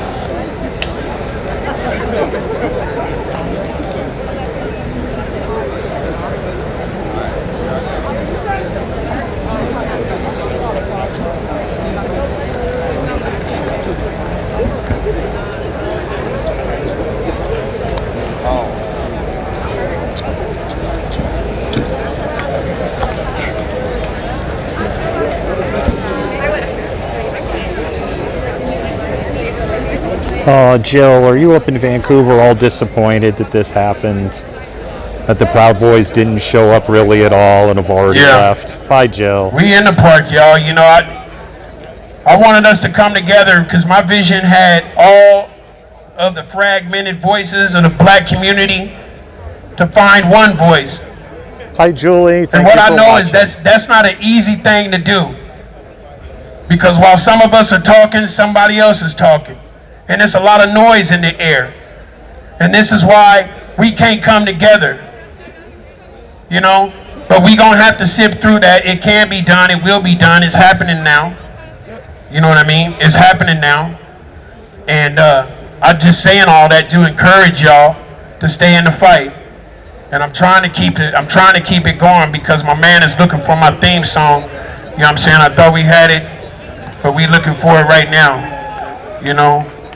We got more speakers coming. You know what I'm saying? I'm so glad. And y'all, we've been safe the whole time. We've been safe the whole time. And all the rain was gone before y'all got here. What I'm trying to tell y'all is we've been safe the whole time. What I need to remind you is that, you know, this is people's grandmother's houses and all this shit around here. So when we leave out of here this evening, we're going to do it in the most respectful manner. Yeah, we will. Won't be none of that other stuff going on that they like to do out in front of them other buildings, because we're not fighting over no damn buildings. Hold up. This is my shit right here, y'all. Hold up, Deli. Start it over. I don't think the same as everyone else.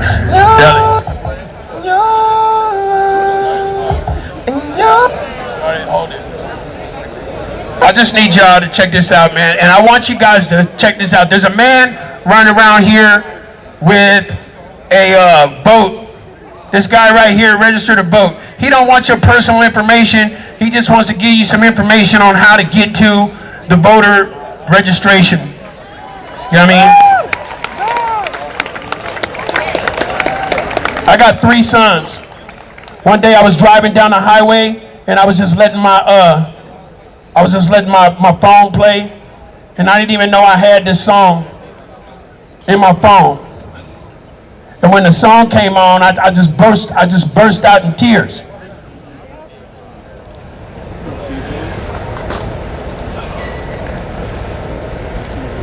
Because some of y'all don't know what it's like to be hungry. Some of y'all might not know what it's like to be really scared.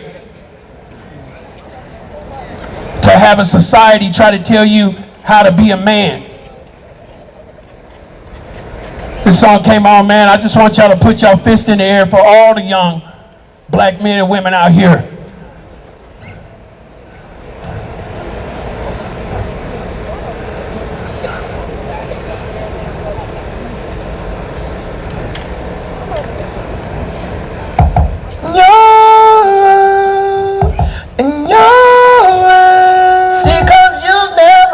same as anyone else. Don't think the same as everyone else.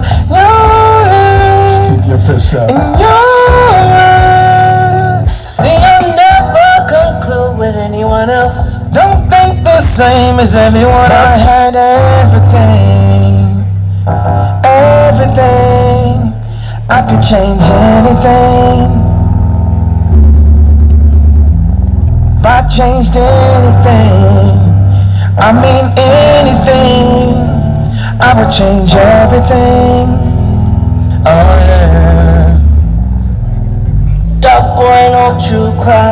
There's too much life left in those eyes. Don't you let that face go waterfall. Don't you learn to love you, scars and all. Dog boy, don't you die. They're just human, let them lie. You just know your world and speak your truth. Let them come to you for your love. See, cause you've never been the same as anyone else. Don't think the same as everyone else. I know it hurt, I know it's tired. You ought to sacrifice the pain. Put a leap to the song at least. Never conclude with anyone else. Don't think the same as everyone else. Black people are dying. Black people are dying.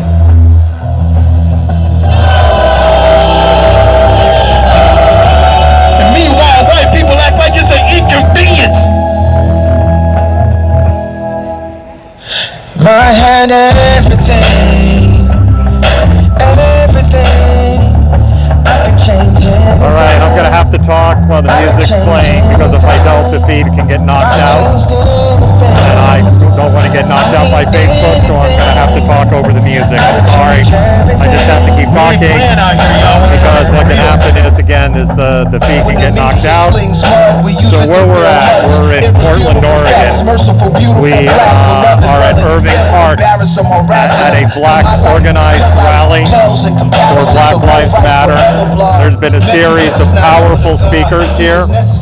I would estimate about 400 to 500. It's a little hard to tell because as you can see there's a lot of social distancing going on, even more so than in Seattle. Everyone is really spread out for the most part. And there has again been a series of excellent speakers that have been on your day. And there was a youth drum corps that was here that has since left. And we're going to continue to have these series of speakers going. They're doing a little bit of kind of a performative piece at the moment that we're covering. And the reason I'm talking at the moment is because I don't want to get the feed knocked out for a DMCA violation. Bots that listen to the stream, AI bots that listen to the stream, they don't know it's a news broadcast at the end of the day. So what they'll just do is go, oh wait a minute, the song's playing, and if I'm not talking over it, it's not gonna just think I'm playing the song. Know how the side effects is gonna affect me. Who knew I would grow to meet presidents that respect me? If Starbucks is bought by Nestle, please don't arrest me. Uh-oh, that wasn't me.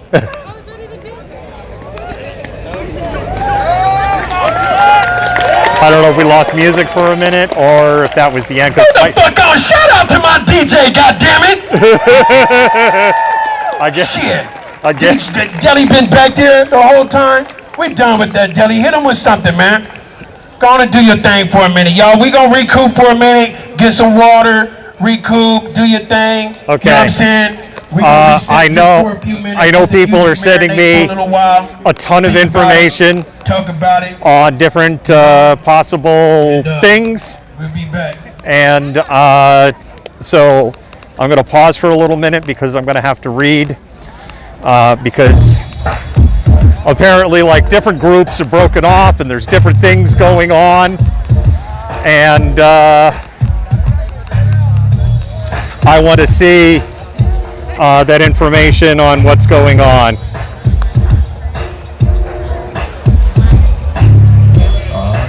A criminal citation, of course. because they're white. They get a criminal citation.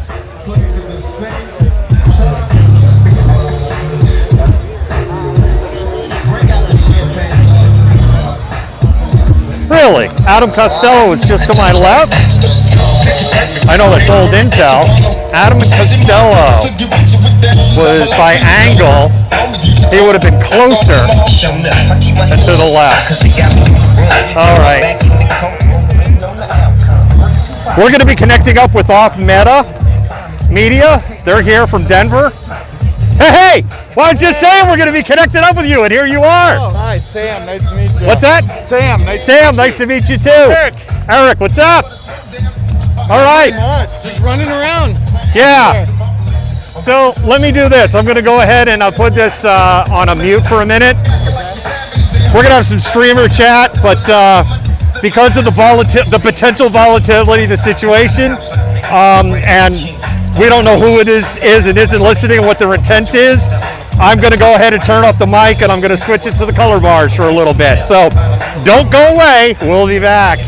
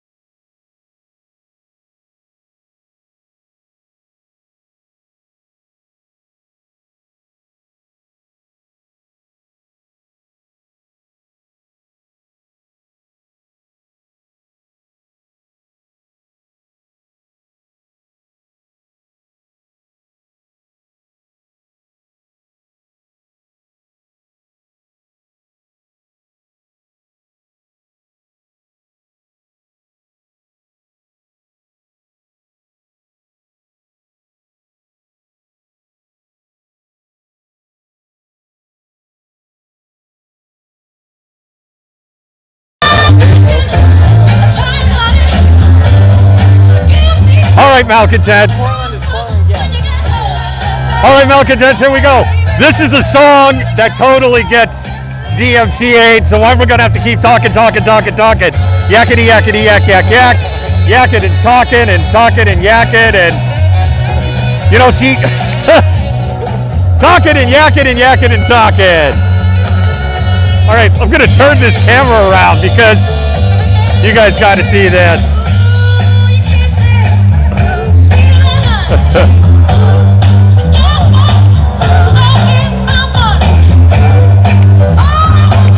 All right, Portland. Portland is keeping it weird. You gotta love. I can't dance like that. And nobody want to see that much of my skin anymore. I'll tell you that. But there you go, Portland. All right, I got to keep talking over the Aretha as much as I don't want to. Talking and yakking because this is a news broadcast. Oh, wow. Oh, no, you're good, man. You're good. I'll tell you, I'm on the brink of shoulders are killing me. Yeah.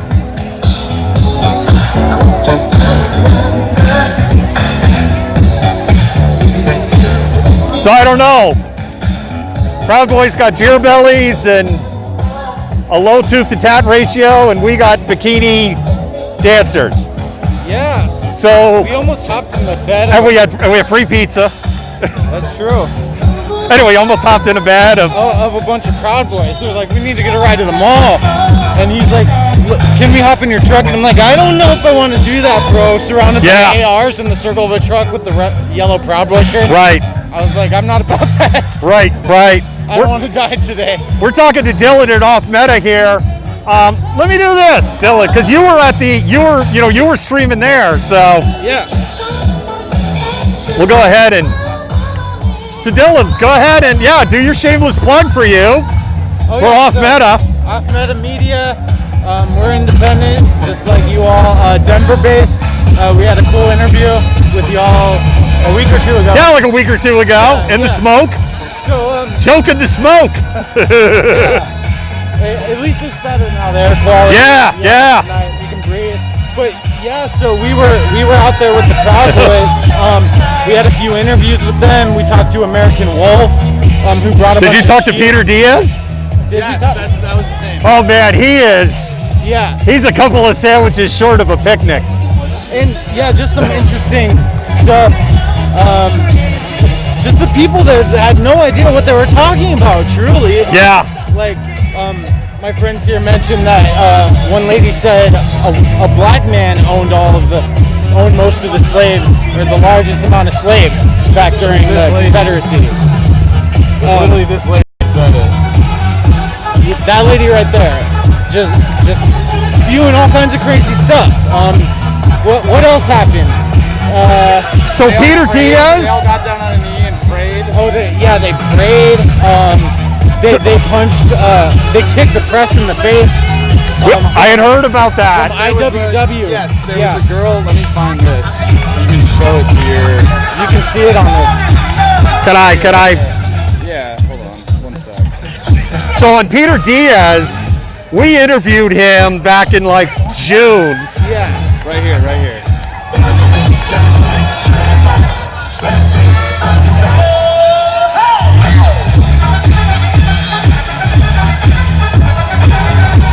Classy. She was with the IWW. Yeah. Classy. So if you go on his Twitter feed, American Wolf, even the 3%ers on his Twitter feed are like, dude, stay away from us because we don't want your brand of crazy. That's why I'm like, he's a couple. When the 3%ers are like, you are too far right for us, then you know that somebody is a couple of sandwiches short of a picnic. And then we know from the leaked messages that like the Proud Boys came for a fight. Totally. You know, they came to do something, and Right. they didn't do that. Incredibly clear about what their intentions were for today. Right. They didn't have the numbers. Yeah, I don't know what they were actually expecting, but I heard up to 10,000. I mean, They said 2,000. There was like 300 I there. think they might have been expecting 1,000. Right. Well, they didn't even get that. And I got some. I've heard anywhere from 200 to 500 total is what I've heard. Yeah, definitely. And then we got video of like some of the leaders just kicking it with the police, eating pizza together. Of course. They were joking around. They were all buddy. Yeah. Yeah, they were all friends there. Yeah. All friends there. Right. And here, notice the police were there. There's not. By the way, malcontents, there is not a police officer in sight here. You all say Black Lives Matter calls all the violence. Black Lives Matter, a bunch of looter and rioters. There is like almost 1,000 people here. There is not a police officer in sight, and we are kicking it old school to some good music. Although they turned off the black sheep on me earlier when we were talking, and I feel like they did me. This is the puppers I was saying earlier. Puppers! We love dogs at the Malcontentment Tango. Dude, did you see that mastiff up there? No, I haven't been up there. I've just been. 150 pounds. He's a beautiful dog.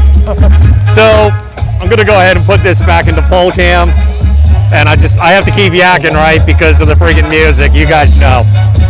People that don't stream don't know, but These horns, though, some of the best horns in any rap song ever. totally.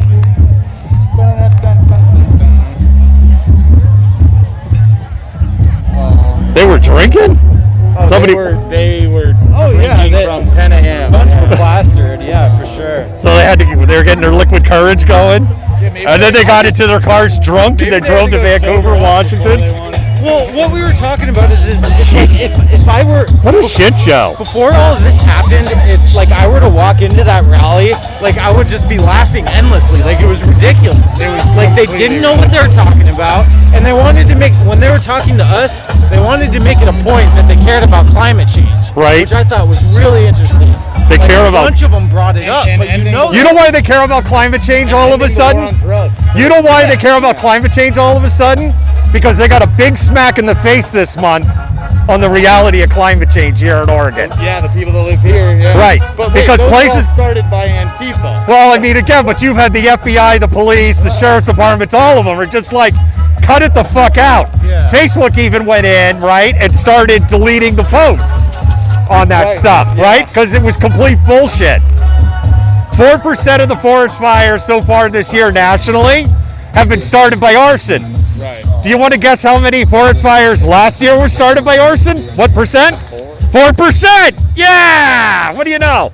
We had a lady compared not being able to go to McDonald's to the Holocaust. That happened. Oh, I'm glad I wasn't there because I'm Jewish and that would have been bad. Yeah. That would have been like the needle across the record player for me. It's just so like stopped me in my tracks. I was like, wait, did she just? Did you just go Eminem? Wait a minute.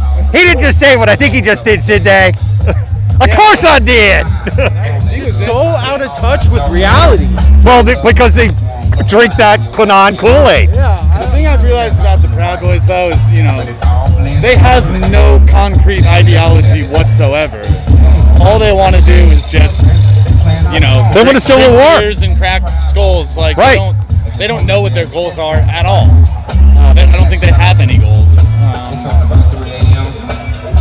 Wow. Because we were up at the, over at the counter protest, and just a bunch of great, amazing black speakers. And then they car caravan for over an hour, and that was it, right? And we've been here, and it's been some great speakers. Yeah. And it's funny because the comments we get, you know, we're getting these comments from people like, why are you filming this? This is boring. I'm like, this is what 95% of it is. 97, according to that. Right, study yeah, I did. exactly, right? It's like, you're expecting what? Blood and tears and tear gas? Because, you know, sure, if there's protest porn, that's what I call it. We're going to show the protest porn, but this is what it mostly is. Let's go stick our camera in there. I think we may walk over. Is there something going on up here? Think something's going on. Maybe. Not sure. We'll go find out. Because I can just over the music hear a little bit. There might be something. There's a group, there's some flags being waved, there's a bunch of streamers over here. So we're going to try and figure out what's going on.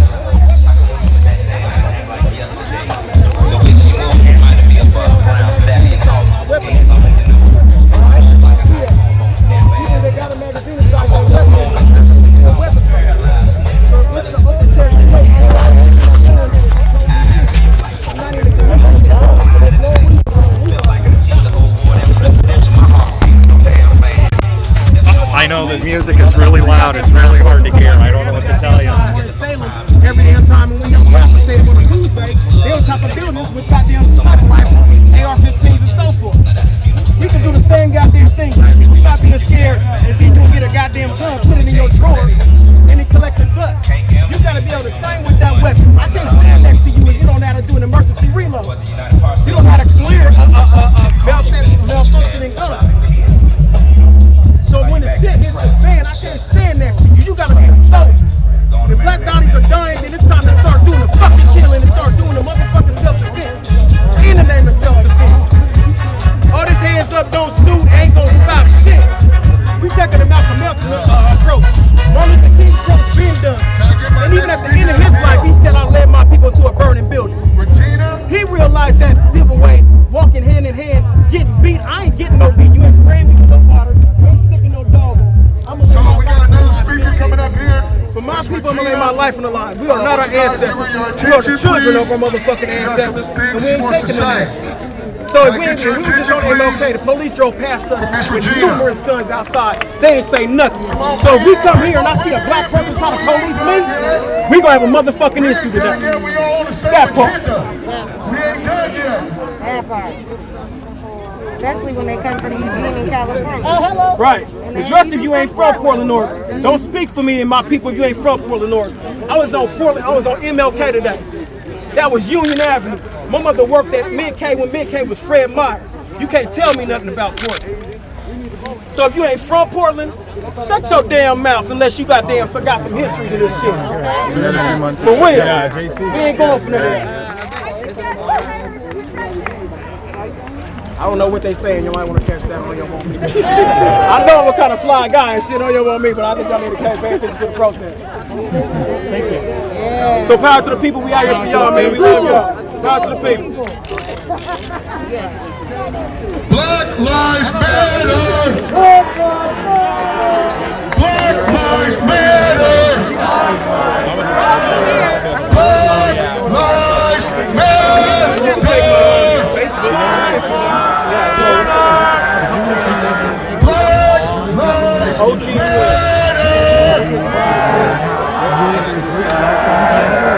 Let's go! This just. Would you call yourself affiliated?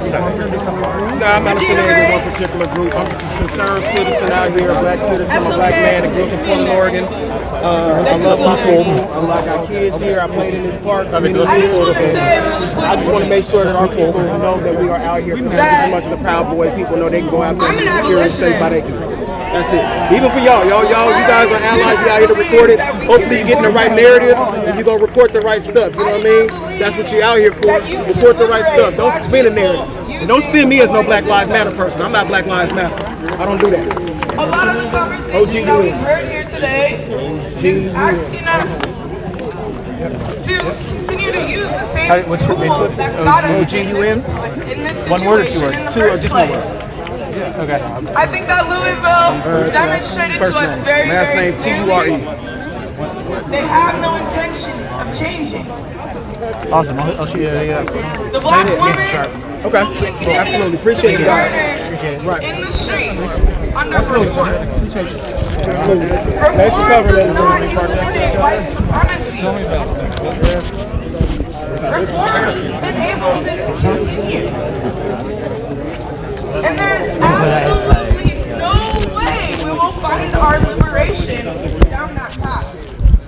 Yeah, it's just a counterbalance. You know what I mean? It's not really a counter protest or even a counterbalance. We just out here for community safety. That is the only way. I'm not really concerned about what they're doing. I'm not thinking about what they're doing, where they're going, where they're at right now. I'm out here because my people is in Arizona Park. We were just on MLK, just not moving, no protesting, no screaming, no signs, nothing. We out there protect historic black. You know what I mean? I don't want to get the name, but if you're a historic black beauty salon, we want to make sure that that place was safe. It wasn't going to be, vandalized or anything. And I think they probably got the word. It was the first time in history in Portland, Oregon that Portland has seen responsible gun owners out there, and it probably deterred them, like, don't go down there. Because if it would have been some shit, it would just been some shit. Flourish. So can you tell me a bit How about do we the do threat that? you see We to bankrupt the community system. coming here to defend, right? We tear it down. To protect? We tear it all the way down. I really don't see no threat. I mean, I don't be out in the protests like that, so I don't know what the Proud Boys doing. I just know that the city is on a heightened alert because of the protests and protests nightly and stuff. But, it's the middle of the day. I can't really see anything happening, so, we just out here to show force and give inspiration for people to know that they're protected and inspiration to protect them damn selves. Shit, all y'all should be armed out here, shit. Hundreds of people who don't believe Anybody that we else as got black some people questions? have the right to exist. Just friends. My friends. I'm friends of friends. Know your rights, PDX. That's who my friends is. Everybody armed? Not only by I don't know. You have to check everybody else. I don't know who want to know if they're armed. Most people are armed. If you don't see it on them, I just assume they're not armed. You can't work inside those systems. So you brought some other gear. You can't. Yeah. What's some of the And I know you don't want to hear that. Zip ties or the zip ties? Zip ties in case we gotta seduce some people and The only path to protection. freedom is abolition. Thank you. Anybody else? Y'all got other voices? Thank you. Know your rights, PDX. Know your rights, next, PDX. we got coming up. This is our rights. Come from a long line of family. So it's an organization called Know Your Rights PDX, Papa Delta X. What's that? Affiliated or not? Or affiliate. Apologies. Affiliated. Very clear. To be clear. Affiliated with Know Your Rights PDX.org. Actually, take that back again. It is Don't Shoot PDX.org. I'm now seeing the T-shirt. It's Know Your Rights Community Action Plan. The URL is Don't Shoot P as in Papa, D as in Delta, X as in X-ray.org. We do that, wound clearing, safety manipulation of guns, how to clean them, break them down. Look me up on Facebook, Ogun Torre.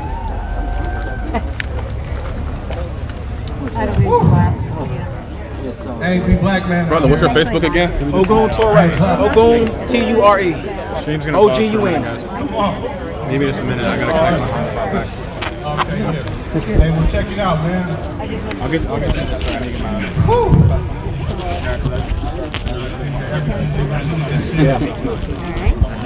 Back that up.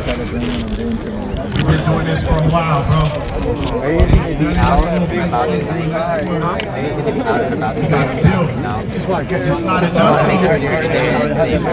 Make sure the day is safe. Anybody want to be out at night, you should be at your own risk. I hope that you will learn from us today. You go ahead. You want to get? Go ahead.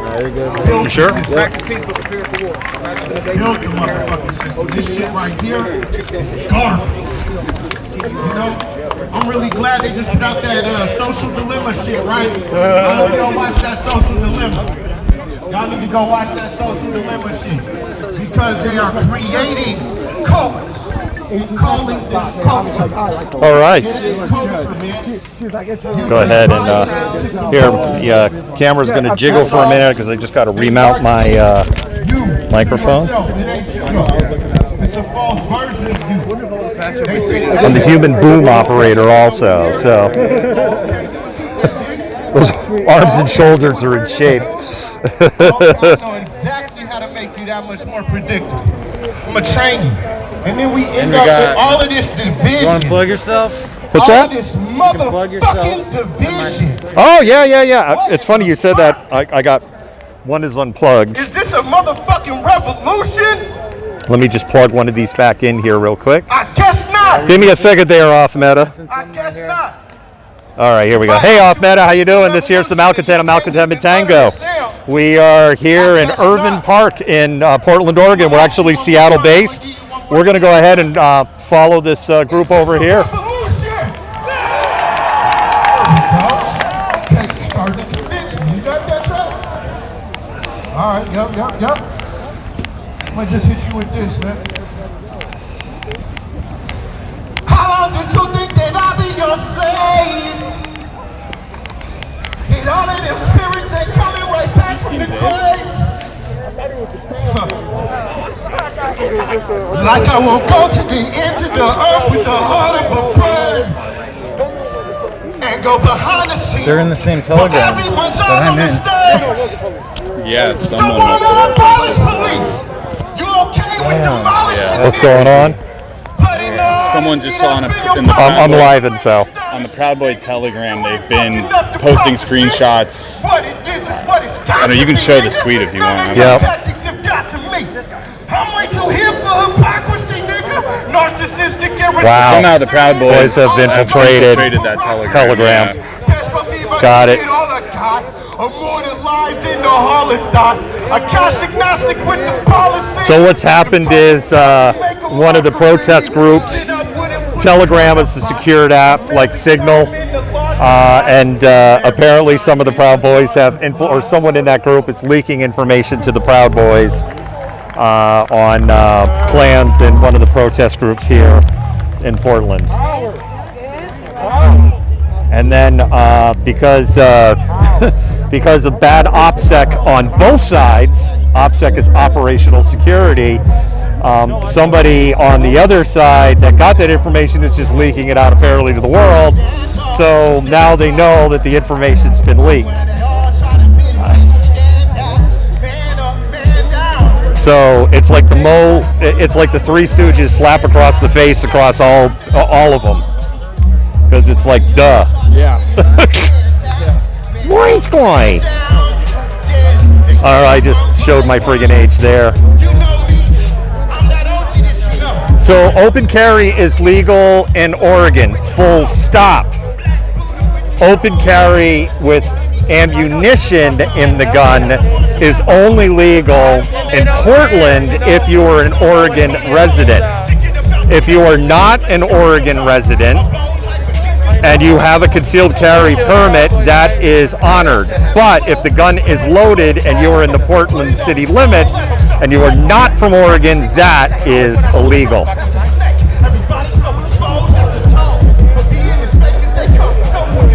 That's what I'm fucking saying, but then we're not allowed to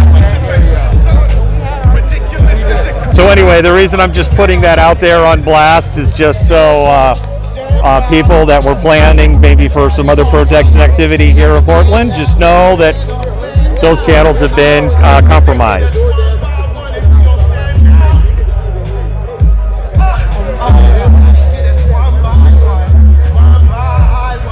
Why don't you film cowboys going on? What's that? But you film black people and you swarm them like... These guys were there. Those guys were there. But I feel like whenever black people are trying to cut We have no problem with this at all. I mean, that's all we don't want. We don't want the narrative for sure. For sure, totally get it. We're fucking done with the narrative being fucking... You can check out my stream. You can check out my stream, man. I've been nothing but showing this in a positive light. No, I totally get it. Saying that he wants the same treatment or the same respect, and that because we see black people armed exercising their Second Amendment right, that we don't exploit them and their right to bear arms. And make Portland look like a wild ass city just for your view. Sure, I'd love to like hear your opinion. Would you want to share your opinion? No, I'm very proud. Yeah.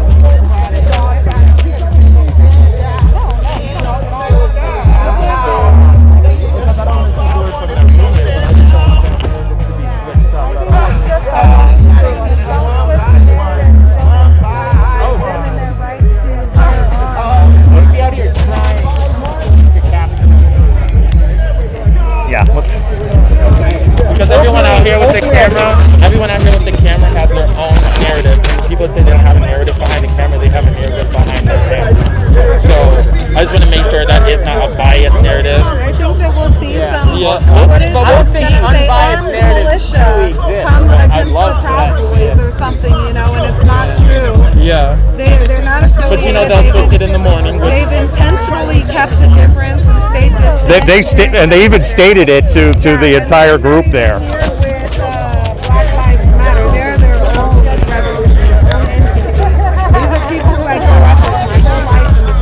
Yep. So they're here, and I respect them and what they're doing, and I just don't want to be exploited in any way. That's exactly what I'm These are people who serve our community, who have worked in our community.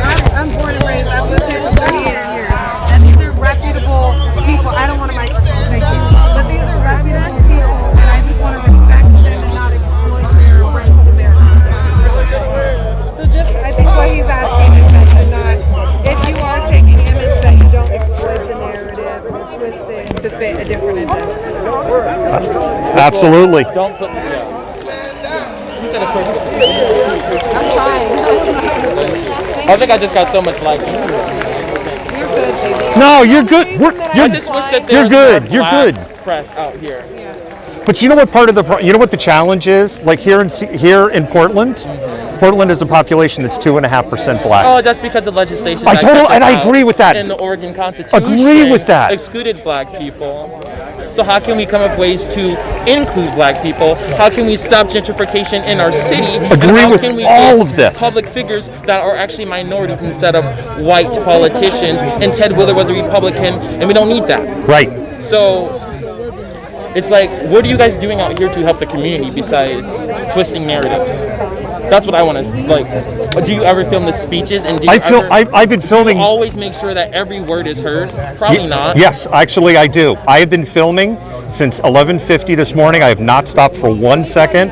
I filmed every minute of the speeches that were made up over by Delta by the carport. I was in the total car caravan. I came, I went up in there, I filmed every speech, I filmed the drum line, I filmed the performance in there. Because people go live and totally. And that's happening a lot. Totally. Yeah. That's why the first thing I did is hand you my card and say, go look at my screen, go look at my page. I just want you to understand, if that makes sense. I totally understand. I hear you. I understand you. I hear you. I understand you. So I think also, I'm a black person, so you as a white person can carry, your voice can carry more in the press pool. So when you see press only switching their cameras up at nighttime and not listening to this shit, that's when you should be like, come on guys, knock it off. They're not going to respect me. They're going to think I'm a joke. They're going to think, oh, it's more things for his views. You need to educate your press and show people, your colleagues, to switch up the narrative. It's time to switch up the narrative. That's why the narrative hasn't changed. 100-something nights of protests that has been amazing. Black women, black youth, our voices have been heard, but none of that ever matters because you only film on the destruction of the city. And frankly, I'm fucking sick of it. So when I see fucking press here, I lose my shit because it's like the narrative is always switched. It always is. Black people cannot win in the press poll, it seems like, and it's horrible. And I can't speak for all press. I can only speak for. I can only. Colleagues, right? I do have colleagues, but I can respond to what you've said because your voice carries a lot farther than mine. And I do everything I can to talk about that. And one of the things that we bring up constantly when we broadcast, when we stream, we were just talking about this. This is 97% of what happens. And for me, my organization, this is 97% of what we show. If we're somewhere and something gets spicy, the camera's going to keep rolling. But we're committed, my organization, we're committed to showing the before, the during, and the after. It's time for community press and, the leadership to come together and switch up also, this says, tell him your current viewers can attest that you are showing the speakers. He is showing the speakers, his current viewers. I'm not saying that. I'm saying... But but I get it. I get it. I totally get. I appreciate it. Get just what you're saying. I really do. Honest. I do. I would understand what the 5% of Portland's about to go through. You can't understand. And I understand. And you know what? I know enough to know that I know that. And that's the first step. And that's something that I tell my listeners too also. That it's so critical. That you will never understand what it is to be a black person in America. Especially a black person that was excluded from the Oregon Constitution when black people weren't even placed in Oregon. Right. Oregon started as a white-only state, as a white-only territory. And now look who's fucking up our movement, white people again. Isn't that oppression? It is absolutely a form of oppression. I agree with that. And so that's why media needs to call out other media. I'm not a journalist. I don't have other journalist friends, right? You do. It's time for the narrative to switch. It's time for it to switch. You all know those journalists that come out at like 10 o'clock at night. Totally. You know their names. You know who they are. Oh, we know who they are too. Absolutely. Call them out. We deserve to be heard. White people need to stop taking over the movement. I also want one thing that I'm fascinated with, and I think it's also like a problem of the receiving end of information. Where I mean, like, how do you film everything that's going on? The person we talked to was asked not to be on camera, so that's why we're having it sideways. So I'm just letting you listeners know, like, hey, how come you don't have them on camera? Why is it just pointing up the hill? And that's why they want to have this conversation, but I want to respect that they're going to want to be off camera. Hours and hours of speeches in the past 2 months. I'm like, I don't know. Declined in interviews because I think that it's really important that we film. As soon as you said it, I got it. Yep, thank you. Thank you so much. I totally got it. Thank you. I just wanted to respect. No, and like for instance, and look, So what's happened is the man we were talking to has stepped to his side. The woman I was starting to talk to has come to my side. When we were over there, and I noticed that when this was going on over here, and I noticed there was a bunch of BIPOC. Photographers and journalists around me. I literally turned to the guy next to me and said, "Hey, I will move for you, and I will take the step back." Yeah, thank you. Because this is an area that I'm very, very sensitive about, and this is an area as an organization we're very sensitive about. We want to amplify Black voices. We don't want to overtake Black voices. So I appreciate.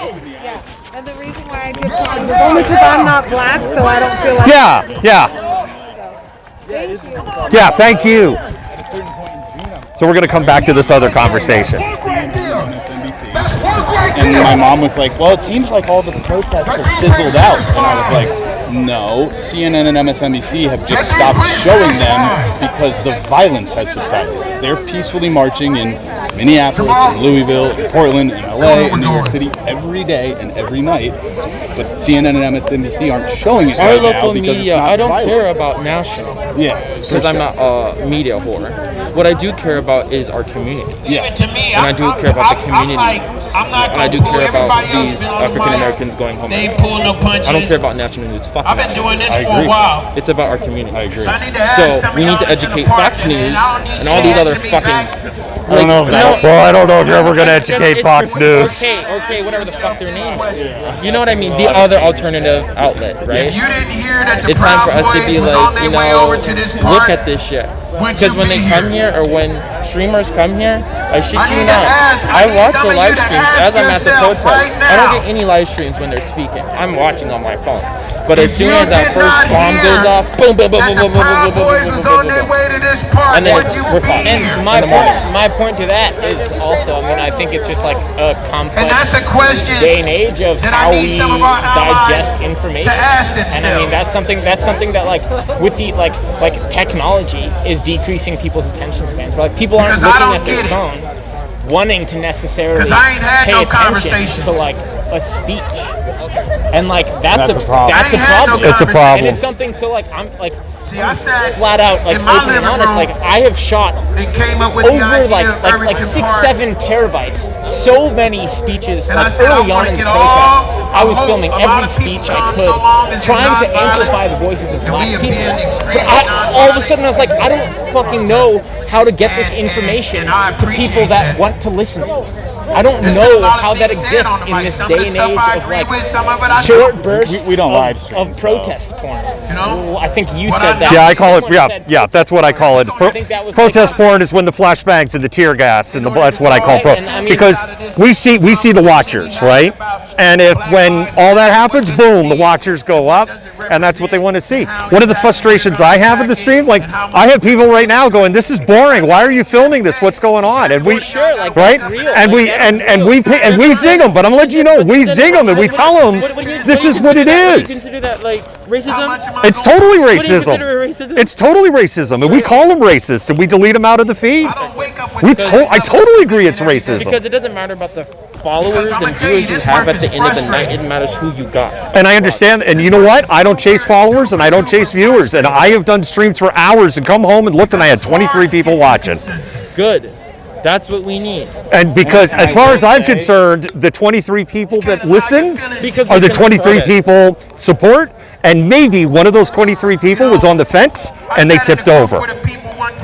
And at least with the feedback I've gotten on our stuff, I think it has been encouraging. I think more people have said, wow, I really appreciated what that person said, or I'd never heard it from that perspective more than I've heard, damn, that explosion was crazy. Like when the violence started, you stopped filming.